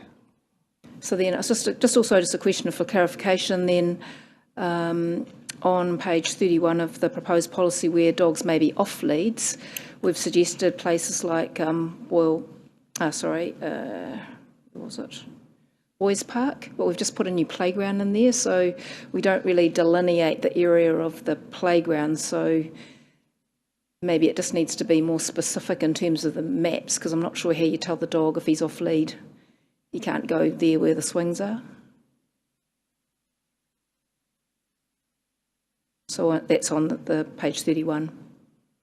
Sure. So yeah, that probably does come back to our signage, given there is guidance in there around playgrounds, etc. But we can certainly have a look at that. Okay, and just one last question. Your worship was just around resourcing. If dogs were allowed in the CBD, and obviously they'd have to be on a lead, and given that's a sort of high traffic place with lots of pedestrians and shops and children and things like that, would we have the resources to ensure that people were complying with the dogs on leads in the CBD if they were allowed? Councillor, it's a difficult question. I'd probably start by giving you just a simple one to start with, which is no. We have quite a stretched team who work extremely hard across the district. Probably the last year where we've really seen the impact of pricing and therefore a behaviour change about people not registering their dog, and just probably the levels of roaming dogs we have in suburban areas are an exceptional challenge for us. The CBD suddenly introduces a whole bunch of extra people in the vicinity of those dogs who may not be comfortable with dogs. So even on a leash, a child or an older person or a younger person may not enjoy that contact, nor have we got the facilities at this stage around dog do bags or rubbish bins or any of that kind of facilities, or tying up posts within the CBD if a shop owner chose not to allow a dog into their premise. So at the moment, from a resourcing perspective, we're not equipped for it. Thank you very much. Thank you very much for the report. Thank you for the preparation that went underway for the consultation, for the hearings, and of course for bringing this back to us. Now, sorry, I'll just make sure I get all of them on one page. Now, we do ask for a mover and a seconder for recommendation 2, 3, 4, 5 and 6. That's moved by Councillor Maxwell, seconded by Councillor Waru. Would you like me to read it out? Okay, thank you. So, actually, I better quickly read out. That the Council adopts the revised dog policy, that the Council resolves that the revised dog policy will come into effect on the 8th of October 2024, that the Council adopts the revised dog control bylaw 2005, that Council resolves that the revised dog control bylaw will come into effect 8th of October 2024, and that Council authorise Council staff to make minor changes or correct errors, including to correct any minor editorial, typographical, arithmetical or formatting areas that are identified, noting that changes that affect an existing right or existing status of any person to whom the bylaw applies are not authorised. That has been moved by Councillor Maxwell, seconded by Councillor Waru. All those in favour, please say aye. Any against? That is carried unanimously. Thank you.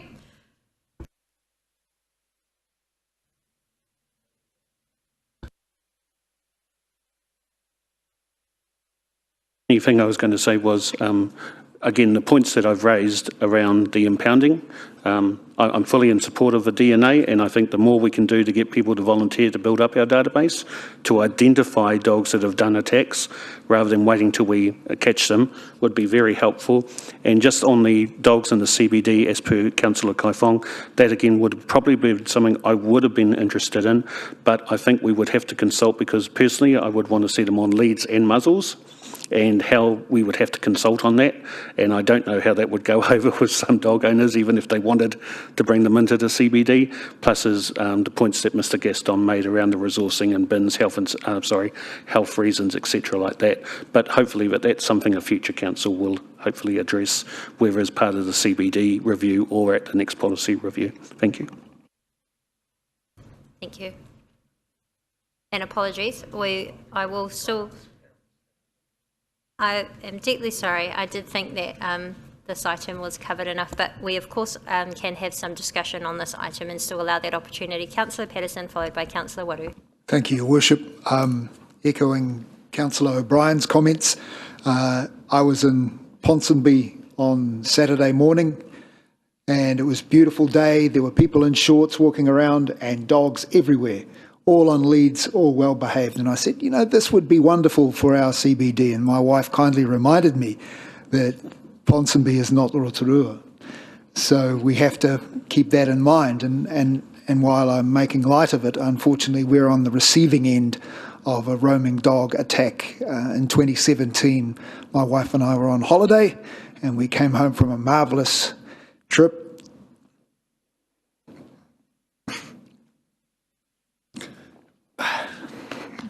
Find our horse had been murdered by 3 dogs. We don't have children. That was like our baby. Terrible. So I support this.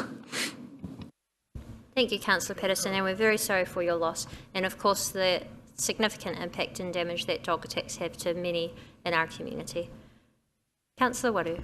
Kia ora, just a quick one for me, because I was just going on, but I think we definitely need to not only control those kino dogs, those bad ones, and the bad owners that don't look after those dogs, but also incentivise something in place, put something in place for those that are doing good, that are looking after their dogs and things like that. So they have an example, and there's an incentive there to continue their behaviour, because you know we hear these stories like what Councillor Patterson has just shared with us, and you know I've had stock. You know, my baby is the same. You know, just terrorised by dogs, and that's usually. And I never blame the dogs themselves. You know, they do what dogs do. They have a pack mentality, especially when they're in packs, and this is how they behave. So you know, it's all about how we as people look after them. So I'll leave it at that. And we're already past it, so you already know I'm supportive of it. Kia ora. Thank you. There to be no further speakers, so we will Now move to our next item. Before we do so, as we're quickly coming on 6 hours, may I please have a mover and a seconder that we extend beyond 6 hours? That's moved by Councillor O'Brien, seconded by Councillor Kaifong. All those in favour, please say aye. Aye. Thank you. And we now invite Greg to overview the report, draft non-financial performance for the 2023-24 financial year. May I please have a mover and a seconder for this? That's moved by Councillor O'Brien, seconded by Councillor Barker. All those in favour to receive this report, please say aye. Thank you. And I believe Greg has a presentation to take us through. Thank you. I do. Thank you, Your Worship. Thank you, councillors. The purpose of this report is to bring forward the draft non-financial performance measures for the 2023-24 financial year. We're currently going through the audit process of these, and that's why they are still draft. And we're working with audit over the next month or so to finalise these results. I think just a quick recap of what the performance management framework is. So the focus of a non-financial performance framework is to track the progress of the long-term plan from a service delivery aspect. The current framework for this financial year relates to the LTP 2021-2031. A new framework that you adopted through the LTP process will be from next financial year onwards. Performance management framework serves to set the level of service the community can expect from us within the funding envelope that the Council adopted. It measures the progress by setting viable targets seeking to be achieved, and we use evidence-based results to set about improvement plans for balanced service delivery into the next year. The 2021 long-term plan was broken up into 8 activity groups, and that's all of them listed over there. We've got a total of 55 performance measures across those 8 activity groups. So how did we do from a draft perspective? For the 23-24 financial year, 50 of the 55 KPIs were measured and reported on.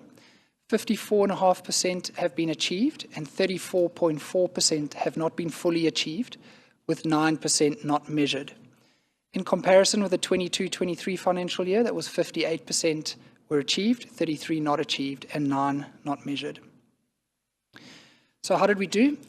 Council's 3 waters have performed really well against targets for this financial year with 94% achievement. The aquatic centre numbers were down or a little bit lower than targets, and that is expected because of the refurbishment of that facility. We're expecting that to change through the next financial year. Lower customer satisfaction across the reserves and open spaces, mainly due to toileting facilities. And then the Karenga Park upgrade actually happened post the survey being taken, so we expect that result to change as well. Consenting timeframes remain under pressure and lower achievement across the roading than the previous year. And we will go into each of these activities very briefly.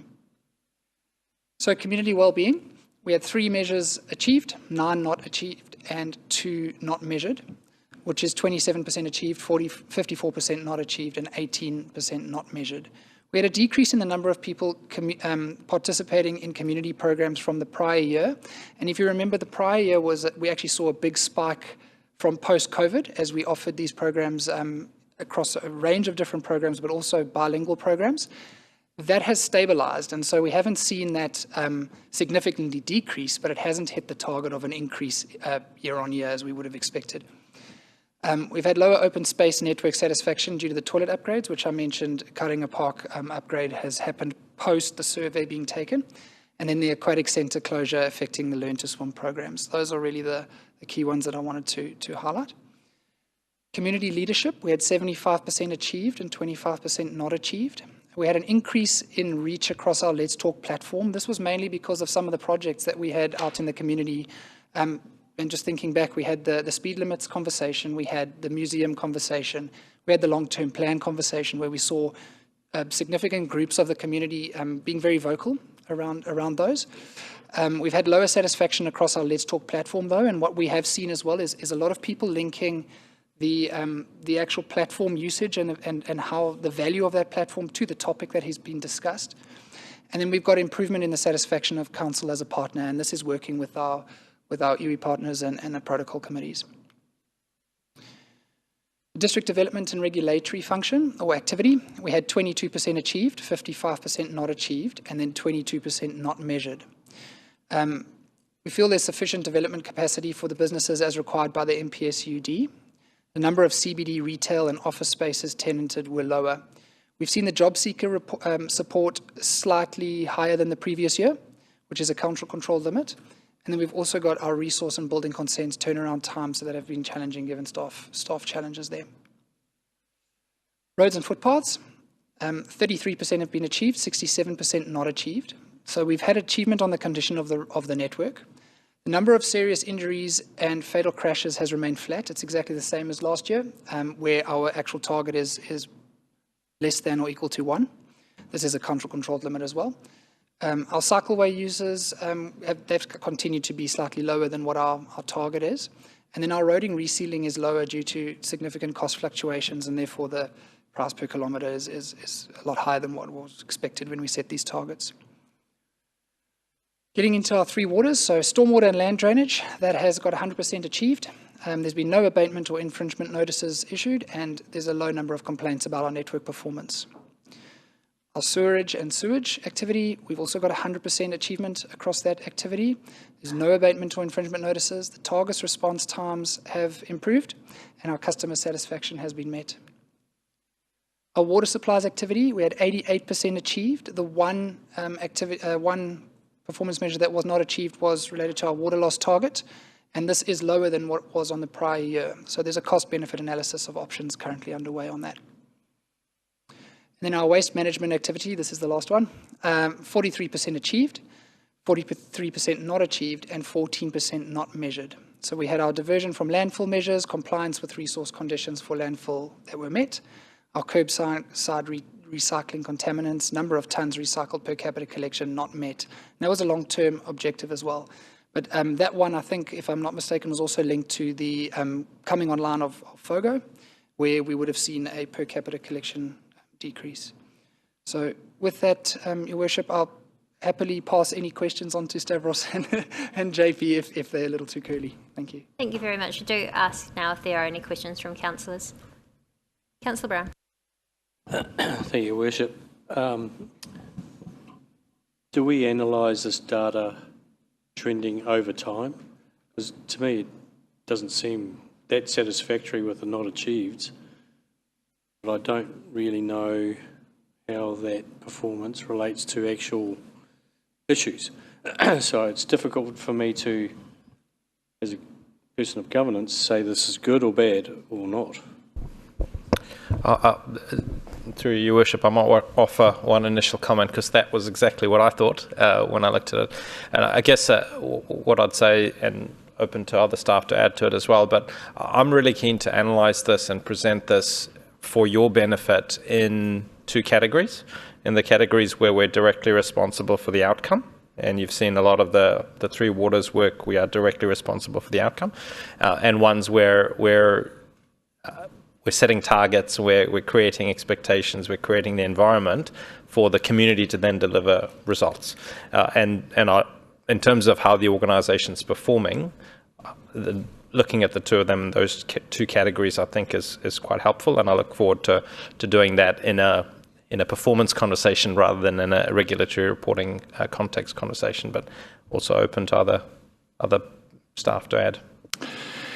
Just 2 parts. The mix of performance measures we have are ones that sometimes are more outcome orientated. So, and as the Chief Executive signalled, we're not entirely in control, and we just tried to highlight a couple of those through Greg with some of those slides, things like job seekers or the actual number of homes that are ultimately built, as we can contribute to the consenting process, but there's macroeconomic and a whole bunch of other reasons why it may not hit targets. I think as far as the discussion around multiple years, we do look at that. So certainly for the 3 targets around resource 2 subdivisions, resource consents and building consents, the trend has been to improve, even though we've had the constraints from last year. So those, while not meeting the statutory target of 100%, have improved on last year, and we do drill inside those as well. So there's a mix of other things that are happening. So there's a straight resource consent period of 20 days, but there's also an area where the clock can be stopped because a submitter would like to see or negotiate or discuss the draft conditions that have been put on a consent. So that creates a different time frame. So there is a number of issues that we can drill inside to say, so what's the behaviour, and are we providing a good service on that basis, and what does that mean for our overall target? So yes, there is analysis there. Okay, just to say more or less the same, there are performance KPIs that are clearly linked to a cause and effect on what we do, and the 3 waters is one of them. But if you take, for example, in the transport side, we haven't met our crashes and injuries, but it's quite clear that we have very little control over that. At the same time, if you look at transports, you would see that the network condition is meet these targets, but we haven't done as much reseal as we targeted. So that would give us a good highlight that if we keep doing less reseals than we targeted, at some point in time the road condition will deteriorate too. So that's quite a good sort of informative asset information system. And waste management, again, people produce more waste than I would like to. I'm not entirely sure how much we can do other than continuous education, but I think we do need to differentiate between the things we do and derive an immediate effect and the things that we contribute to, and how much you can contribute at what pace. Thank you. Thank you very much for those responses. Councillor Maxwell. Thank you, Greg. The graph that you had on water, and it was something 88%, 12%. I read an article, we got the best water in the world here in Rotorua. But is that because of weather and things change or one of our suppliers breaks down? What happened there? Sorry, Councillor Maxwell, are you referring to the one that was not achieved? 88% achieved, 12% achieved. What does that mean? So maybe I'll jump in there. So just on that slide, so 12, it's 1 out of 8 is 12%. So it's just one of the KPIs were not achieved, and it was around our water loss target. So that's a really good example as well of where you fund it constantly over time, but the quick gains are done in the early years of the program, and now we're at a point of diminishing returns where there will be a discussion through the renewals program of how much money do you spend to renew water loss when, is it worth it, or is there capacity? So that's a KPI which I would say we need to think about whether the targets are right for this council, given our... So Mr. CE mightn't be the testing area or anything. No, so this KPI is not the testing. This KPI that was failed was just water loss target, so how much water leaks out of our network through leaks in pipes, joints, breaks, etc. Drinking water, not sewage. Okay. Thank you. Councillor Waru. Tēnā koe te manukura. I'm not too sure. I'll jump in, whoever is going to answer this one. Around the actual the framework itself, is there thinking?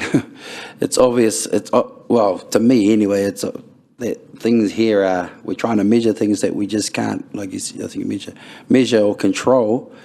And also, given the national statement around sort of getting back to core business, maybe that might simplify things a lot moving forward, because I too struggling sort of thing, and there's no comparison to what, is there a way we can compare, but that would mean we'd need to find somewhere else that had similar KPIs and things like that. So, I don't know, are there opportunities here to improve that? Because, I find this for example, said 75% satisfaction, I think it was, with leadership, but we're only achieving 55% of what we're doing. That sort of doesn't make any sense to me, but the context, I suppose. So I'd like some comment on that. So this framework that's currently in front of you has fallen away at the end of this last financial year, so this is currently being audited.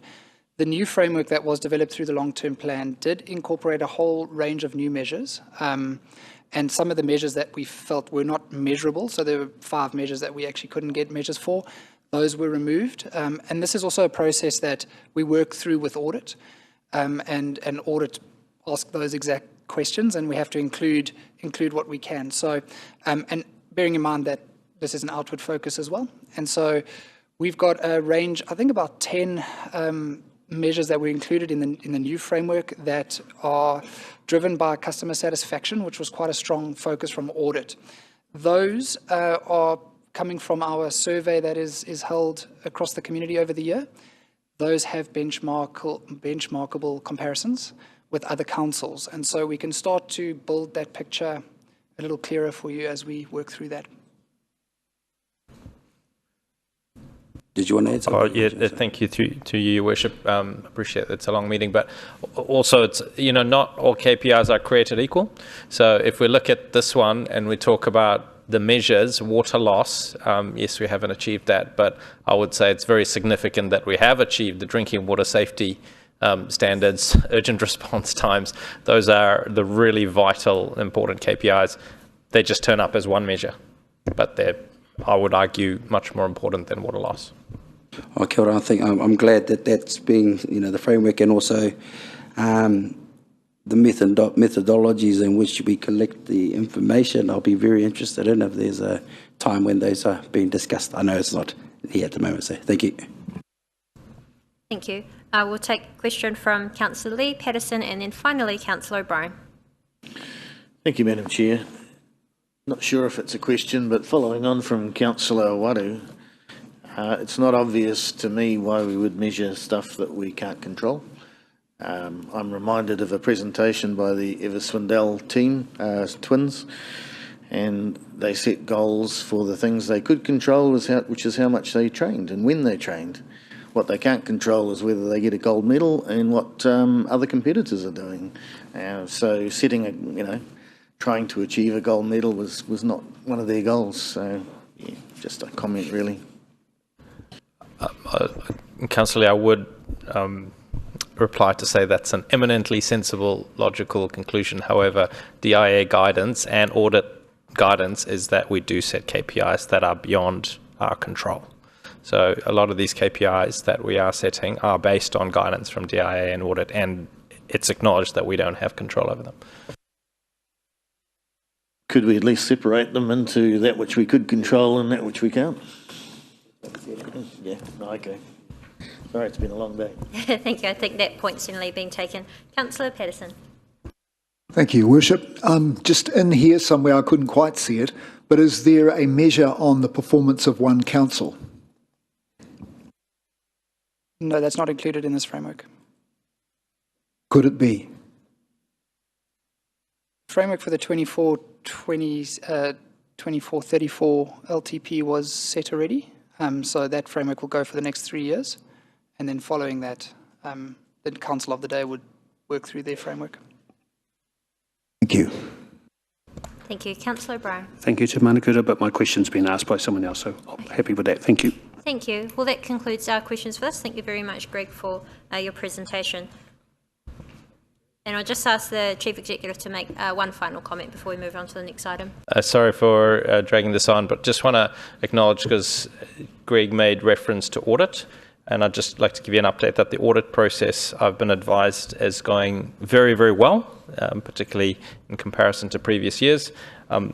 My expectation is that at the next council meeting, you might have the opportunity to adopt the annual report. I won't be here at that council meeting, so just like to take the opportunity to thank the team, and specifically Greg, David and Thomas, who have led that audit process this year towards what looks like, at this point, a very successful and timely completion of the audit. Thank you. That's very good news. Thank you for raising that.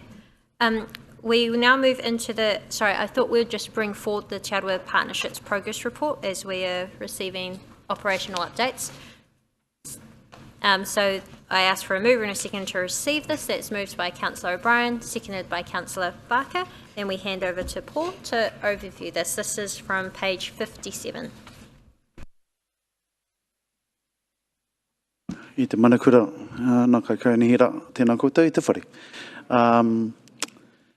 This is my first time by myself, so I haven't reached out to Anita for help. The report I'll take as read, and I'll just skim through some highlights that are in the report, but not also. I think we're week 4 into the role. I'm starting to identify areas to support the organisation, but also areas of opportunity. And I'll look forward to bringing those into working with my colleagues and through the executive over the next forthcoming months to share those opportunities that we can really start to ramp up and deliver on our legislative relationship responsibilities as an organisation. So welcome any questions. Kia ora. Thank you very much. This is from page 57 to page 62. Are there any questions for Paul?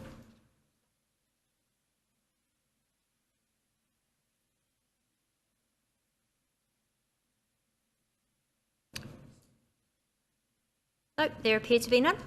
Sorry, quick Sorry, question. I'm just trying to get to the page. Sorry, I'm just. Oh, it's okay.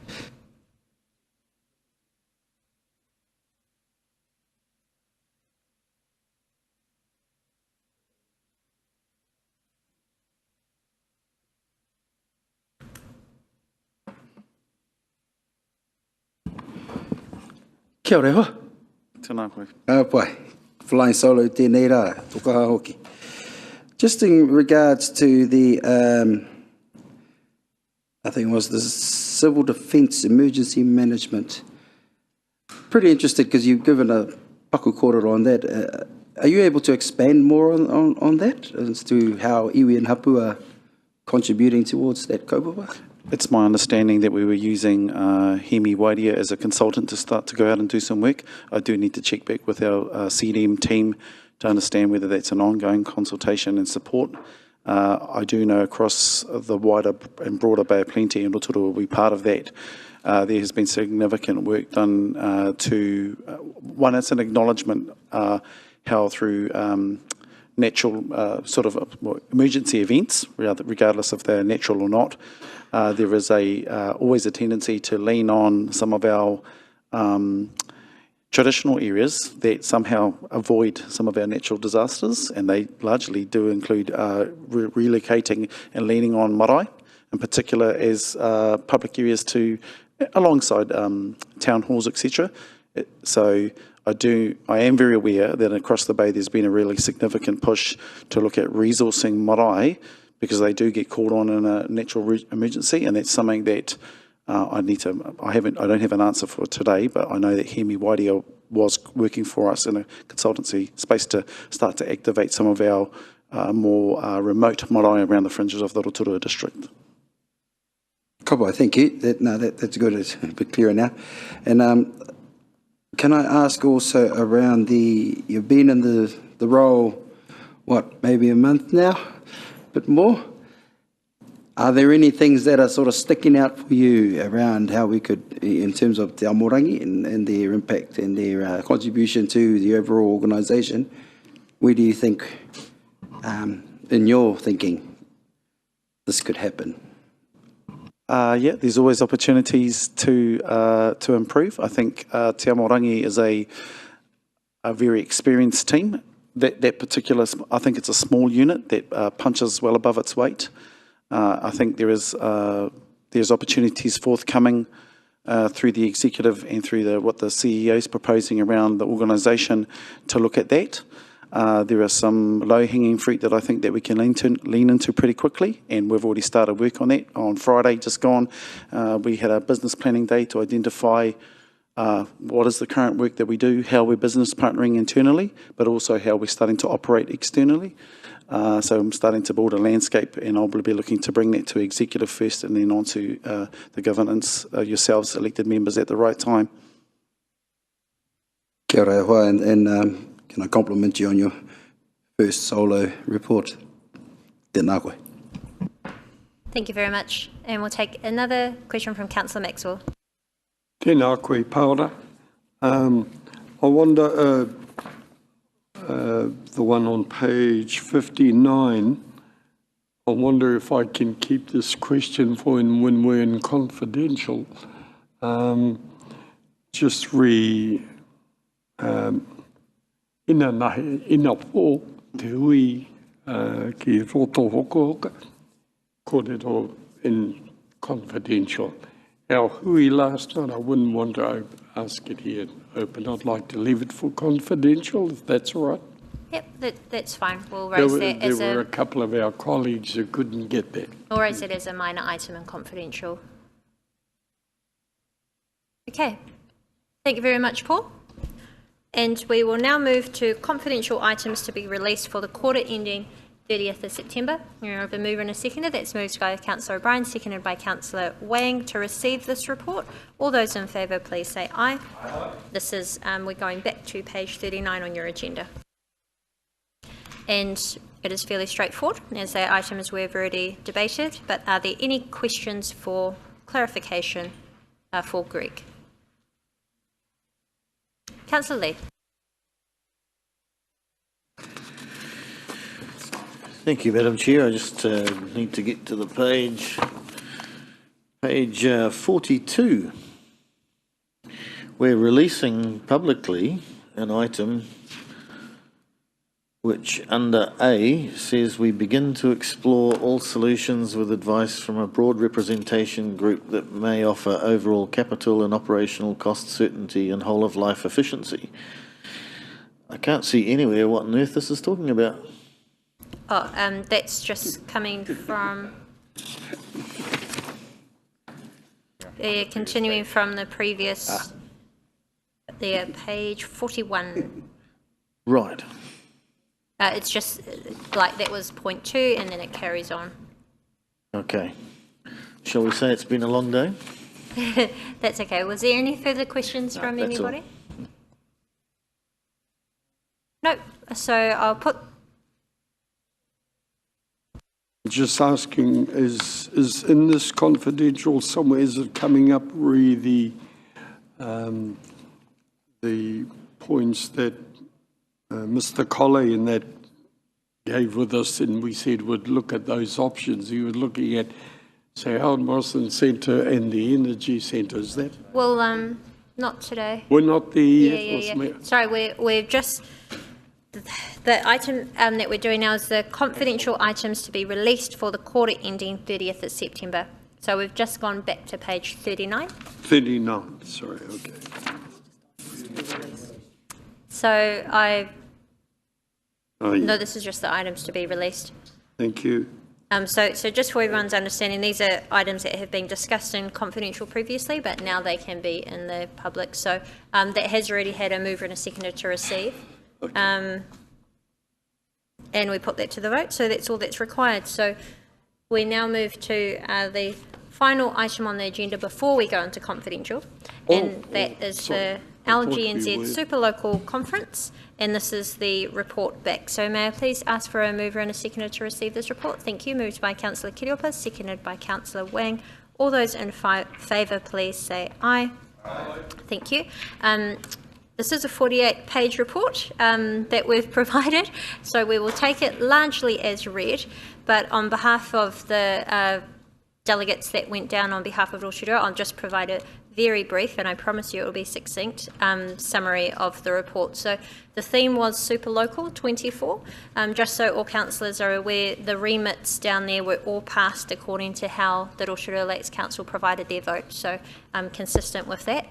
You would have seen it was highly publicised, and it was a very fiery conference in all of the conferences I have attended, but it was highly publicised, the comments from the Prime Minister and also the various ministers. So for the purpose of this update, I'll just cover some of the key things that were announced. But I did want to quote Prime Minister Christopher Luxon. He said, "Go line by line, stop the wasteful spending, remove the bureaucracy, focus on better customer service, and end the projects that aren't delivering value for money.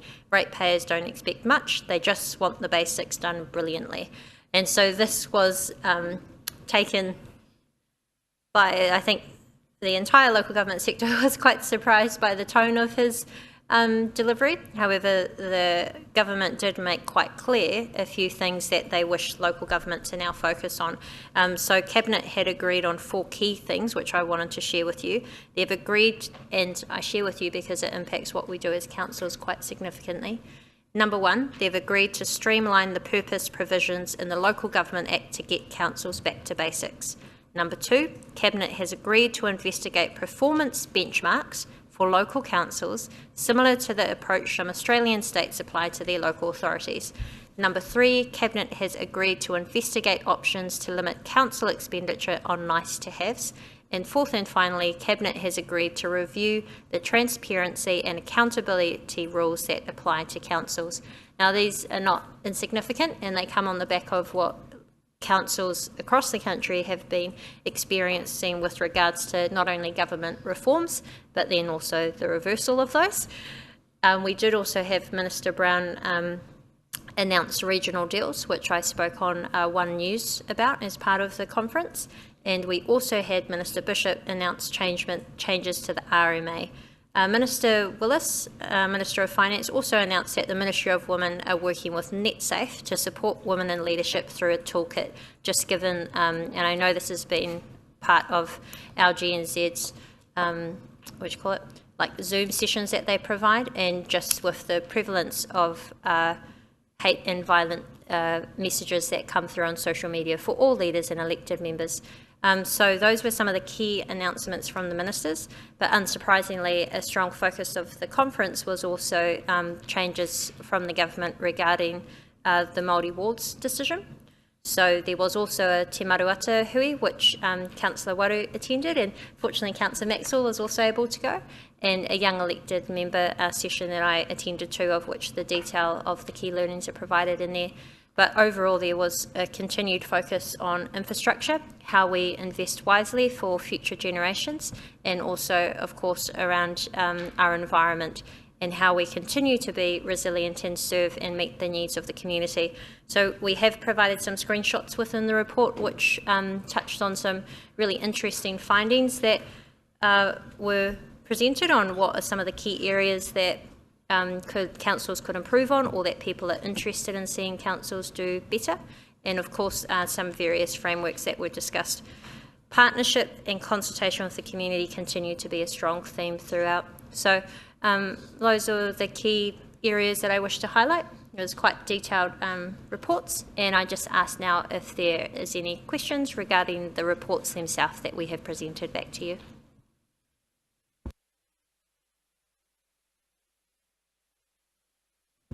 There appear to be no questions. So that did have a mover and a seconder to receive, so it requires no further action, and we will move on to our next item. So I do need to ask for a mover and a seconder to move into public excluded. That's moved by Councillor Wang, seconded by Councillor Waru. And I will just read out the reasons for going in. We are discussing one item today, and that item is service delivery future directions, and the reason for passing this resolution to go into confidential is, and I quote, "The withholding of information is necessary to protect the privacy of natural persons, including that of deceased natural persons. Also, the withholding of information is necessary to enable council to carry out without prejudice or disadvantage commercial activities. And also, finally, the public conduct of the relevant part of the proceedings of the meeting would be likely to result in the disclosure of information for good reason for withholding would exist under section 6 or 7. So I've had that moved and seconded. Yes, you've got a question? Yes, Madam Chair, same question as previous meetings. This does not comply with the requirements of the Ombudsman because it fails to do anything other than quote the Act, and it doesn't weigh up the public interest as to whether or not the public interest in these items would outweigh these particular measures. I'll ask the Chief Executive to respond. Thank you, Councillor Lee, and through you, Your Worship, I can confirm that the public interest considerations were considered, and it was the opinion of staff that it did not meet the threshold whereby these items would be carried out in public. We have undertaken a process where we will document when we have considered them and report them on these matters going forward. And also articulating a reason why this particular item applies to this particular subsection of the Act. So not just quoting the Act, that's not good enough according to the Ombudsman.